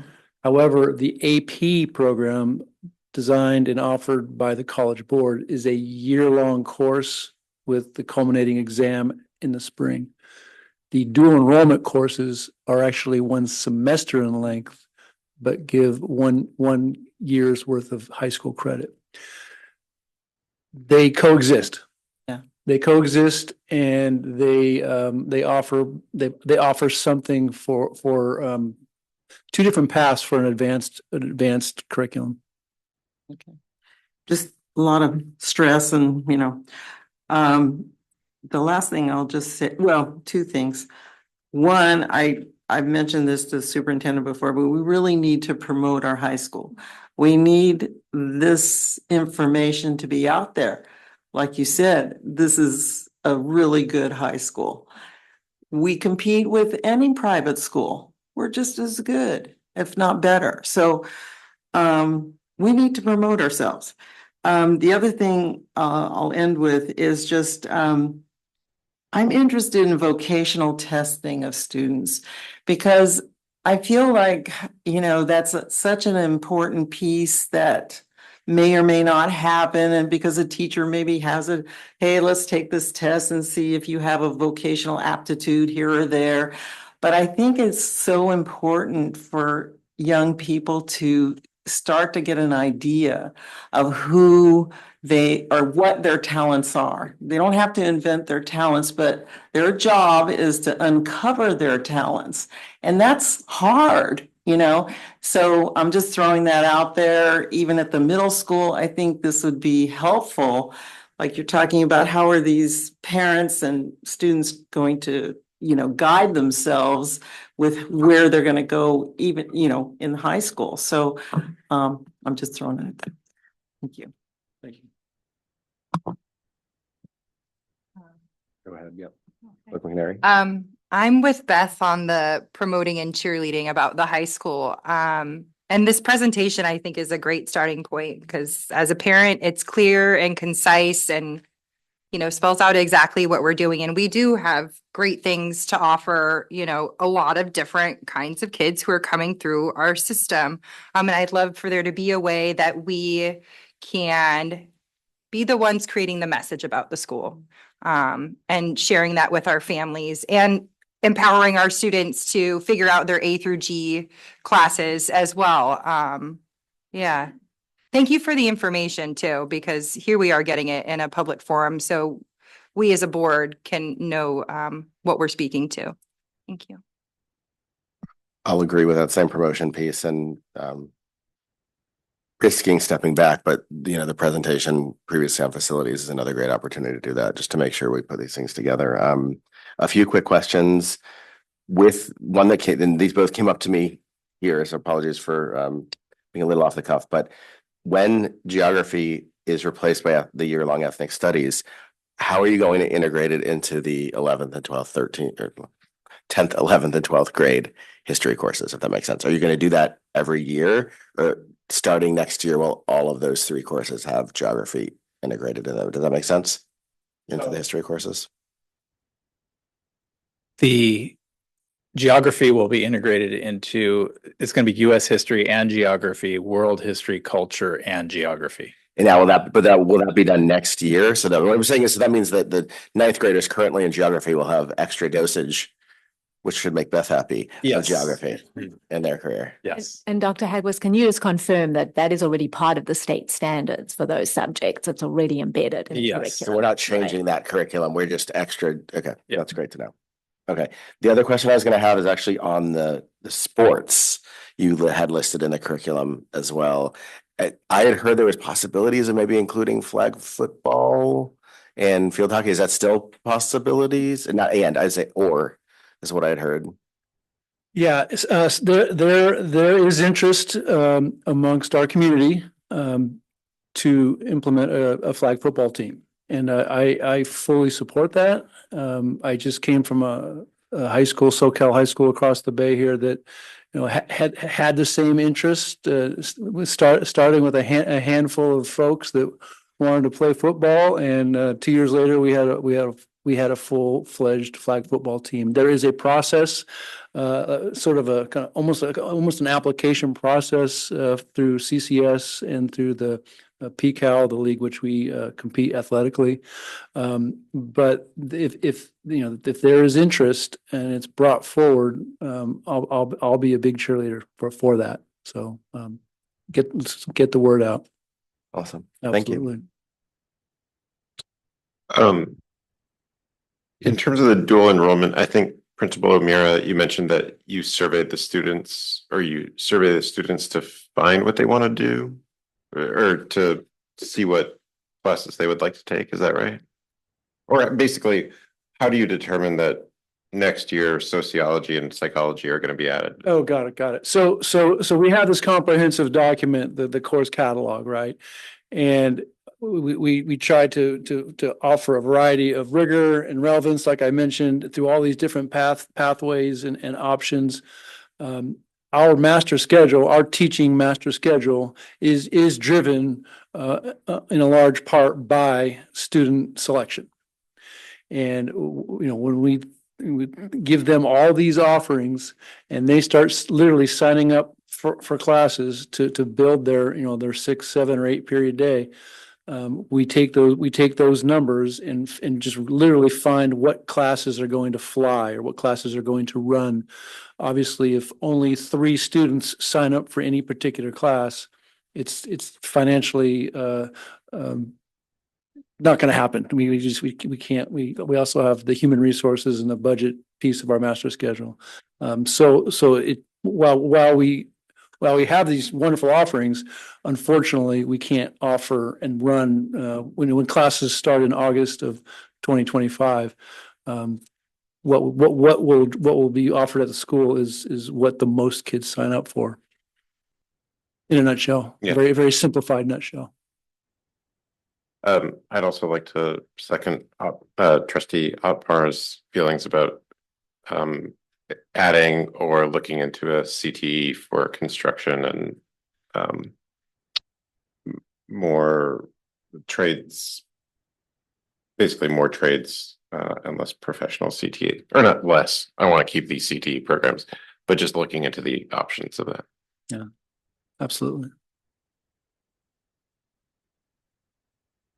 Any last minute ones, or if not, I think the direction would just be to bring this back to us. Is that right? For final, or that's it? This is informational only. Yes. Okay, then there is no direction. I'll cross that off. Sorry about that. Okay, then we move on to item B of the information, which is the MOT. Oh, thank you so much for the presentation. Sorry, Dr. Hagmist and Principal Mayor. No. The MOT quarterly project update by Director Anderson. I'm back. Good evening, everybody. In the interest of time, I'm going to do as fast as I can. He's already onto the second slide. Wow, there we are. Okay. So obviously that's what we're talking. Now you can go to the next slide. So I started out with Measure D. 4 projects have been accomplished since the start of the school year. This is all the stuff I've done since summer. So now we've got the stadium lights in. It's quite a lift. They're in there. They're beautiful. We've got better coverage on the field and less coverage in the neighborhoods. So that should be a win-win. We have the electric ranges instead of gas ranges in the basement culinary at the middle school, which is a much safer condition now. Too bad Well, anyways, when I first came here, one of the things that came up was this ramp at the back of the PAC. I was introduced as, did you know there's a hole in the floor? In order to put this ramp in there and get that corrected, we had to stop water intrusion. And then we had to remediate the issue. Then we had to fix the floor. Then we had to put the ramp back. The good news is it's finally done. It took 4 steps, but we have stopped the water intrusion and we actually have a viable ramp at the back of the PAC. And at Robert Down in the K wing, the Kinder wing, we have some beautiful HVAC systems now. The previous HVAC system used to recirculate the hot air like within close proximity of the recirculation, and we were just basically pushing air around in circles. And I don't know if you could see up here, but the heat now gets pumped into the middle of the room. It is 1,000 times better than it was. I've been monitoring the temperatures there, and they are perfect. Next slide. Okay, in-house deferred maintenance. Josh talked about deferred maintenance, and this is our Fund 14, right? Yeah, Fund 14. And all these projects were done with our own in-house crew. This is our guys and girls doing the work. These are our maintenance crew, our bus drivers, our grounds people doing the work out there for us. And you'll see at my last slide where we talk about the financials, it's where we get the most bang for our buck. They're a great team and I love them. So anyways, what we have is one of the hot topics was the bathroom stalls. So if you don't know what I went through to get bathroom stalls, but I finally got what I asked for instead of what people tried to sell me, which is unbelievable. Anyways, so over in the top left and just the left side, that's the middle school gym. Again, this was a coordinated effort. We demoed the stuff. We had the walls painted, the ceiling painted, and our custodial staff cleaned the tile. Then we rolled back in and put the new dividers in, and they're gorgeous. On the right side, you see the bathrooms at the high school. We were able to get one of the 2 bathrooms done that we intended. We'll try to pick up the other one during President's break. Again, new paint, cleaned tile, bathroom stalls in, much more improved. It's kind of yucky, but if you see about the urinal dividers, that was a big hit. What the companies wanted to sell me is exactly what used to get ripped off the wall. I did an in-house design, my own pencil sketch, and came up with a plan to do something that was much more robust. I don't think they're going to be able to pull these off the wall. High bay lighting in the robotics lab and the art area at the high school. Starting the original LEDs were starting to burn out, and we found because of the high failure rate, we found a better product and installed those.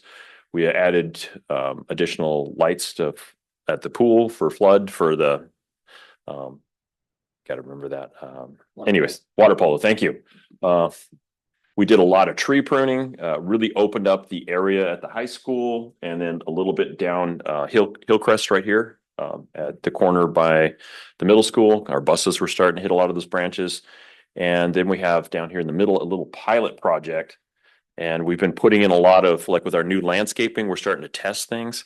And what we found is we put the decomposed granite in, that the stuff that holds it all together with our damp environment gives up rather quickly. The kids run through it more often than they should, and it tends to disperse the decomposed granite. So we started experimenting with adding an aggregate to it and some dye.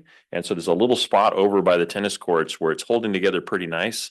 And so we're gonna work that out. Next slide. Okay. So this is stuff that we actually send a contractor to do. It's stuff that was a little bit beyond what we could do in a timely manner. On the left, we have a cross-country course that was introduced over at the David Avenue campus. Title IX compliant. It really helps us out a lot, and it's beautiful. So now there's a whole track that you could run. I think it's a full mile track, isn't it? Yeah, 1.7 miles. Beautiful.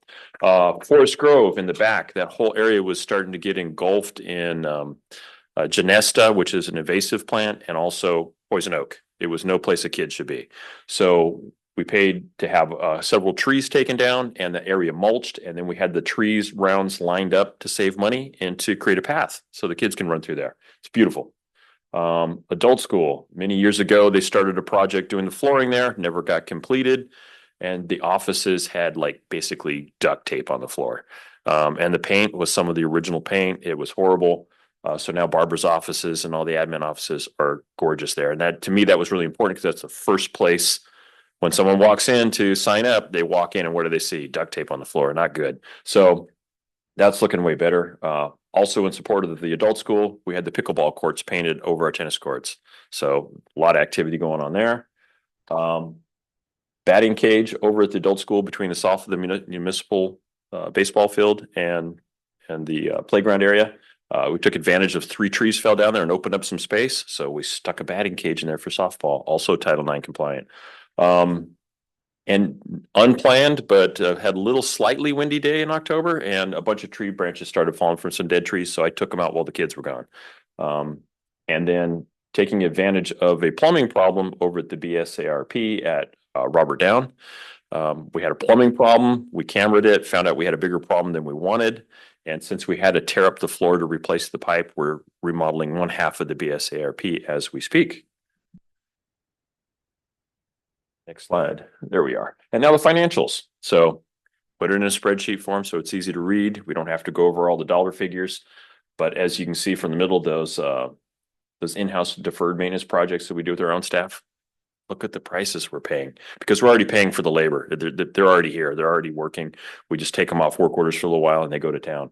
So all good news. And I did that as fast as I could. How did I? Good? Okay. Go out to public comment. Okay, board comment or board discussion. Yay. Right on. I've got some bad news. There's 2 3rd graders at my house that are apparently signing a petition to get partitions in between the urinals. So you got that covered. So Brace yourself. So those partitions we took out at the high school, there were some of them that were marginal. And so we saved them. And I told the guys, I said, I bet you dollars to donuts, someone's going to ask for more urinal partitions. So we're literally cutting those down, cleaning them, and installing them at Robert Down. Don't tell them I told you, because they're very excited about the petition. Already got already got it. So Sign the petition first. literally got that this morning and have the plan all ready to take care of it. Very cool. So You're again, reuse, recycle, the whole deal. right on, man. Okay. That's awesome. No, just like the roofing at the PG middle school. I really love like how solution minded and like basically you add benefit to your projects, like the felled trees, and you're creating a pathway, and it's just really smart, and I appreciate you thinking about things that way. So thanks. I have a question of the stadium. What's going on with the lift that goes up to the bleachers for the handicapped? Is that? So that is another project that, Okay. that has been achieved. It is in the final process right now. We're waiting for state approval to be able to bring that back into use. So yeah, that's this close to being done. Okay, So thanks. I can't claim it yet, but I will as soon as I can. Okay, thank you. Yeah, thank you so much for such a great presentation. Okay, item C quickly. We have the CSBA annual conference. There's probably not many people listening. Hopefully they'll watch it on YouTube to hear about what we learned. And this one I will actually just go around, if that's okay, to maybe start on the far side, if that's okay, Trustee Wilkes, to put you on the spot.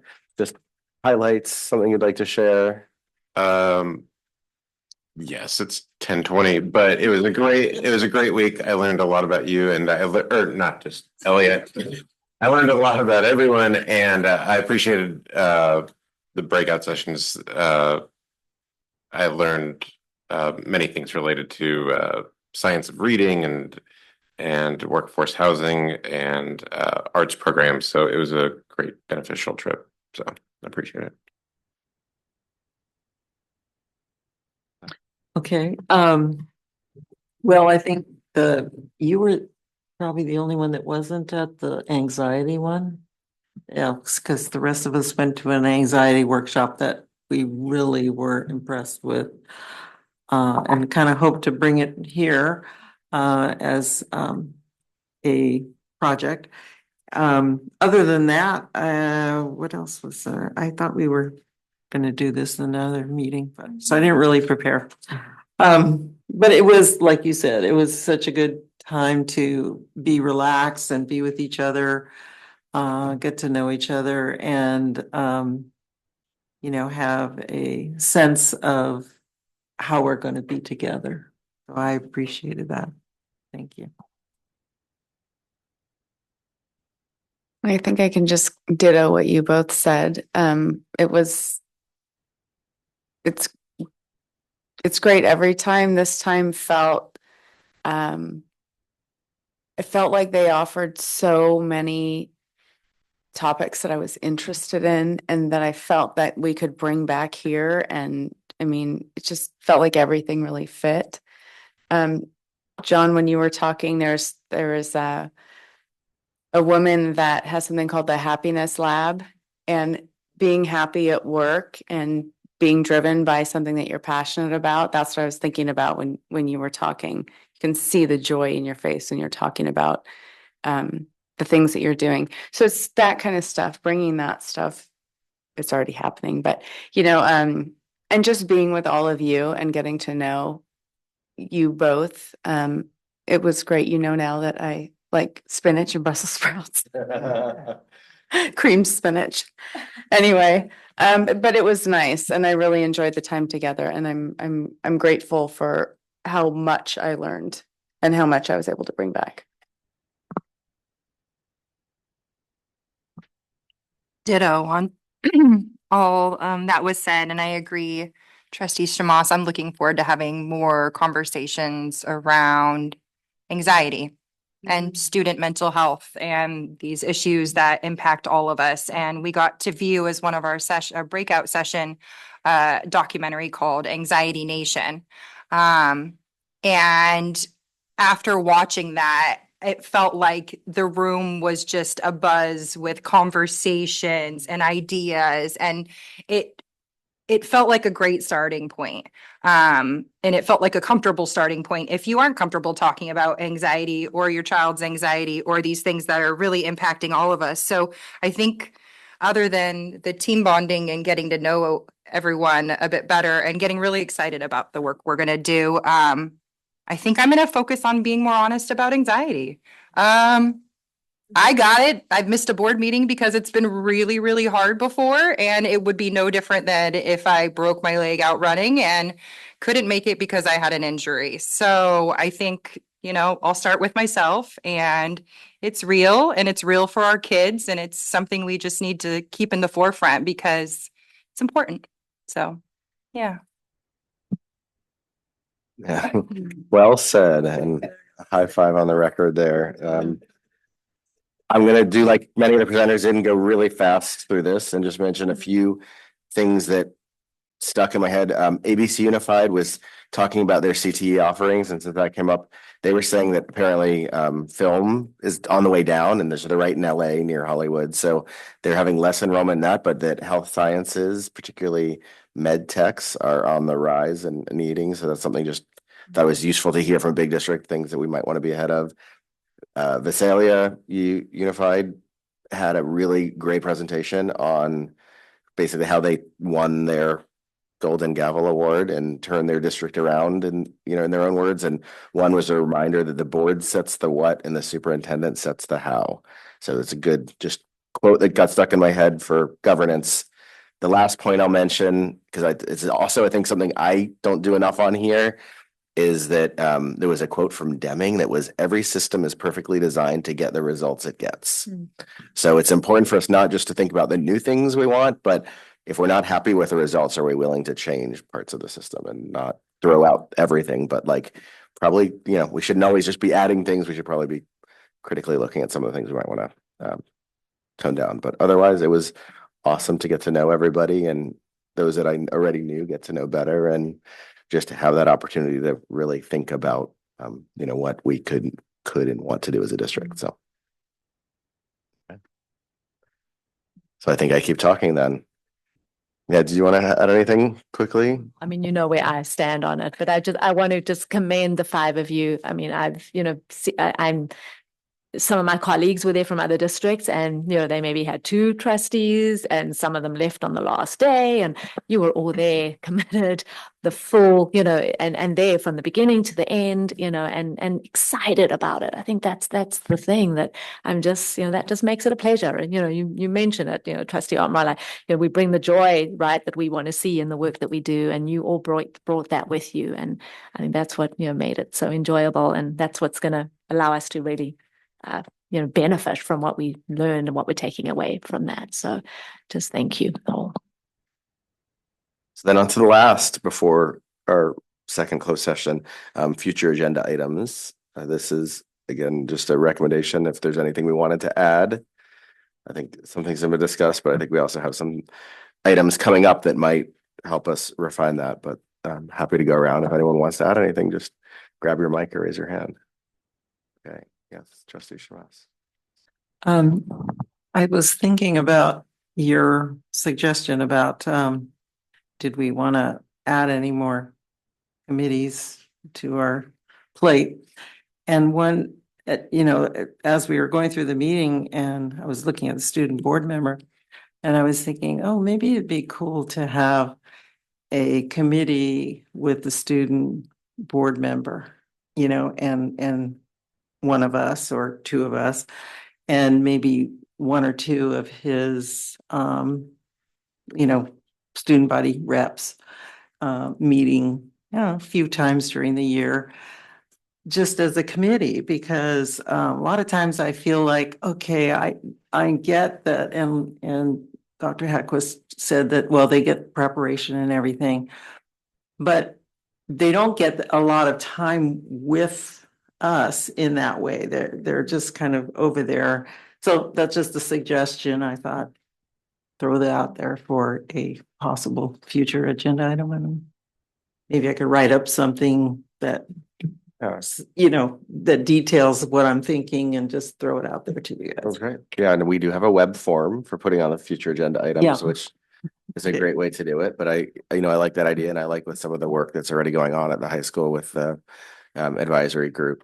There might be a way to tap into that and think about options, maybe even a student I'd be willing to be on that. Okay. Okay. Excellent. And I also, I meet with the student, with William Powley, typically the day before. In fact, it's both Principal Amira and I, to kind of go over the agenda and kind of front load and get a sense of what we're doing. So I mean that there's a avenue there possibly, right, where maybe it's one of you sort of rotating to join for that might be kind of neat. And I mean perhaps, and I don't want to speak for Principal Amira, but it could be that we have 1 or 2 other students join doing that from leadership, because I think we meet during their leadership class, and that could provide an opportunity. That way, there's something there, right? But we could definitely talk more about that. I like the thinking with it. Yeah. Mm-hmm.